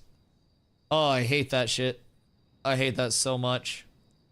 Oh, it's so awful. Player versus mob and player. Some people are just so down bad that as a result, they have to employ mobs that are physically designed to players to do something that they're incapable of doing themselves. Yeah, 1000%. Tuesday, thank you for 35, dog. Name that I cannot read on YouTube. Hi. Also, Critzy on YouTube, what up? What's your favorite archetype? I love tank, personally. I like tank a lot. Also, if you're dying fast, try to focus on gear pieces that have max HP on them. Max HP is a really big scaler right now. Any thoughts about 24k HP characters? Do you think TTK will last long? I mean, TTK will definitely last long. And we also have a problem right now with really high HP pools being multiplied by really high mitigation percentages. And I think that's where a lot of the problem comes in right now with like the PTR TTK. They do have more implementations that are planned around, you know, shoring up that TTK. And I would assume we're going to see mitigation come down, maybe HP scaling adjusted through different sources a little bit, maybe some redistribution of power scaling and stuff like that. And I think that from that standpoint, TTK will be balanced out. They've also done some things with dodging to make sure more damage is going through. So in terms of a longer TTK, I actually prefer a little bit longer of a TTK. There's a point where it's a little too long, and I think that's where we're at right now. But there's also an element where it needs to be long enough for melee to be able to operate in a meaningful capacity. I feel like PTR is a bit skewed when everyone's in legendary plus 20, but would still vote for less health on gear. Yeah, I mean, I also think part of the problem, Teleporter, too, like, I broke down my stats on this build that I was running for the PTR and for, like, the 1v1 tourney. And, of course, this is, like, this is Lego plus 20 gear, right? Oh, wait, I have my character sheet right here. Hold on. When do I pop my coolies? Oh, wait, here. I pop my coolies. So, keep in mind, this is, as you said, going to be absolutely scaled. But this is with a shield, rings, like all that shit, right? This is going to be extreme. But these percentages are still relatively achievable on live with the current gearing being the way it is and without legendaries. This is live scaling that carried over for mitigation percentages. 77.2% Fizzmit, 72.1% Fizz block defense because of shield, 2 glittering spall rings, and a Thistleborn neck, all of which are really easily achievable. The spall ring being the hardest part of it, of course, with forge gear. But even on live, people were scaling 70% Fizz block chance. Fizz block defense. And then keep in mind, my magic mitt, 63% magic defense, 63% magic block defense. So I am 78-72 for Fizz mitt and Fizz block mitt. And then I'm 63-63 for magic. This is multiplying every point of health by like 10. Every single one. I just think there is Like, there's obviously very little diminishing return scaling until you get into like the 60 to 70 power band of your mitigation. And then with block, it just scales up infinitely. Like it's so high. So I think like HP definitely is skewed by plus 20 stuff. But this percent mitigation, people are getting 60-50 mitigation on live just from decent Glittering Ball setups, a Thistleborn, which is an eye level 23, and any shield whatsoever. No plus 20 enchants, no full Lego kits, nothing like that. So it's kind of crazy. I think there are multiple things that are impacting it. Also, you read my mind. You read my mind. Look at my offensives. I'm talking to you about my defensives like mad. Look at my Fizz crit chance. I am a tank that is built tanky with a sword and board on, with a fortitude set bonus on that is built around having the highest effective HP pool that I can, which not necessarily means HP stacking, but means getting the most out of my HP scaling. I'm sitting at 52.6% Fizz crit chance. Why not bring Fizz crit chance down and then scale that into pen so we can get around some of this MIT? I say that as a MIT scaling demon. Fizz crit chance is too goddamn high. Oh wait, it's Clam and Bob. What up, gang? How are you guys? The fucking goats. Is this all tank all the time? Oh, it's tank rogue. Massive. I love that. Onward with your grinds, lads. Makes me feel like we need a Majora's Razor to do percent-based damage. So in Diablo 2, we called that crushing blow. It was like a percent where it was like higher than a crit and went off like a percent of current HP, which was kind of cool in that standpoint because as somebody got lower, it wasn't like a percent total execute. It was percent current. So if I have 20k, it's going to hit me twice as hard as when I had 10k, right? Stuff like that. How do you do crates? To do your crates, come over to the Caravanserai Assistant, and you're going to start here. Talk to him. Do the first interact. Accept it. And then talk to him with that interact again, and then accept it again. And then your third interact, you're going to pick the last option about the caravans. And then after you accept the third one, you'll go back in and interact again with the top option, and that'll be your fourth accept. So talk to him once, spam interact. Talk to him again, spam interact. Last option, spam interact. First option again, spam interact. Then what you're going to do is sell any of the glint that you've got on your character at this point in time. Try to get yourself up to 20 silver if you can. Make sure you claim destinies and stuff too. Then you'll come over to the Caravan Master where I'm at here. And then you'll talk to him. You'll do, I'd like to manage my caravans. Oh, also, you'll accept the caravan quest from him. So spam that, and then I'd like to manage my caravans. Then you'll launch your caravan. You'll purchase a caravan, prepare and launch. That'll give you your caravan. Turn and deploy that on the ground. That'll take 2 minutes to deploy. Then you go into that second menu that pops up behind the Caravanserai menu. That's your storage. Go to the crates, and then in your inventory, you'll have your small crate. Shift, right-click that, and then you'll be able to pack the crate. So when you pack the crate, that'll go into your inventory. You'll seal, it'll go into your storage. You seal the crate, and then you're good to go. And then your quests are done. Turn those bad boys in. Deploy your caravan. Once your caravan deploys, hop in it, unsummon it. Not unsummon, but jump in the caravan, and then turn it in. And then you'll complete your caravan quest. Many levels, mucho gold. Yes, yes, yes. Feel free to clip it. I can also do a more detailed run through tomorrow. But yeah, I personally think crit chance is way too high. I think crit chance could be nuked, and that could scale into other things. How's crate go to storage? In your inventory, when you have the storage up, shift right click it, and then you'll be able to pack the crate and then seal the crate. Yeah. I can take you guys on a loop tomorrow, though. It's pretty easy. It'd be so much easier if I could show my screen. I should have gone to the new player area and done a loop. Yo, what up, Dan? Did we look at my photo? I did not. I've been busy on the fucking yaps and shit today. I'm also getting ready to go get food because Carla made tomato soup and grilled cheese, and I smell that shit from here. Hooey, I do. It smells absolutely wonderful. So, boys, if you guys are new to the channel, please do me a quick favor. Make sure that you guys drop the follow so you know when I go live every single day. What the fuck is that? That is cursed. That is so cursed. I never want to see that again. All right, so anyways, that should not be allowed. Jesus fucking Christ. That is awful, talk. That is absolutely awful. So anyways, I'm gonna go get some food and take off. If you guys are new to the channel, whether you're on the YouTube side or the Twitch side, make sure you drop the follow on Twitch. Make sure you sub on YouTube. Also, make sure you give me all your money and credit card information. I do stream every single day starting around 2 p.m. EST. I've been live over 875 days in a row now. So make sure that you are here. It's all Ashes all the time. You guys can get all the apps, all the information, all the questions answered right here in this channel. 2 p.m. EST or later, it's a Dusty shift. Welcome, boys. I'm happy to help. So, had to restart his ending quotes. I did.